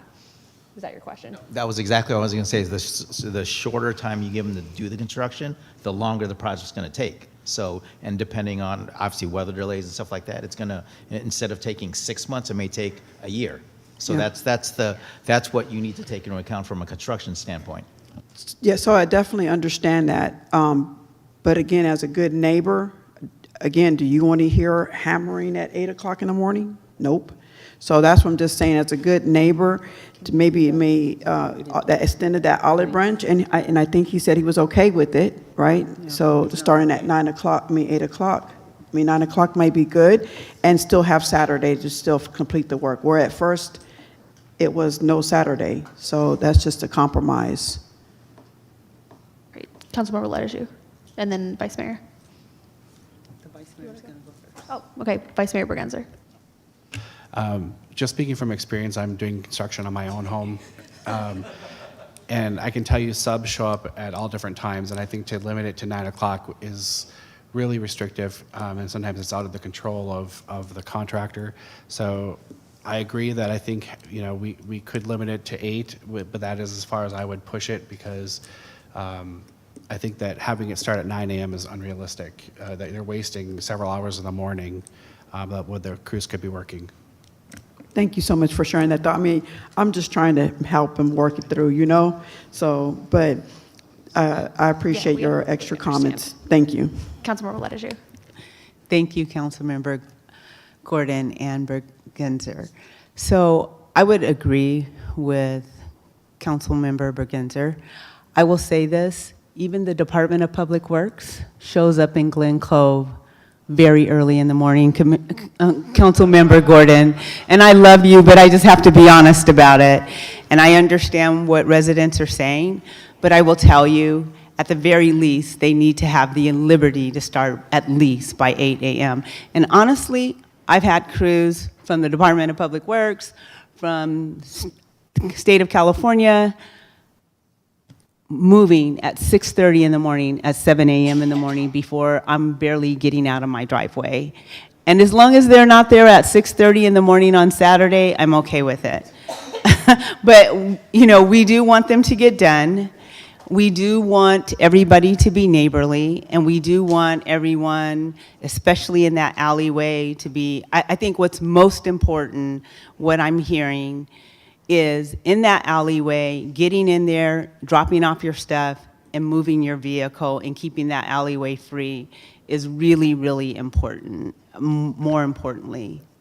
So I'd like to change that then, that emotion. So for my neighborhood, they don't play, they don't show up at before 8 o'clock, it's done. So I don't care who you are, but anyways, I like to make the motion that they start at 8 o'clock to 5 o'clock, drop off your material and keep it moving, since they're willing to compromise, and same time for, can we at least compromise Saturday 9 to 5? Can we compromise Saturday 9 to 5? I mean, that's the weekend. You know, people like to sleep in. Just can we compromise that 9 to 5, please? I think the condition currently for just the construction part for Saturdays reads 9 to 6, Okay. 9 a.m. to 6 p.m. But Okay. if council can make that change whichever way you want to We make can leave it. it like that then. Okay. So that is what I like my motion to be. And Everybody's good with it? I would like to friendly suggest that we might consider using a little bit more generous language like we did the last time, where it's you know, there's some good faith to start by 8 a.m. because a lot, I mean, as my colleagues have said, some of this stuff is sometimes out of your control, and you may have somebody that has to come in and drop something earlier than 8, and I would hate to put them in a position where it escalates their costs or delays the project, and then you know, we're trying to help the neighbors here by reducing the noise, and then we wind up extending the suffering for another month or another 2 months because we've put onerous conditions and they can't get a certain delivery at a certain time. So I would like to maybe go for the 8, but say, you know, in good faith, there be some language that's, you know, they make every possible effort to not go before 8 a.m. Well, no, that's the original for the Saturday. It was 9 o'clock. The Saturday 9, but I'm saying Yeah, the other days Monday of the through week as Friday, well. 8 o'clock. Yeah, that's what we just said. That was my proposal. Okay, and I'm suggesting that we give them the latitude if needed to sometimes to go before that, just again, knowing the realities of the construction field. I'm confused. I'm concerned that limiting them hard to 8 a.m. start is going to significantly impact the ability for the project to move forward.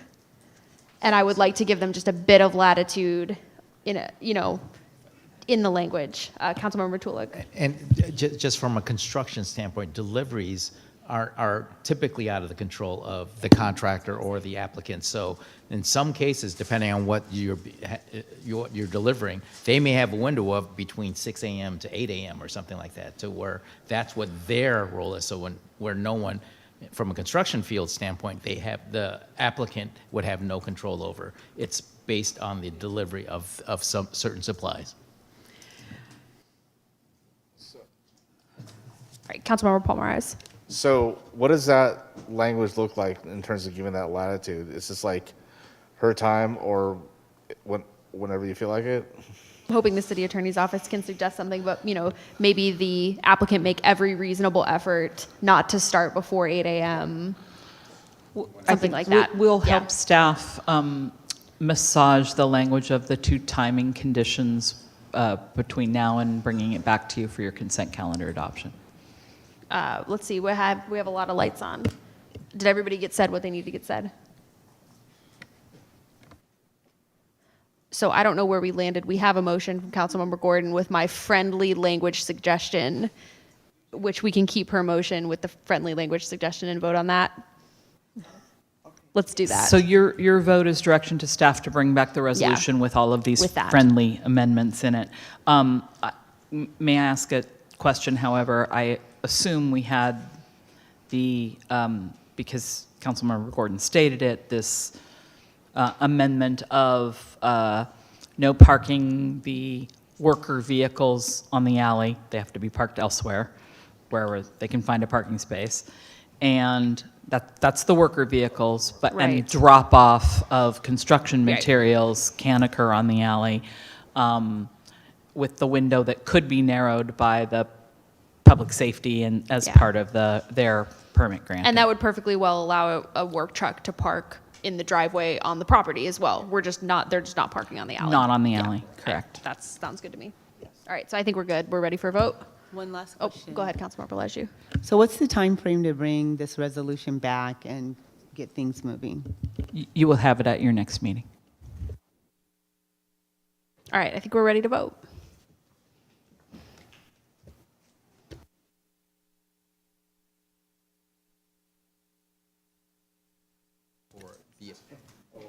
Oh, yeah, we need to do the same thing we did last time where the motion was to deny the appeal under with the suggestions to the language. You'd actually, the amendment got stated, but the actual motion itself didn't get stated. That is correct. Yep. Yeah. So could you please, if you need help crafting, you okay to craft that motion, or do you need some help?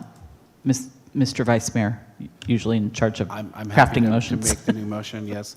That I move that we disapprove the appeal of the Architectural Heritage Landmark Commission's decision to approve the certificate of appropriateness with the caveat of requiring that the contractors park on this Carolina Street rather than the back alleyway, only deliveries less than 2 hours, and that you're going to add something? I'm going to take something away. I don't know that you want to restrict them to Carolina Street because they may not find a parking They can space park there, just anywhere. not on the alley. Yeah. Yes, not the alley, sorry. And we're ready to vote. Just one more clarification. That would be direction to staff to bring back a resolution to that effect. So that's voting yes to disapprove the appeal. Yeah, it and would be approve the yes to denying the appeal and granting the certificate of appropriateness and development review. Could,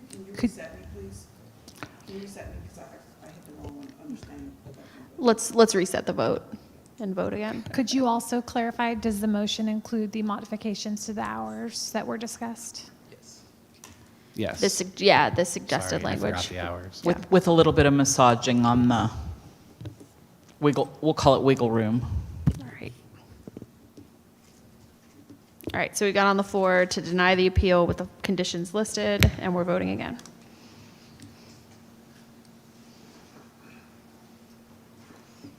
I'm missing a vote.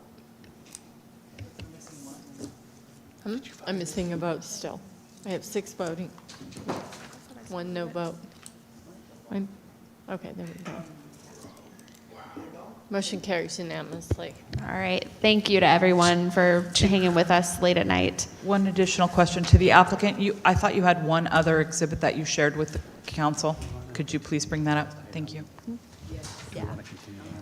So that is going to bring us to item 9D, and it is late, and I am going to suggest that we continue this item as it is incredibly late, and we are doing a disservice to our community and ourselves by making decisions like this late at night. I agree. And, all right, go ahead.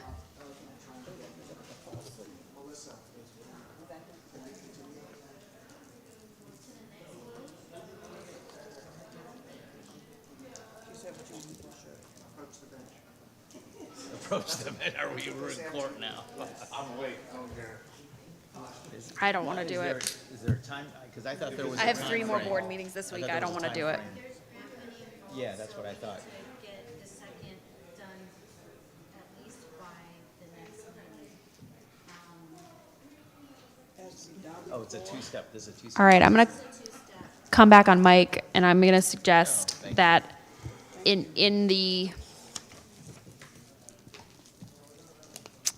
the report of the presiding officer and members of the City Council, I was going to express very strongly that I have expressed a strong opinion that we hold a special meeting with respect to the unhoused, and I was going to suggest that to happen ASAP. We could do a special meeting with that item and put this item on it and knock it out next week as an option. Yeah, next Tuesday after flood and wastewater. You guys, I love you guys. Can you say that one more time? What is your I'm- recommendation, Mayor? I was suggesting a special meeting next Tuesday. Can we wait that long? Wait. Because I think that's right. It's a lot of information.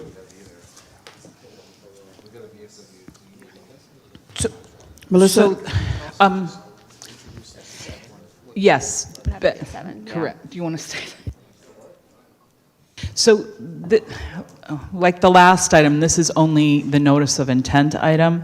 So you can pass the notice of intent this evening and not proceed step 2 or cut step 2 back if you wanted to pass the notice of intent this evening, and then you could take up the other item at your next meeting. I am personally not comfortable with that, but I'm okay getting outvoted. I'm saying I don't want to do that. The options on the table are continue this item to a future meeting, do the full item right now, and we're starting a new agenda item at midnight, or just pass it blindly and then do the full discussion in step 2. And I said I'm not comfortable with pass it blindly. My preference would be to continue it. Councilmember Matias. Director Tigba, I mean, how long do you think the presentation is going to go? I'm just curious because My presentation is quick, but discussion could take a long time, depending on what you want to discuss. let's power through. Yeah, I would say let's power through. Do a majority of us want to power through? Power through, power through. I want to continue it. So, Councilmember Lett, is you? I don't want to power because I have questions. Okay. Councilmember Matulik, you're the swing vote. Literally, we've divided on the dais by our location and our seating. So you're the swing vote. You want to wait? Oh, we have 4 votes to continue. Let's continue. Yeah, I think we owe it to the community to not start an agenda item at midnight, just for purposes of transparency and good governance. I apologize to Director Tigbow that you had to wait this late. We've got to work on this in general. With that, we will continue item D. Do we have a city manager or city attorney's report? No report this evening. Okay. We do have a second community forum that we probably should see if we have any speakers. We passed by the online speakers. We for the did. first Are any of community our forum. online speakers remaining? There is one speaker online. Okay, let's go ahead and take them. And C, go ahead. Hi, you guys. I know everybody wants to go home. Ann Carr again. So I just wanted to say that this afternoon before the council meeting, there was a press conference by the Homeless Union, and I did not listen to the press conference, et cetera, but I'm raising this because I'm concerned about a copy of a poster apparently that was posted around at least downtown, and it claimed that the horrible, tragic death of James Oakley was murder. And I was curious to note that the speakers tonight talked about it being a death and a killing, but not a murder. I raise this because I think it's a very serious allegation, and it's a libelous and slanderous allegation to say that what was a ghastly death, and I am persuaded that it was an accident, was murder. There is an intentionality there that I think is assumed and projected, and I just don't think it's fair. So the thing I wanted to say is it was a horrible situation, and I'm pretty certain that everybody on council and everybody on the city staff feels terrible about it. And I hope that people who are advocating around this realize what poor form it looks like to be speaking about it in a way that's really not proven and that is sensationalized.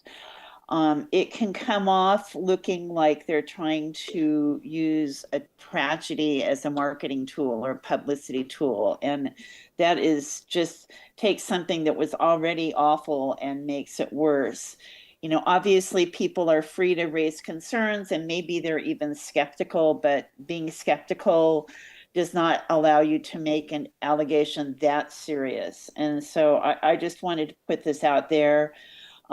Obviously, the unhoused are a contentious issue, but from what I've read, there was no belief that anybody was hiding among the debris. So, you know, more will need to be revealed, but I think that we need to kind of turn the volume down and really look at facts to the extent possible. I know that the city and the council will be looking at a whole policy, and I expect, in fact, that the city will have become more cautious about how they approach clearances in the future, but I don't think the sweeps should end because, in fact, it does help the part of town where most of these encampments are located. Thank you.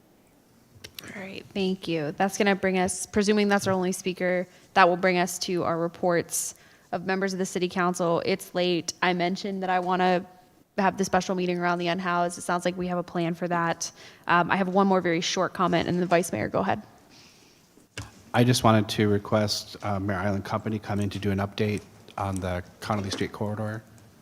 If that can be relatively soon, because that time is ticking and it's less than 2 years before completion. Yeah. I'll make a note of that. And we're starting our agenda meetings, I think finally this week, so we'll start to get a better cadence for that. I did want to bring up, per a conversation I had with the city manager, that the previous council had requested that items come back on creating subcommittees to do a charter review and explore changing the municipal code related to meetings. We need it. Look how late it is. But the previous council had requested those to come back in April, and we still have the police subcommittees that need to come back, and the agendas are starting to get packed. So I wanted to float a test that we may have to push those items back if we want to get in everything that we need to get in, but just that those are coming down the pipe. We can probably bring that up at a future meeting. We can report back on the agenda setting. Anybody else have any quick comments? Reports, yeah. Go ahead, Councilmember Matulik.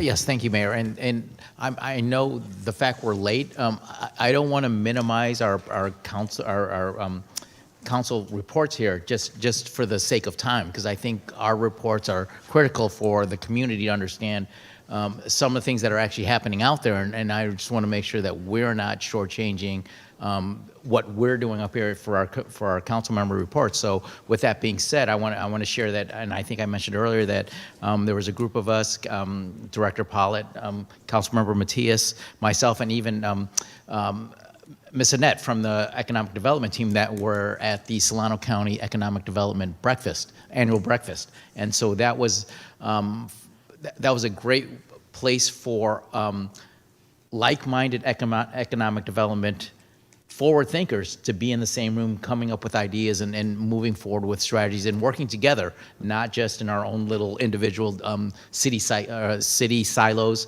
from that standpoint. So I look forward to us continuing that participation, excuse me, continuing that participation. And also hearing the speakers that we had. We had a speaker from Berkeley for Olaf, and along with our very own Senator Cabaldon was there speaking along with Chris Rico. So that was a great forward thinking, and it brought up a lot of conversations around AI and how we're moving forward and being more proficient and efficient with how we go about doing business. So I'm hoping that we're able to utilize some of that in some of the conversations we've had.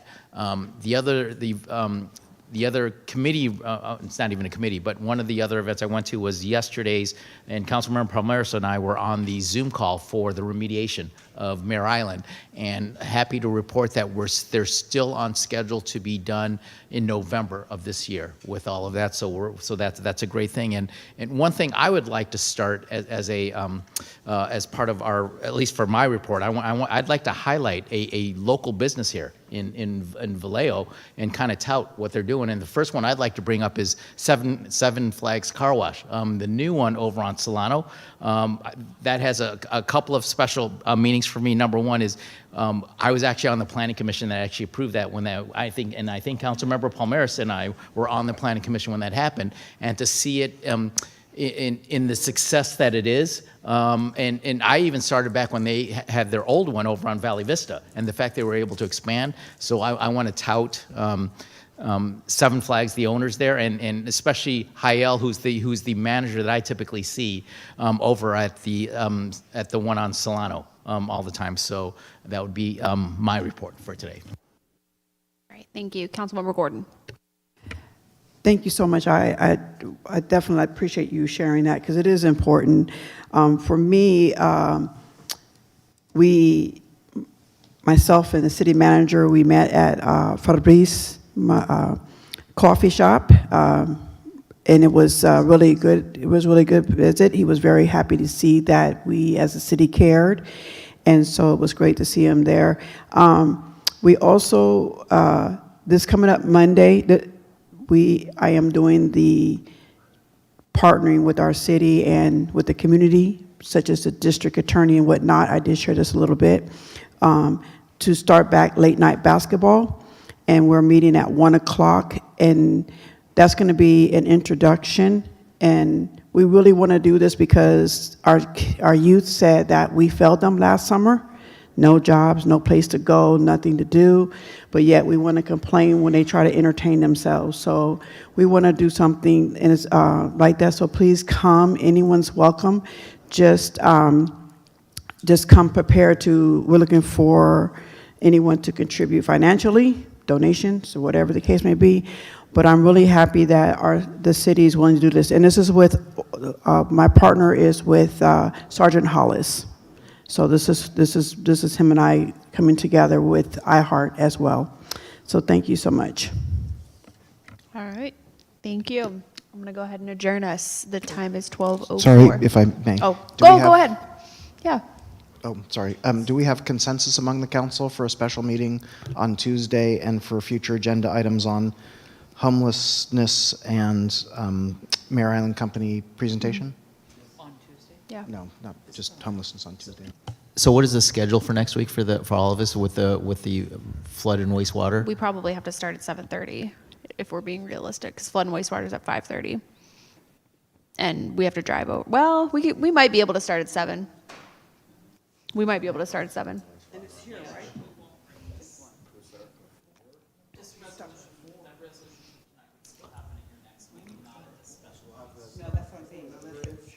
We would have this item, we would meet next Tuesday, we would have this item that we continued for the Mare Island Causeway, and we would have a discussion of the unhoused. And that will be, what I can do is I can check with the general manager of flood and wastewater about how long we think that meeting will last, and we can either start at 7 or 7:30, depending on that anticipated length of that meeting. Yeah, because we need to publish by Friday, I think it would be better if you just picked a time and maybe council could have a little break if you set it at 7:30 instead of 7 o'clock. It's up to you all, but Dawn will have to. I mean, we can schedule it for 7. We need to acknowledge that we might start late. I'd prefer to just shoot him an email right now and say how long do you anticipate that meeting, and then we can schedule based on that. But if we want to just put it for 7, let's put it for 7. All right, we'll adjourn 12:06.